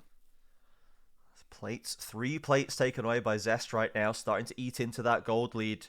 And as we said, he's going to become a side lane demon with triple grubs as this game goes on. He's 2 items deep, completed on the Camille. He's going to be able to start contesting this K'Sante eventually once he has enough true damage. And you can see Gigo playing with a bit more respect now that Zest has the items he does. Gigo still a terror in the team fights, absolutely, and can keep one target locked down for a long, long time as Jojo meets Ackerman and Zest rotating through the jungle. As this bot side has very quickly become Lost territory, as IU is in the wrong place right now. He's been taunted, has to flash away, sidesteps a Mystic Shot, but Ackerman locks him down, secures the kill with Zest coming over the wall, and that was not a face check you had to take. Yeah, not at all. Walking into the enemy jungle when they knew that both the Bard and the Camille were on the bot side. Like, that was something they knew 100% because of how judges spot them. And I don't think you need to walk like that as a Jhin. You're a Jhin. You don't need to do anything at all at that point. Just play off of your ultimate and off your range. And that means that now with the Jhin down, they can force onto this Baron buff. It is still a little bit risky because Statue does have ulti and the way to engage into the Baron pit. So they have to disengage here. Oh. They look for the fight off the Bard ultimate, cannot find it, and yeah, the Jhin is a supporting character. Him being down is not a huge impact to the team fight ability. It's really that Tuts ultimate if he can get the lasers down, and Tattoo and Gigo's frontline if they can interrupt Los's combination. So they will stop the Baron, and this gives Furia time to get a couple of plates in mid lane as well. So again, well done, Furia keeping their heads. Though it is all off the back of kind of errors from Tattoo and from IU. It's a little bit more of a messy game from them, not quite so buttoned up, and Loss have been there to punish them at every turn.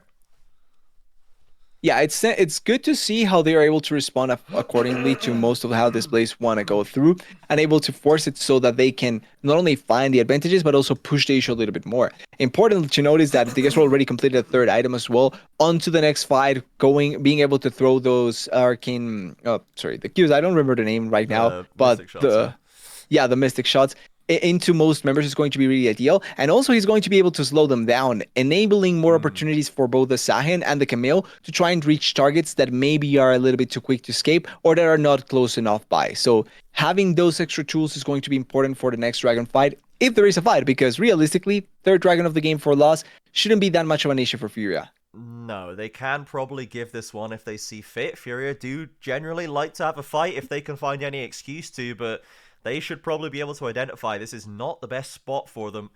It has to be potential, picks on the side lane have been working a lot better for them so far in this game than the full-on blowout 5v5s as they're stepping through the mid lane right now. All past a vision ward, it must be said, and there is a mid lane protection team with Feisty and Dudu holding that wave down. Tattoo might be looking to start off this Drake, and actually it's Los Grandes who are a little bit slow on the maneuver right now. Now they're coming through mid lane. Can Tattoo get this done in time? Is he even going to be allowed to? Gigo is starting a scrap in the mid lane. They're getting damaged. They're actually committing everything onto the Galio, and they should be able to remove it. Tuts gets that first kill. Drake here is in the back line. Zest is TP'd in. The Zahen ultimate splits the fight. Tuts on the flank. This critical Victor has not been challenged yet, and Drake here doesn't have his passive. Tattoo. He's had to back away. Gigo's pretty low. Tuts now starting to take a real chunk of damage. Dudu knocking him over. Sniped him with a mystic shot. Critical kill from the Ezreal. The Cyrilda's coming up big. But Ayu, where's that arcade shift gone? Dudu, that has to be a misclick. That was a Dudu play if I've seen one ever. That was really aggressive without needing to. You're an Ezreal. You can just play off of your range there, but it gets collapsed on in that play and forces the death. Now Furia out of nowhere completely back into this game. They get multiple kills. They get a really good shutdown from the, I think it's a shutdown from the Ezreal, plus the Dragon here as well as stopping the Dragon count and able to find so much more value. This shouldn't have worked like that. Particularly, I don't know how Tuts died, first and foremost. I think he just was clicked by a random Ezreal Q that should not have hit him. Dudu was threading the needle on him. He was playing it so well up until that moment.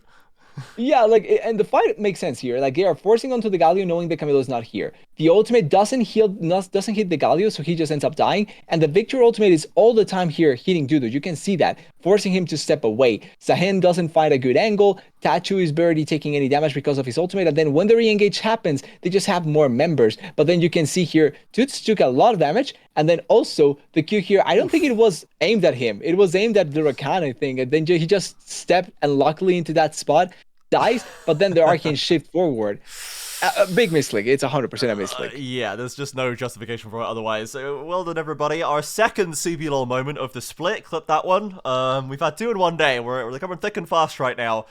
But that is crazy. That is very unfortunate for Los Grandes. It seemed like a very tough fight for them. They weren't able to get on the right targets, and then they were given kind of the chance to win it from these Dudu Qs, and then to have that happen at the end. Bit of a nightmare. So Furia given a new lease on life. Still behind in the game, it must be said, but this is all time for them to get more items on Ayu and on Tuts. You can see Tuts has now even gone for the Crit Bloom second, so we're still not going for Leandris here. We're going for the armor pen, a bit of ability haste. His damage is not super high. He needs time to get a lot of skill casts out. It feels like his utility is what he's worrying about the most here, trying to spike up on how much value he can provide for the team.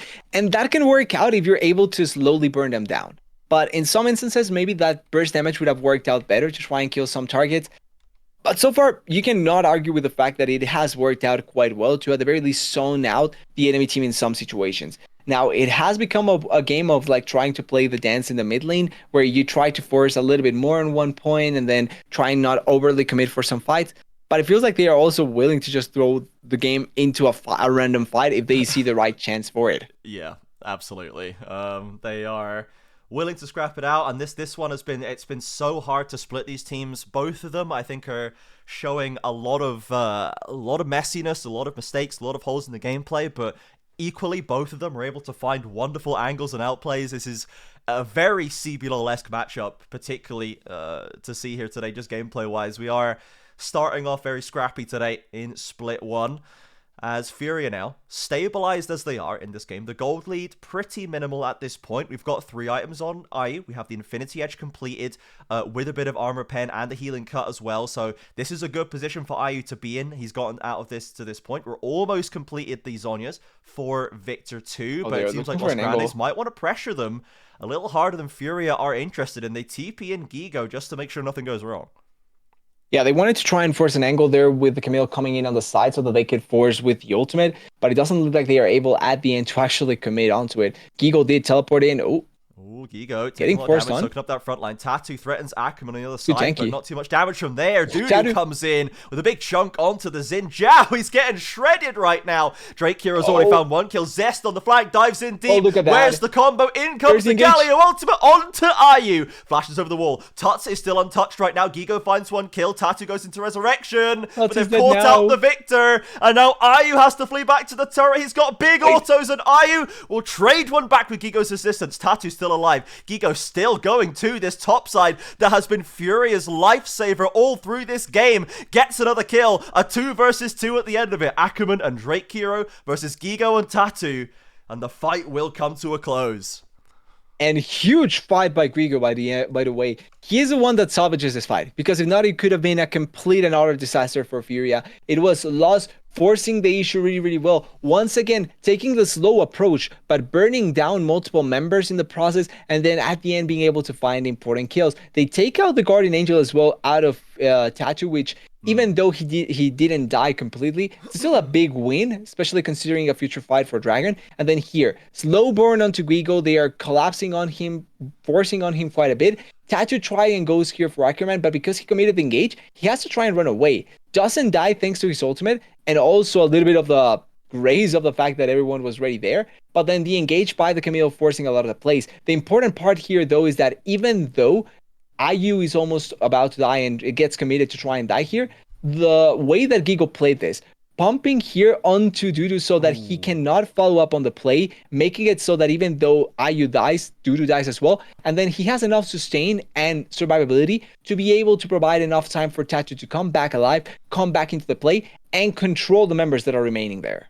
Dudu with a bit of a CBLOL AD carry moment, gets too excited, dives too deep, thinks he can just force the issue, and Gigo clutches it out with a perfectly timed knockback to win it out. Now, Dragon being fought over here. This is third strike for either side. There's no soul on contention right now. But again, Tatu is taking so much damage before the fight starts. IU's ult safely from the backline, but Zest is in there. Not safe anymore. In comes the Galio ultimate, and Dudu picks up the kill. Drake Hero's passive is alive. Gigo is trying to find that kill. He's going to knock him down, but he's still going to resurrect. The Cassante now abandoned on that front line. Zest is diving deeper and deeper. Tatu flashes the wall. Remember, no GA. Dudu with the ultimate catches him on the escape.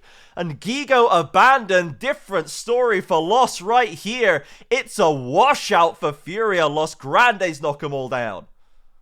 Yeah, they want to try and find Toots here at the very least. They are forcing so much. I'm not sure if Zest will be able to get it. Actually, I think he dies. Maybe a bit deep right here. Dudu's trying to follow it up. Toots almost out of mana. Aqua's around the corner. Dudu's gone golden somehow. Is that a Bard ultimate? I'm not sure. How he's dead as well. What's going on? What's happening? So he actually was building Sanjas, but that was hilarious to see. Too much of a force though, way too much CBLOL moment there. You don't need to overcommit for that because the Dragon did not die. This actually gives a slight angle for Furia to actually come in because Tatu will be back in 10 seconds. It's only Drake Hero here taking it down, but it doesn't look like anyone is even considering the fact of taking down this Dragon. So it's gonna be Dragon for a loss. The fight though, really handily in favor of loss. The main problem is that they overcommitted and that's why they gave up a bit of that gold that they were able to accrue in that fight. But at the end of the day, it's still a big win that they are able to pull off. Baron buff, though, they don't have a quick Baron. I don't think they can pull this off. Yeah, I felt like this should have been a 3 for none or a 4 for none. Ended up being a 4 for 2. And Furia, we're just starting Baron. Yep. Okay, why not? TP in Gigo, let's go for it. Zahen's still coming from base, rush it, but they don't have the best DPS because Tuts is on zoning duty. He's not working on the objective. Down below 8,000, Zahen almost there. TP in from Zest. Dudu's actually miles away right now. This is going to be a potential flip if Zahen can get in, but he can't. Tatu picks up the Baron. Now Furia, they need to escape. The Tuts ultimate is gone and didn't really do anything. He's caught.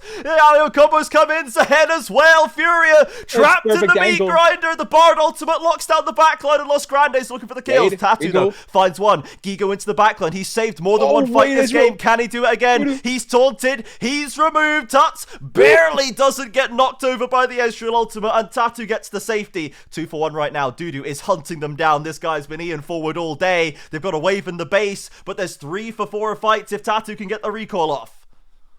Yeah, they have Baron minions which can put a stop onto this super push. They will lose one of the turrets, but at the very least they will not lose the game. That was a lot of damage that was coming through, and Guigo did try his best to put a stop onto the attempt from Lost to win that fight.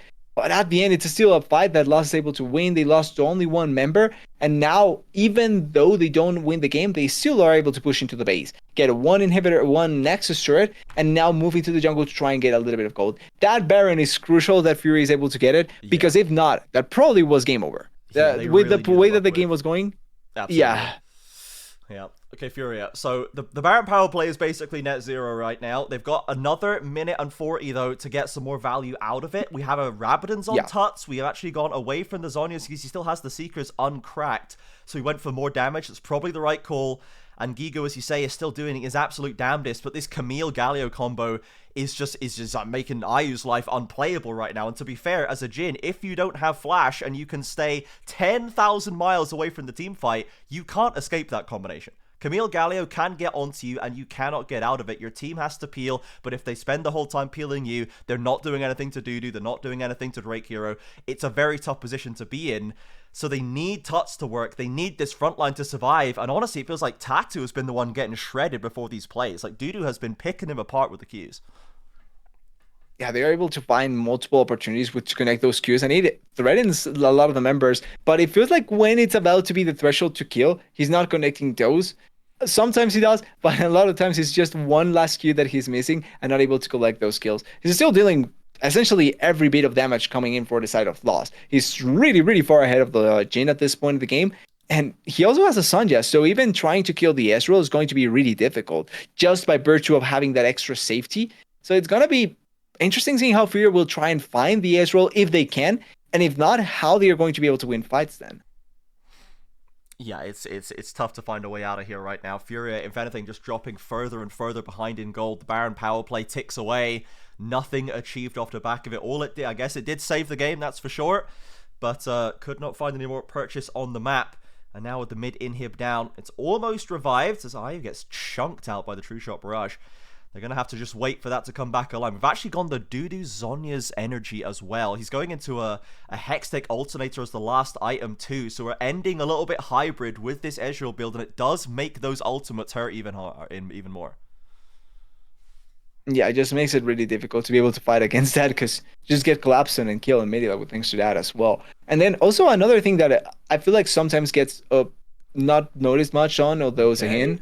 We're looking. Oh, the blast cone and the Grim Has Deliverance to doesn't ulti. really get him to safety. Flash has to be burnt. Dudu's already used the shift. He's gone for the Zhonya's Furia. If they can get their hands on great Dudu, ulti this there. could be massive. He's out of the range of the Jhin ultimate though, and Furia have reached very deep for this. Zest has arrived. Ayu's already used the ultimate. Feisty round the flank. Gigo now trying to do frontlining duty. Drake Hero's passive is stacked up. He can go deep if he wants to. You've already burned a lot of ultimates. The Crescent Guard knocks a few back. They're going into resurrections. Ayu and Tuts need room to play, but a Bard stun great connects stun onto there. Tuts through Gigo. That's He's it. pushed into the Zhonya's, and Los Grandes have stayed the course in the team fight. Double for Dudu and ace for Los Grandes, and they will complete the 2-1 victory over Furia. Such a good fight at the end there, able to play it as long as possible and finding the right angles there. It was looking scary. The initial part of that fight was looking like they were going to be able to lock down to Dudu, but that's when the Sunja's pick really ends up enabling the Ezreal as much as possible, because he cannot be killed really quickly. He's able to jump away, use flash, and then the kill is just not able to be as easily obtainable as it would have been in other instances. Also, huge props to Ackerman. That ultimate by the Bard, stopping Gigo on its tracks, and I think he also stopped another member, was beautiful, because that gave even more time for the rest of the members to collapse on and then turn around the fight. Very, very clutch play by Los. Furia could not scramble their way out of the last-ditch effort right there. And the game 3, the best of 3 curse has been lifted for Los Grandes. No problem at all today. A close third game.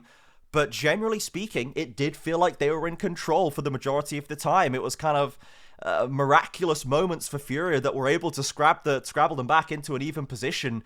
But Los Grandes were setting the pace. They were the ones with the gold lead basically the entire time, and ultimately they were the ones who played out that team fight better, and they take the win.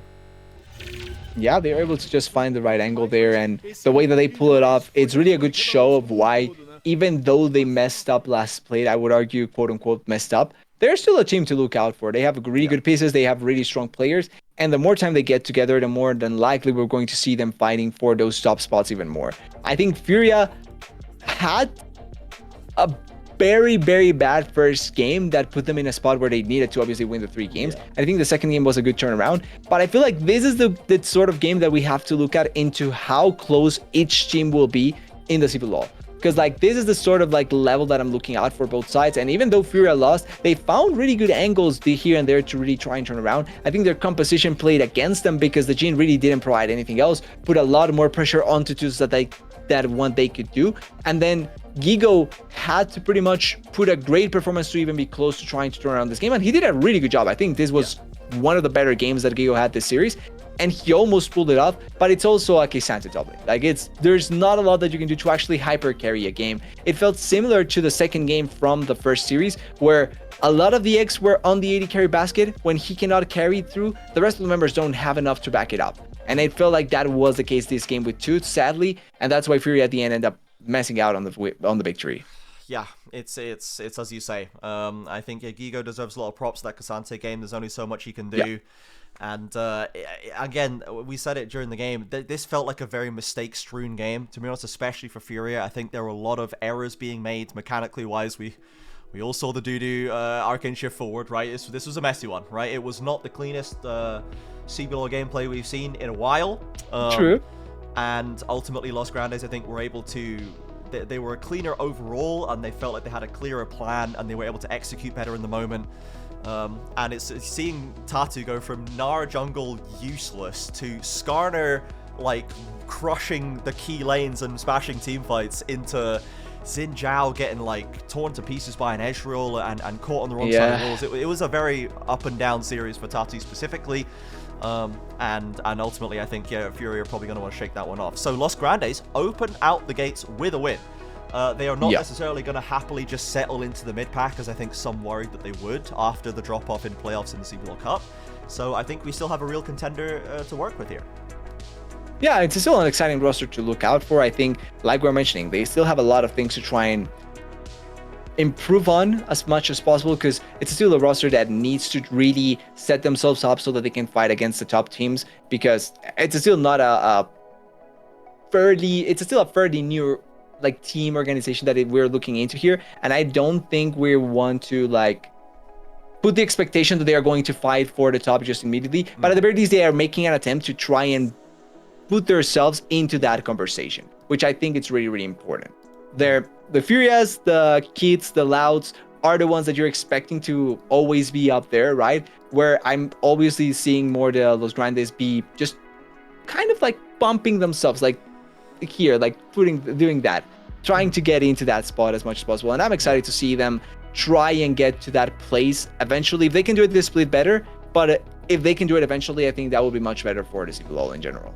Yeah, for sure. I like the roster they put together, especially seeing strong performances out of players like Drake here and Dudu. Drake here especially, we've seen floating around for a long time, but this feels like a roster he's finally able to show himself in a little bit of a better light and show us kind of the potential there. Dudu obviously has blown onto the scene very quickly, and I think we're loving where he's going. So yeah, I think it's great to see for Los Grandes, and we need to now see kind of how VKS especially lands, given their roster changes and their generational collapse in the CBLOL Cup. Definitely interested to see how Pain ends up shaping up. They've made a huge amount of changes themselves. Imagine coming in today and saying that the most clean game that we saw of all day was Red Canids. Yeah, this is not how things should be. That's definitely not what we expected. Yeah, you know, Red Canids looking absolutely phenomenal today, and Loud collapsing by the wayside too. So potentially another big set of shakeups coming into this split, everybody. You'll have to keep tuning in to find out what's going to happen next, because we certainly don't know, not at this point. But thank you everybody for watching this first day of the CBLOL Split 1. Thank you TDS for joining me. Thank you for suffering through my mediocre producing, everybody. It certainly got the games out, and that's all we can It ask was for. great. We're not sure if we're going to have someone to produce for tomorrow. We're currently trying to see if we can put someone together, but we will hopefully have a stream. If we don't, we don't, and we'll definitely be back the following weekend. We definitely have people available for that, so keep an eye on the socials, and we'll see if we can get something going there. You can, of course, follow us at CBLOL English on Twitter and Blue Sky, at CBLOL_English. You can give us a follow or a subscribe or a prime if you like what we're doing here on the channel. And you can join our community Discord to chat about the games, join the Fantasy League, to just enjoy everything, all things CBLOL. So with that, thank you, everybody. Have a great rest of your Saturday. If we see you tomorrow, cool. If we don't, we'll see you next week. Have a good one, everybody. Peace.